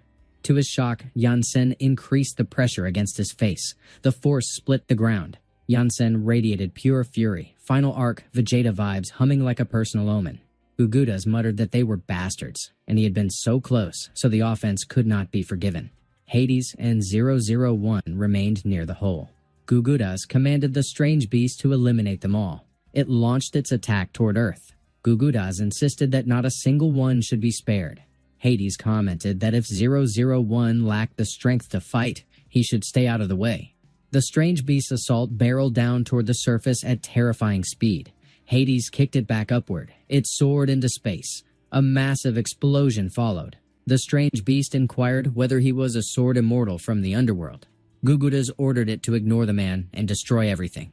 The strange beast let out a roar. It unleashed several beams at Earth. Gugudas noted that he finally had enough blood to work with, so they should proceed cautiously. But Hades challenged him, demanding whether he truly believed he could be ignored. He targeted each beam the strange beast fired. He diverted all of them away from Earth. Down below, Lan Qi Qi warned that it had become too dangerous. Back in the sky, the strange beast acknowledged that the sword immortal belonged to a realm beyond his, meaning he was not a match. Gugudas announced they would self-destruct and bring their enemies with them. He confirmed that as long as they drew breath, the Lord Demon Emperor could still save them. Hades narrowed his eyes when he noticed their intent. Gugudas dared him to try because any contact would guarantee mutual destruction. The students below remarked that they were cowards, but the strange beast was already overwhelmed by the energy it had consumed. Meanwhile, 001 reported that the core replenishment process had finished. It was finally complete. A surge of energy erupted from him, splitting the ground with raw force. The students flinched at the sudden shockwave. Civilians were also stunned. Even the strange beast took notice. Gugudas turned toward him. Hades, too, fixed his gaze on the figure. His body now radiated electric energy so fierce it resembled Super Saiyan Blue taken to a violent extreme. The strange beast observed his ascension. Gugudas proclaimed he had reached full power. He ordered their erasure. The blonde reporter and Mechanic Eye froze in awe. The students reacted the same way. The strange beast howled. Hades responded that he would not allow it, but 001 unleashed a devastating beam. Hades twisted aside just in time. The blast shot skyward at blinding speed. The strange beast let out a pained cry as it took the hit. Gugudas screamed and hurled curses at the heroes. The strange beast vanished into nothingness. The beam remained visible, still searing through outer space. 001 scoffed. Gugudas plummeted back toward Earth. 001 remarked that this was payback for the earlier beating. Hades remained frozen. Sun Xiaolu mirrored his silence. Hades concluded that maybe 001 was not so bad after all. 001 replied that he earned a pass too, so they might as well settle their scores. But Hades waved it off, remarking that there were bigger threats to handle. Elsewhere, Anon and Ling Ling were still in the northern hemisphere with the two monsters. They stood in silence. Anon drew her sword, prepared for whatever final boss idiocy was coming next. The people celebrated. They laughed and declared that they won. One of them remarked that it was awesome because he truly believed they were going to die, to which another agreed. They cheered for the Ninja Academy and the Immortal School. Sun Xiaolu frowned at them in exasperation. On the other hand, the sky remained clear in the northern hemisphere. Anon unsheathed her sword. The two monsters flinched in alarm. They were blown away as she leapt into the sky. In an instant, she appeared behind Hades with her sword fully drawn. Hades groaned in pain as a fresh cut opened across his body. Sun Xiaolu reacted. No. 001 failed to register what just happened. Hades coughed up blood. The students all froze in shock. The people stood with mouths hanging open. The blonde reporter and Mechanic Eye mirrored the same reaction, synchronized like two background NPCs witnessing Saitama punch a god. Sun Xiaolu called out to Hades. She demanded to know what just happened. 001 checked if he was okay. He supported his weight and helped him stay upright. He blinked in surprise. He spotted Anon and Ling Ling standing in the distance. The people began asking who they were. The kid watching on TV blinked in disbelief. They asked who they were and where they came from. And another commented that they had never seen them before. The people marveled at their strength. Another blurted out gibberish from sheer shock. 001 cursed and declared that they were definitely not human. And as he demanded to know what they were, Hades muttered that they were greater demonic beasts. He coughed, and Sun Xiaolu asked if he was all right. He replied that he was fine, so she should just stay put. She muttered that they were bastards and declared that she was about to release the formation, but Hades told her to stop it, because lifting the spell would get her killed instantly. She tried to reason with him, but he argued that they came for her, and they couldn't let them succeed. So she should stop worrying and stay back. Ling Ling asked if they were playing hide-and-seek, channeling chaotic toddler energy with the power level of a final boss. The four of them stood in a face-off. Suddenly, Anon launched forward. A dark look clouded her face as she flew at Hades. Sun Xiaolu shouted a warning. 001 challenged Anon, accusing her of still trying to harm Hades. There was no way she would get past him. But Ling Ling suddenly lifted her index finger. She gestured and pulled it downward through the air. 0001 groaned in pain. A crushing force slammed him into the ground. Lan Qi blinked in surprise. Dust across the city scattered in gusts. Hu Mengqi struggled to keep her footing. Meanwhile, the leader of the Superman Academy and Gray were hurled back. On the other hand, the force pinning 001 was so powerful that it cracked the ground beneath him. The crowd watching the live footage gawked in shock. Their eyes bulged out anime style, complete with imaginary sound effects and a reaction cut in. 001 lay immobilized, Bamboo Red called out to him. Meanwhile, one of the people questioned how that could be. Another pointed out that she didn't even touch him. Another commented on how effortlessly she did it. As someone cursed and demanded if they were monsters, another countered that he didn't think so. Back at the fight, Anon laughed and glanced over at Ling Ling. She charged again at Hades. Sun Xiaolu cried out for Hades, but he remained doubled over, coughing up blood. Suddenly, photogenic Astroman cut in and declared that it was enough. Anon veered away just in time to avoid his strike. She turned her gaze toward him. He flew at her at breakneck speed. He told her that she should quit it. Sun Xiaolu inquired whether the injuries had recovered and what the deal was with that light. Hades replied it wasn't a light, it was Qi. Photogenic Astroman hovered in the sky with practiced ease. The potent beam he launched earlier had been restoring Hades and 001. The crowd commented that it was the world's #1 god class, Photogenic Astroman, which meant the world had been saved, and amid their cheering, one of them suggested he should go ahead and vaporize the enemies. 001 remarked that the bastard had finally bothered to show up. Bamboo Black commented that he didn't remember that jerk having any healing powers. Meanwhile, one of the monsters checked whether Gugudos was alright, while the other mentioned they had brought the Lord Demon Emperor to rescue him. Back at the clash, Photogenic Astroman considered that, with Anon's expression, she seemed to be underestimating him. Meanwhile, Anon figured it was yet another exhibitionist. A gun barrel emerged from his index finger. He unleashed a powerful beam at her. The blast was strong enough to shoot into outer space. She grew intrigued once she noticed the bruise forming on her face. He remarked that he knew she was powerful and probably took down Gugos, but he worried she'd be in trouble if she lumped him in with someone like that. Standard overconfident main character routine, lodged somewhere between All Might post-smile and Aizen pre-glasses removal. Anon's bruise healed. She replied that it was fascinating and that he was an amusing one. She called out to Ling Ling and told her to wait a minute and keep an eye on the pair on the ground because she wanted to fight him one-on-one. Ling Ling responded with an alright, but warned her to keep her eyes open because something was off, and Anon confirmed she got the message. Meanwhile, Hades and 001 stood frozen. Back in the battle, Anon commented that he was a pervert and told him to bring it on. Photogenic Astroman chuckled and considered she shouldn't mock his energy extraction outfit, which looked like a rejected cyan armor prototype. He activated his skill, full-powered blast. 001 remarked that he had gone straight for the kill. Anon inhaled deeply and asked whether he had any other tricks in that world. She commented that it was boring. Photogenic Astroman moved swiftly to dodge his own attack being hurled back at him. He asked her what she made of his other technique. She had no response. She was flipped upside down. She quickly noticed he had shifted behind her. He explained that this was his full power, and he could maintain it for a full year if necessary.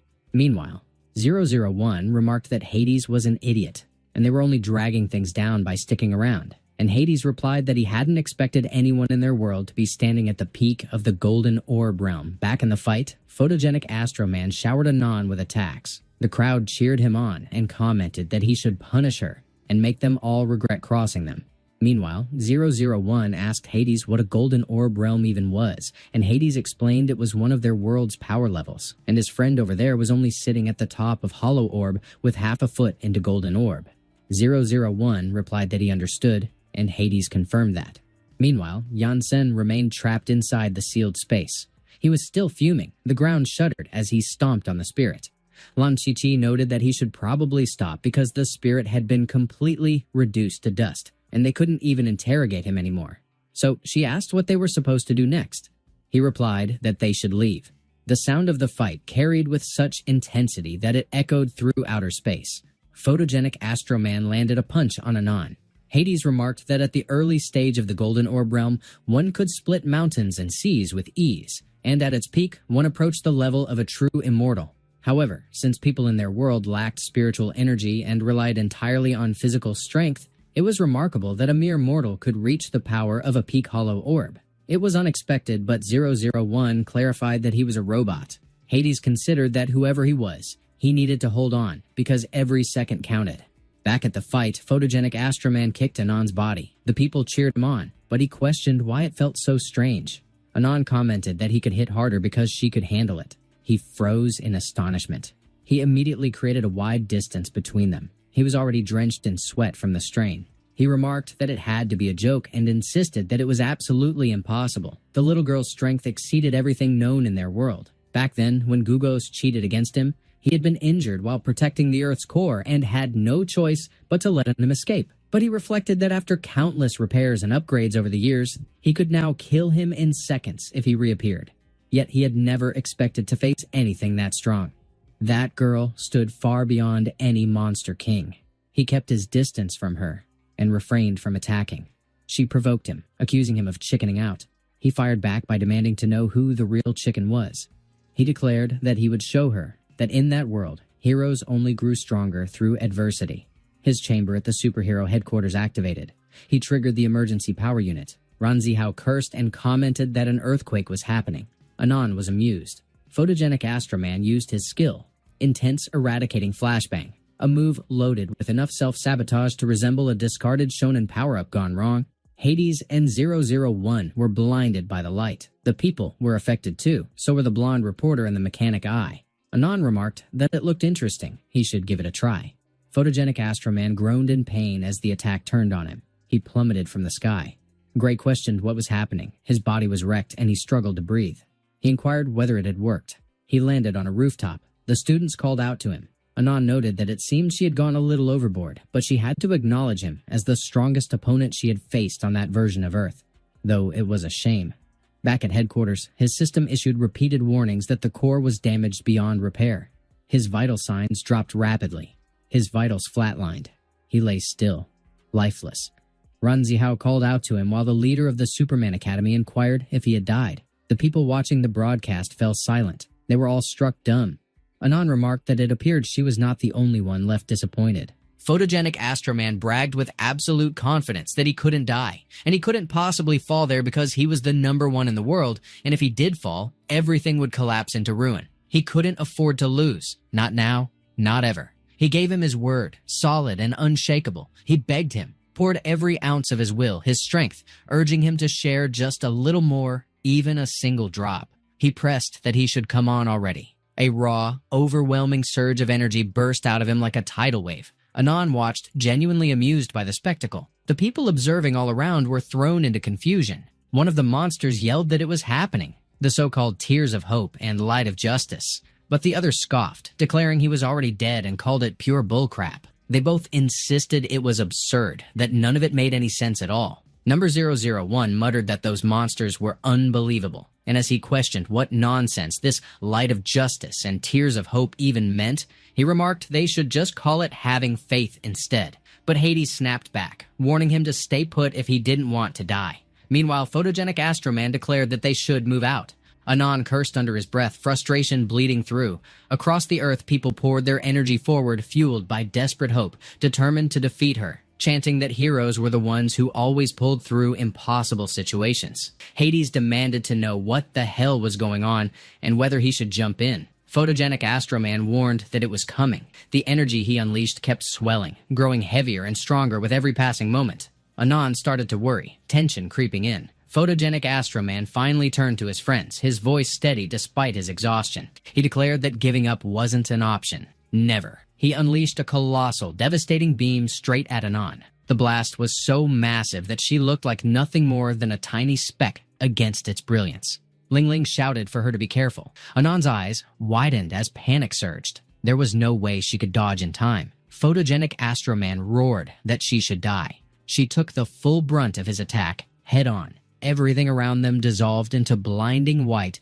from the force of the explosion. The sky itself turned pitch dark as the beam ripped across it. Then, just as suddenly, the beam vanished, and the heavens slowly brightened again. Gray hesitantly asked if it was finally over, while Lan Qi muttered if they had actually won. Meanwhile, Photogenic Astroman stood there, completely out of breath, shoulders heaving. But Anon? She was only mildly injured and exhaled a deep sigh of relief. Everyone froze, stunned beyond belief. She laughed, exhilarated, admitting it was incredible because that strike had reached at least the true immortal level. and if it weren't for her protective artifacts, she'd probably be shredded and barely clinging to life. It fascinated her endlessly. He wasn't just pushing immortal-level power while still being mortal, but he had actually clawed his way back from death itself. So no wonder those little creatures were frantic, because with that monster around, there was no way in hell they could ever hope to win. Photogenic Astro Man cursed bitterly, admitting that was everything he had left. She smirked faintly and told him that in her world, there was a saying, if one can't beat someone, they shouldn't fight them. It was known as the Immortal's Law. Anon gathered her energy with a wild surge and spun it fiercely around her torso. It spiraled downward, wrapping tightly around her legs in restless motion. She unleashed her immortal arts, Rising Phoenix, without a hint of hesitation. She grinned wickedly as she stretched her arms wide, commanding the fiery phoenix with precision. Ranzihao and Gray pressed her about what it was. Yurong spat a curse while Gray blurted out if it was some kind of bird. Ranzihao declared sharply that it was the Immortal's way. The phoenix flared magnificently, wings beating like thunder and its tail cutting arcs of light. Photogenic Astroman snapped that Anon was a bastard. His strength was nearly drained to the brink. She mocked him coolly, telling him to let her send him off properly. She thrust the phoenix forward, aiming it straight at him. It launched like a blazing spear, ripping through the air at terrifying speed. Number 001 cried out that he was doomed, insisting he wouldn't recover from the injuries and that they should save him now. But Ling Ling shot back coldly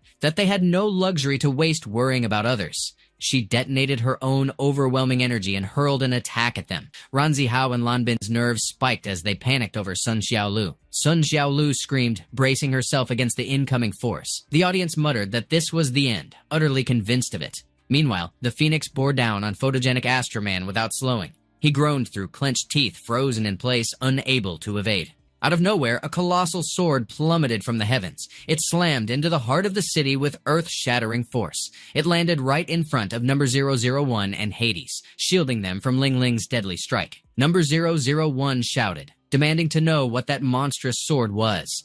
At the same time, the phoenix was about to annihilate Photogenic Astroman. Yansen abruptly appeared before him without warning. He fixed his sharp gaze on the phoenix, unblinking and calm. With a single contemptuous strike, he slapped the phoenix square across the face, stunning it instantly. He scoffed under his breath and dismissed it as boring. The phoenix lost consciousness and crashed violently at the city's outskirts. Anon stood there in pure shock, her eyes bulging as if ready to pop. Ling Ling muttered in disbelief, questioning how such a thing was possible. Ranzihao broke into a relieved laugh, declaring that it was their master. Yansen remarked flatly that even after ascending to immortality, they were still as cheeky as ever. There was a heavy silence hanging up in the sky. Photogenic Astroman just stood there, utterly floored, staring blankly at Yansen right in front of him. He blurted out, asking if he was actually black-robed Superman Yansen, and when Yansen confirmed with a casual closeness, he quickly muttered a thanks, earning a flat, "You're welcome" in return. Someone nearby whispered in awe about him being the world's second rank, while another murmured that he had come to rescue them. But Yansen brushed past it and turned sharply, telling Lan Qi Qi to unhand him already, prompting her to stiffly admit he was right before apologizing under her breath. Without another word, she leaped straight off the nearest building. Anon and Ling Ling remained frozen where they stood, still shocked beyond words. Yansen's gaze shifted toward them. Anon pressed out a shaky question, wondering if he was actually an immortal, and saying he definitely wasn't at the Foundation establishment, and Ling Ling immediately agreed, insisting she was dead certain he stood at the peak of the Foundation establishment realm. Anon spat that he was a bastard and claimed she already knew it, while Ling Ling snapped out a curse. Anon went on, declaring that from the oppressive power and aura Yansen had just unleashed, he had to be at least a peak nascent soul cultivator. Yet there was something deeply chaotic about him that didn't line up with anyone they'd seen before. It felt more like he had used some dangerous, profound, nascent soul secret art, and Ling Ling pointed out sharply that if he was really at the peak, they never had a chance against him anyway, so she shouldn't act like it was no big deal. Then her brows furrowed when she noticed Anon discreetly tracing a gesture across her back. Meanwhile, one of the bystanders shouted that the world's second rank was there to save them, and another urged everyone to send him their energy. Yansen grimaced, disgust flashing across his face, and with a swift motion he smacked away the so-called light of justice without a hint of hesitation. The crowd gasped in disbelief. Yansen finally snarled, demanding that the demons cough up the location of the heavenly domain because he was in a hurry to take revenge on those old bastards, warning them that if they dared dump him anywhere else, he'd string them up naked when he got back. Ling Ling muttered that they had no idea. Anon, keeping her voice low, warned Ling Ling that if she told him now, he'd definitely try to kill them on the spot. And since the two of them were only early nascent soul cultivators, there was no way they could take on someone at peak nascent soul. She suggested a safer play. He should let them go, and she'd send him a letter later via demonic pigeon with the information. Yan-sen immediately rejected that outright. Ling Ling tried again, saying she'd explain it differently, claiming that even if he stood at the peak, the two of them together could still seriously injure him if they worked in unison. He narrowed his eyes, unconvinced, and told her to cut the games and hurry it up. She snapped at him, calling him a stubborn jerk, and demanding to know what part he couldn't wrap his head around. Then she abruptly shifted and told him, fine, all right, he should look because that right there was the heavenly domain. He blinked and asked where exactly it was. Without missing a beat, she barked that they should split up. He coldly questioned if they were actually trying to run. Yan-sen blurred into motion. He shot straight toward the city center. Then his voice rumbled as he invoked his technique, Immortal Arts, Golden Jail. An enormous array unfolded across the sky above him, shimmering with power. He forced a surge of energy into it, and multiple dense layers of the array manifested far beyond the Earth's atmosphere. Anon and Ling Ling found themselves instantly trapped inside the blazing golden prison. Their faces dropped as they realized there was no way out. Anon glared up and called out, demanding if Yan-sen honestly thought they were afraid of him. She snapped that if they couldn't run, then they wouldn't. Fine, they'd fight, and she'd show him exactly whether they were scared or not. Yan-sen's tone turned sharp and cold as he mocked her for not shedding tears until she saw the coffin, warning that since she refused to reveal where the heavenly domain was, he'd just have to drag it out the hard way. He raised his hand and with brutal focus he unleashed his soul search. Ling Ling casually brought up the soul search while Anon threw out a sharp claim that he was a son of a witch. He came off as a wicked bastard, no hesitation there. On the other side, Hades announced with blunt finality that it was time for him to leave, since he had already burned through nearly 800 years of his lifespan, which left Sun Xiaolu stunned. He reassured her that she was safe for now, but reminded her she couldn't afford to drop her guard, warning that as an immortal, vigilance was her constant companion. He added that she should remember to ask Yan-sen to replenish his vitality later. She agreed without hesitation. He then told her to watch carefully because this was a real clash between immortals, the kind of rare battle that could shape her growth if she learned from it. Scenes like this were almost impossible to witness even in the heavenly domain. With that, Hades vanished, and Sun Xiaolu plummeted toward the ground. Ran Zihao and Lan Bin shouted her name in worry, but Hu Mengqi snapped at them, demanding if yelling was all those idiots knew how to do. She swooped in and caught Sun Xiaolu mid-fall. Hu Mengqi checked on her, asking if she was okay. Sun Xiaolu assured her that she was fine. Back in the fight, Yan-sen released a torrent of dark auras entwined with vibrant, colorful strands at his fingertips. He declared that it was time to begin. Ling Ling immediately tensed, her instincts flaring. Meanwhile, Anon barked out a challenge, daring him to come closer. Yan-sen didn't hesitate and charged straight at them. Ling Ling called out to Anon, pointing out that Yan-sen was already right there, and this wasn't the time for jokes. Unbothered, Anon unleashed her energy, summoning her immortal arts skill. Ling Ling intercepted Yan-sen's attack head-on, while Anon redirected her power skyward. The sky instantly darkened as an overwhelming surge of energy built up, culminating in a devastating beam that tore upward. She activated her technique, 9 celestial birds, heavenly phoenix canopy, and declared that she was about to scorch his entire world. Nearby, Ran Zihao kept shouting that it was unbearably hot, frantically calling for help, while Lan Bin groaned that he was about to be roasted alive like a pig. In the distance, the once blooming flowers shriveled, and the serene blue sky turned pitch black. The ground split apart under the crushing heat, flames licking at the cracks. At that same moment, photogenic Astroman's system blared a warning that critical temperature levels had been reached. He groaned in agony as smoke curled off his skin, his body already baking under the pressure. He cursed at the unbearable heat, demanding to know what kind of monster he was even up against. Overhead, the blinding light intensified, pumping out even more scorching heat. Photogenic Astroman groaned sharply in pain while trying to desperately shield himself from the suffocating heat with his arm. Yan-sen grew puzzled when he caught sight of his struggle. He spotted the tree below already withered, and the ground smoking under the relentless waves of heat. He swiftly grabbed Ling Ling's leg, the one she had just used to block him. She cursed instantly, caught completely off guard. She barked out a harsh refusal and then screamed in frustration. He hurled her straight toward a nearby building without hesitation. She smashed through it and burst out from the other side in a violent crash. He rushed over to where she landed and snatched her leg again. She was so dizzy now that incoherent noises spilled from her lips. She demanded that he put her down, but he retorted that a naughty child deserved proper punishment. She lashed out, calling him an immortal cultivator bastard, pig, smelly idiot, and rascal, and he warned that every swear word meant an extra spank. Out of nowhere, Anon declared she would barbecue his entire world. He instantly caught the surge of powerful rays she was unleashing. Without pause, he triggered his immortal art skill. He clenched his fist and thrust it into the air with force. Following his command, the tides of the earth roared and rose, forming colossal waves taller than the surrounding buildings. Lan Bin couldn't hold back a vicious curse at the sight. The towering waves gathered under perfect control. They shaped themselves into immense, tower-like torrents. Water dragons took form, all looming far outside the Earth's boundary. Back on the planet, the seas themselves drained away.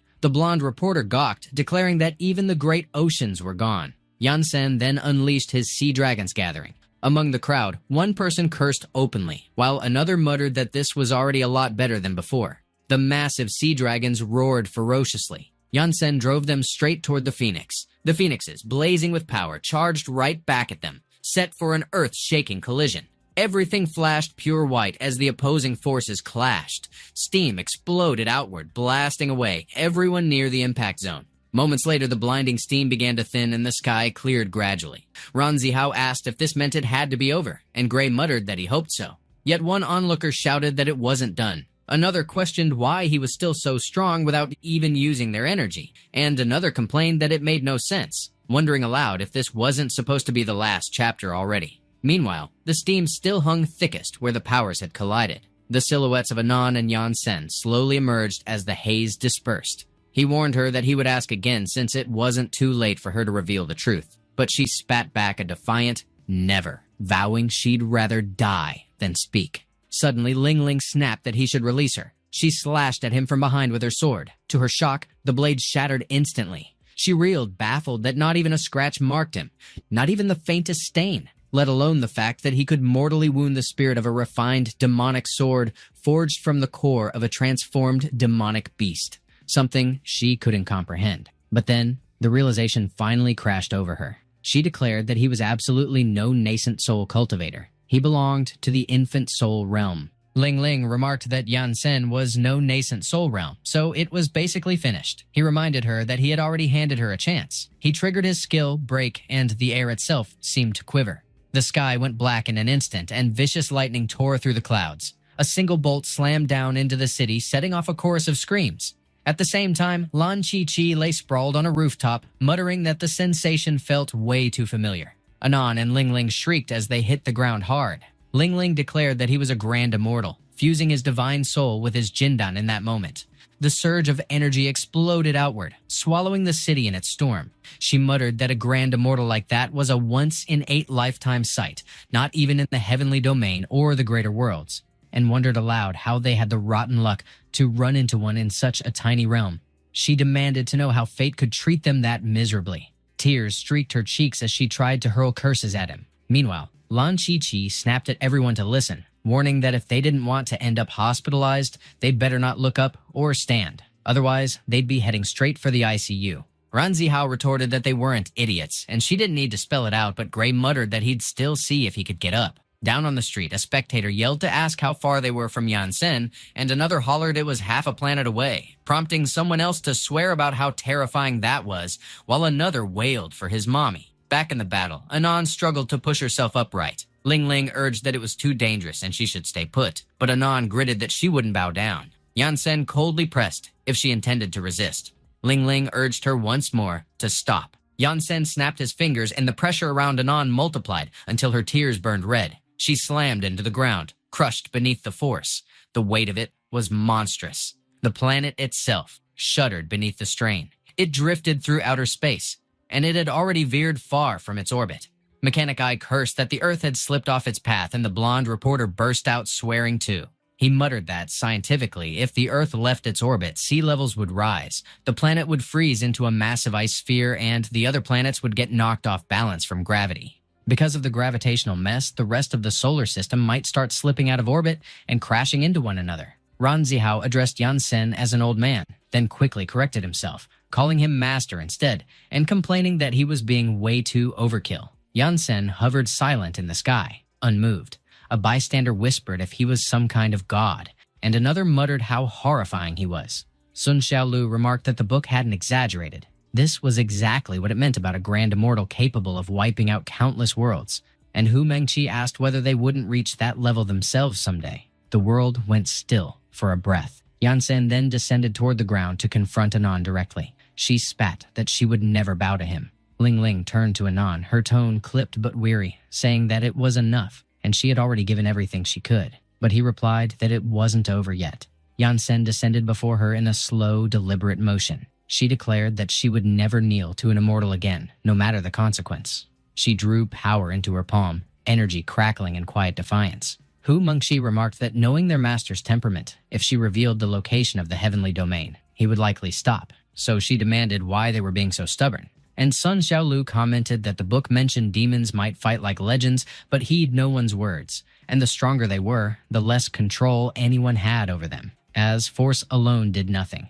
Gray questioned if their teacher even possessed the ability to transform, and both Ranzihao and Lan Bin replied that their master had always been that way. Back in the fight, Anon sat unmoving, the silence heavy. She looked at Yansen and pressed if he truly wanted to know where the heavenly domain lay. He stayed wordless. She declared that if that was his desire, then she would stake her life on never letting him find it. She turned the gathered energy on herself, striking without hesitation. Yet Yansen showed no reaction. Everyone else froze, disbelief tightening the air. Sun Xiaolu and Hu Mengqi couldn't form words. Ling Ling cried out Anon's name. She vowed that they would never be apart. Sun Xiaolu muttered that she was gone. Anon remained seated unmoving. The light in her eyes had vanished completely. Photogenic Astroman stiffened in shock as well, but Yansen stayed silent, suspended above. Expression unreadable. Energy rippled from him, wild and consuming, but still, he voiced nothing. Ling Ling demanded if it was the origin Yuan Qi and how he managed to wield it. Yansen lifted his hand. Time folded backward, and everything unraveled into its untouched state. The planet's orbit reset, flawless once again. The crushing force he had placed on Anon dissolved like it never was. Confusion clouded Anon's face as consciousness returned to her. At that same instant, Gray once again asked if their teacher could even transform, and both Ranzihao and Lan Bin repeated that their master had always been that way. They exchanged uncertain looks, and Ranzihao pressed if they hadn't just said the same thing moments ago. Back at the battlefield, Anon's body quivered, her mind tangled in disbelief. She stared at her hands. She murmured that she remembered dying and questioned how such a thing could be. Ling Ling explained it was the Tao of the Void, a command over space and time, a reversal of reality itself. Yansen remarked that Anon was stubborn. However, he couldn't allow her death before she revealed the heavenly domain's location, and that trying to die would only make her suffering worse. It was then Ling Ling understood that before one with absolute power, death offered no release, only a longer torment until use was exhausted. She fell into stunned silence, stripped of resistance. Meanwhile, Yansen stepped toward Anon. He laid his hand upon her head, cold and unyielding. She trembled, powerless and afraid. Photogenic Astroman muttered that what stood before them was death itself. Yansen performed a soul search on Anon. He found himself standing in a tranquil courtyard. Ling Ling and Anon appeared as children. They were with their parents, and their home radiated warmth and joy. Her mother laughed brightly as Anon stumbled toward her with wobbly steps. Moments later, Yansen drifted into an inn where one man mentioned hearing that 2 princesses had been born in the northern demon tribe, already in human form, demonic immortals from the start, and another man cheered that it was glorious news for them. But the first one muttered that the demon race could soon eclipse the human race, while the other murmured that 2 such immortals could flatten the entire mortal realm with ease. Someone else added that all the sects and local cultivators had banded together to kill those demon girls before they matured. Though truthfully, they just wanted to seize the girls' inner cores to forge their own immortality. Back in the demon tribe, a cultivator grumbled that no one should blame them for cruelty. It was simply the cost of being weak. The tribe burned in roaring flames. The head magistrate and the 2 princesses fled toward a bridge by a cliff. Suddenly, Anon stumbled and fell. The head magistrate barked that he had no time left to live, ordering the general to save the young misses. He snapped, demanding why the man hesitated, warning that if either mistress lost her inner core, he'd bear the blame, so he should move fast. Yansen hovered above, watching the general dash frantically through the inferno with the princesses in tow. He observed the desperate escape with sharp focus. Anon cried out, calling for her father and mother. Out of nowhere, countless immortal teleportation arrays flared to life and immortals descended from the skies. They announced that the greater demon stood before them. The general told the princesses to keep running and never look back, but Anon begged him not to leave. He confessed that he couldn't go any farther and urged them to stay safe. He set them by the bridge and charged at the immortals. He shouted for them to come at him. An immortal struck him down instantly without lifting a hand. He fell lifeless. Meanwhile, Anon and Ling Ling tried to cross the bridge, but the immortals shattered it. They plunged into the rushing river below. Yansen muttered that it was no wonder they were so stubborn. That was how Anon and Ling Ling's bright world crumbled apart. They were hurled onto another planet, where Ling Ling trembled and said it was frightening. She asked Anon where they were, but Anon admitted she didn't know, and Ling Ling whimpered that she wanted to go home. The two screamed and ran as a beast tore after them. Later, they wandered through a vast desert alone. Ling Ling crafted 102 dolls while Anon forged weapons beside her. Again, the beast found them and gave chase. Years slipped by, and when the two grew stronger, they finally struck down the monster that had stalked them for so long. Together, they departed that forsaken world. Back in the present, Yansen ended the soul search. He swore bitterly in frustration. Ling Ling demanded how that could even be real. The other students stood frozen. The audience stayed silent in disbelief. Photogenic Astroman mirrored their stunned reaction. Ling Ling questioned if it had been a soul search, with no damage to the soul at all. Yansen retorted that if she didn't understand, she should admit it, and demanded why she would endure such torment. He ordered them to leave, declaring that he never wanted to see them again. Anon froze, startled. He warned them to vanish before he regretted sparing them. Yansen turned his back against Anon with an easy air, as though the whole mess bored him beyond words. Ling Ling tossed a sharp look his way and pressed if he was honestly planning to let them walk free. Just like that. He fired back with a lazy tone, asking why, and whether she actually wanted to stay forever instead. She froze, her pulse thudding because his question landed like a stone. He remarked that they shouldn't forget to make up for all the wreckage they had caused. One of the monsters piped up, claiming he'd cover the cost and that they could take everything, while another muttered about another truck waiting behind. One of the judges insisted that was plenty, but they still urged to take it all, saying they'd keep pushing till they did. Meanwhile, Photogenic Astroman barked that they couldn't let them slip away. Ling Ling clutched Anon's arm and urged him to move fast. They grabbed the monsters near the judge's table with wild energy. In a flash, they soared beyond the city limits. They leapt from rooftop to rooftop in quick bursts, like sparks across the skyline. Photogenic Astroman snapped that Yansen shouldn't just stand there and demanded if he understood the fallout of his actions. He warned that they were far too powerful, stronger than even the King of Kings, and if left unchecked, they'd bring ruin on everyone. As far as he could see, they could crush the entire planet without breaking a sweat. Yansen answered with calm confidence that he supposed he could do the same, and if the time ever came, he'd take care of it himself. Photogenic Astroman admitted he knew Yansen was strong, but he pressed about what came next. He questioned what would happen when they returned long after this generation faded, pointing out that they looked younger than their own students and would surely surpass the next line. But Yansen replied that he trusted his disciples and planned to outlive them all anyway. Photogenic Astroman demanded to know how that was even possible. Yansen replied simply that it was because he was an immortal emperor. Photogenic Astroman stood speechless, completely thrown. Ling Ling and Anon, on the other hand, went wide-eyed when the words hit. The students nearby gaped in the same stunned silence. Ling Ling and Anon were so rattled they both smashed straight into a rooftop. Anon groaned, calling for Ling Ling and urging her to help because she felt her legs give out beneath her. To her shock, Ling Ling lay knocked out cold right beside her. Meanwhile, Yansen gazed up at the endless sky with a faint ache of homesickness clinging to him. And so, the monster hunting competition came to its close. And thanks to Yansen's final act, tilting the planet's course, twisting time's stream, and reshaping fate itself, the Alliance swore to skip the event for at least the next decade. Even though the various academies carried their monsters back home, no victor could be named because of the demon's interference. A month later, the world had shifted beyond recognition. Photogenic Astroman's statue had been swapped out for Yansen's. Since that day, his hero ranking climbed from second to first, and soon the markets overflowed with his figures and toys, pulling the immortal class out of poverty. But the story didn't stop there. Ran Zihao nudged Sun Xiaolu, wondering if she'd spotted their master, and she replied no, not in the last few days, which left him curious about his whereabouts. At that same time, Yansen lingered in the staff dormitory. He stayed in his own room, quiet and thoughtful. He muttered that he'd found what he'd misplaced, calling himself forgetful and wondering aloud if age was creeping up on him. Meanwhile, Ling Ling asked Anon if he truly was an immortal emperor. And Anon remarked that after the beating they'd taken earlier, it sure seemed real. He was clearly masking his power like any old-school cultivator would. The day marked the moment they would finally achieve their goal, to become his disciples. Anon remarked that they should hurry up and get moving. Ling Ling pressed her, wondering if she was certain he would agree to be their master and not just kill them before they even had the chance to ask.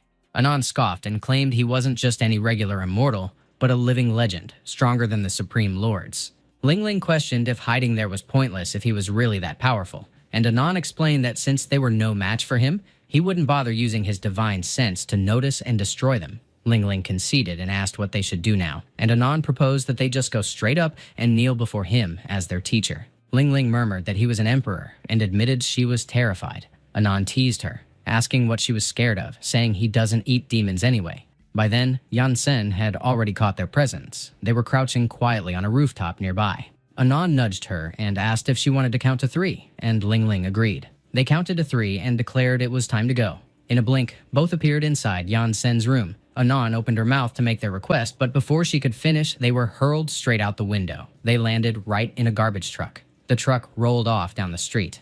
Ling Ling groaned that at least they were still alive, while Anon complained that she didn't even get to see him before being tossed out. Meanwhile, Yan Sen found the whole thing bizarre. A bit later, he was walking down the street with the two of them tailing him. Spotting them, he rose into the air and darted away. The distance between them grew in an instant. They bolted after him with wide strides, doing their best to stay discreet. When Yan Sen glanced back at the corner, they ducked out of sight. Ling Ling whispered if they'd been spotted, and Anon replied no, since there was no stir in his divine sense. Then her brow furrowed when they peeked again. They wondered where he'd gone. They crept forward to chase after him, clueless that they were stepping into a trap. Their legs snapped upward, tangled tight.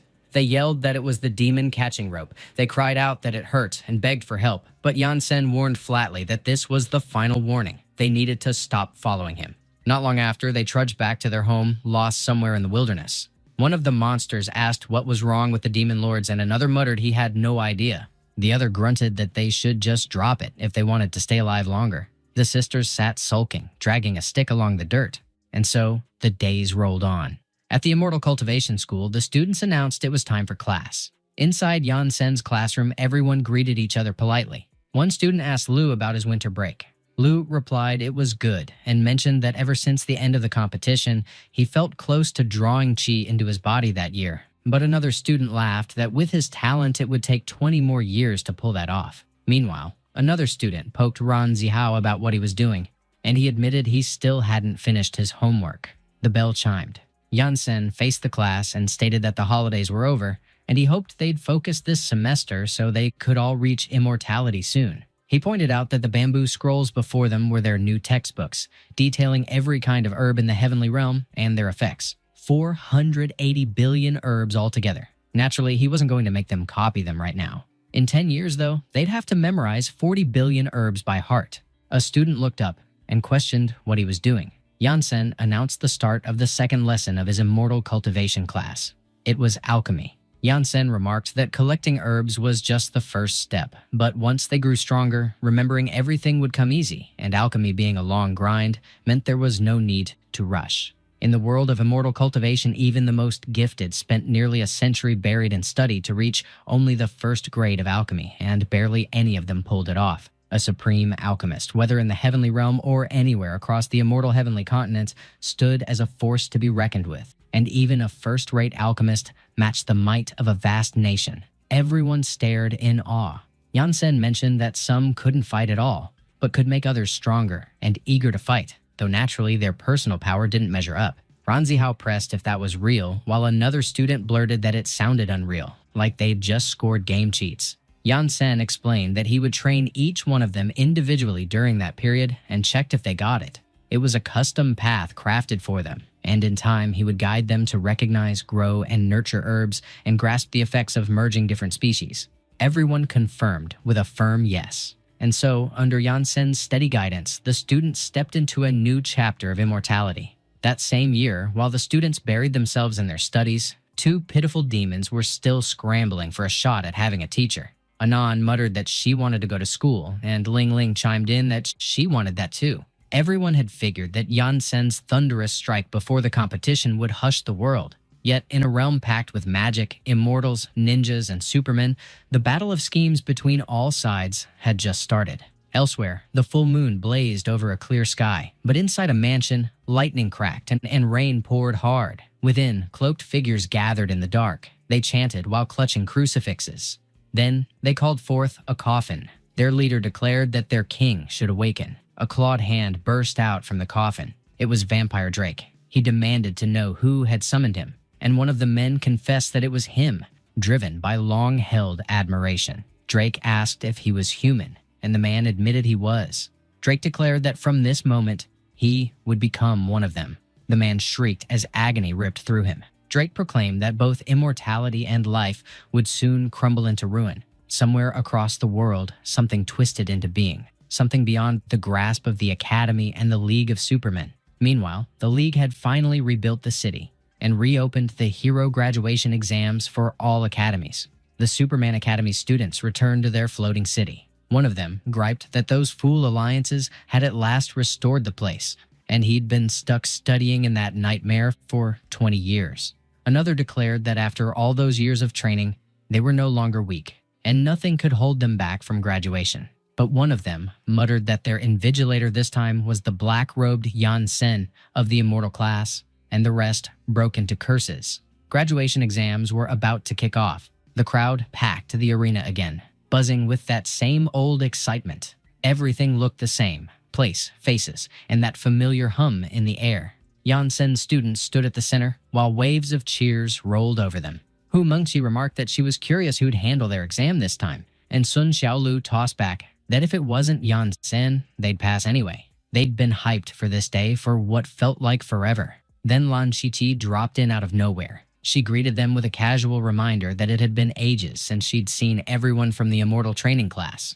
Ran Zihao greeted her as Sister Blue. She nodded and announced that she'd be their examiner this round. By union tradition, every academy's graduation exam got held in different parts of the city. The Ninja Academy had photogenic Astro Man from Superman Academy as its examiner. The Magic Academy got the Rainbow Warriors from the Ninja Academy. And the Superman Academy pulled the short straw. Its examiner was none other than the Black Robe hero and #1 hero himself, Yan Sen of Immortal Academy. No one could figure out what kind of twisted logic the Union used, throwing the world's top 10 heroes into examiner roles when the academies were supposed to be rivals. Everyone agreed that setup was downright insane. Meanwhile, one of Yan Sen's students nudged him, wondering why he wasn't over at Superman Academy proctoring and what brought him back. Yan Sen replied that he'd left a doppelganger there to handle it. The student blinked and questioned the doppelganger part. Elsewhere, Ran Zihao and Lan Bin were practically celebrating over having Lan Qi Qi as their examiner. But Sun Xiaolu didn't look thrilled. She asked Lan Qi Qi what the rules were this time. Lan Qi Qi explained that after their monster-catching contest win, they were already recognized as the world's top academy. So the deal was simple. If they could touch her face within 10 minutes, they'd all graduate. Sun Xiaolu asked if that meant they could start. Lan Qi Qi gave an easy sure and waved for them to go. Without a second's pause, Sun Xiaolu lunged forward, blade slicing through the air with everything she had. Lan Qi Qi caught the sword mid-swing, barehanded. Sun Xiaolu froze, stunned. Lan Qi Qi chuckled that Yan Sen's student lived up to the hype. Tough as expected. It was just a warm-up, she added. Then her gaze sharpened as she asked if Sun Xiaolu was actually trying to kill her. Sun Xiaolu just stared, completely stunned. The audience froze in disbelief. He couldn't wrap his head around it either. He pressed to know how strong Lan Qi Qi actually was. She replied that she had no clue, just that it wasn't the peak of Qi refinement. They warned that he should keep his guard up. She casually mentioned that she forgot to say she could fight back. Then she unleashed her magic beam. They went pale the instant they caught sight of it. She dove forward without hesitation to pull him out of harm's way. The beam streaked past them and nearly struck the crowd. But she lifted her arms in time. She twisted the beam off its course. She declared that she'd give them something brutal. He muttered that it looked oddly familiar. A massive explosion ripped through the arena. The audience flinched as the blast almost tore into them. Smoke swallowed the entire field, blurring every outline. When it cleared, they spotted him standing firm behind a wall of layered seals. He grumbled that not even a mage had shown up, and that he'd take it up with the education board. Someone from the stands shouted if they were still breathing. They gawked when a gigantic sword came into view. The swords anchored themselves at every corner of the arena. He had summoned them. She caught sight of him at once. She figured he was still too protective. Meanwhile, she plunged her blade deep into the ground. She poured essence into Qi and activated her array. One classmate urged everyone to lend her more spirit. Another complained that he was already drained. A third said it was fine, just a bit longer. She announced that this was exactly what she'd been waiting for, so she better bring it on. She snapped that losing wouldn't come that easy. Then she charged ahead. Her opponent mirrored her move. She caught her chin squarely with a hard kick. He blinked in astonishment. She clenched her jaw through the sharp ache. She wondered how she'd barely crossed paths with the top 10, and yet they moved like that. Before she could steady herself, her rival shifted instantly. She twisted through the air, legs whipping with ferocity. She barked that all those days sparring with her weren't for nothing. Now, she'd feel it firsthand. But her target slipped away clean. Only a few strands of hair caught the blow. She quipped that it was a close one. That's when she stiffened in alarm. At that moment, students across every college were fighting toward graduation. Elsewhere, across the world, hooded figures arrived at a grand estate. One asked if this was the right place, and another confirmed. It was the S-Class banishment prison.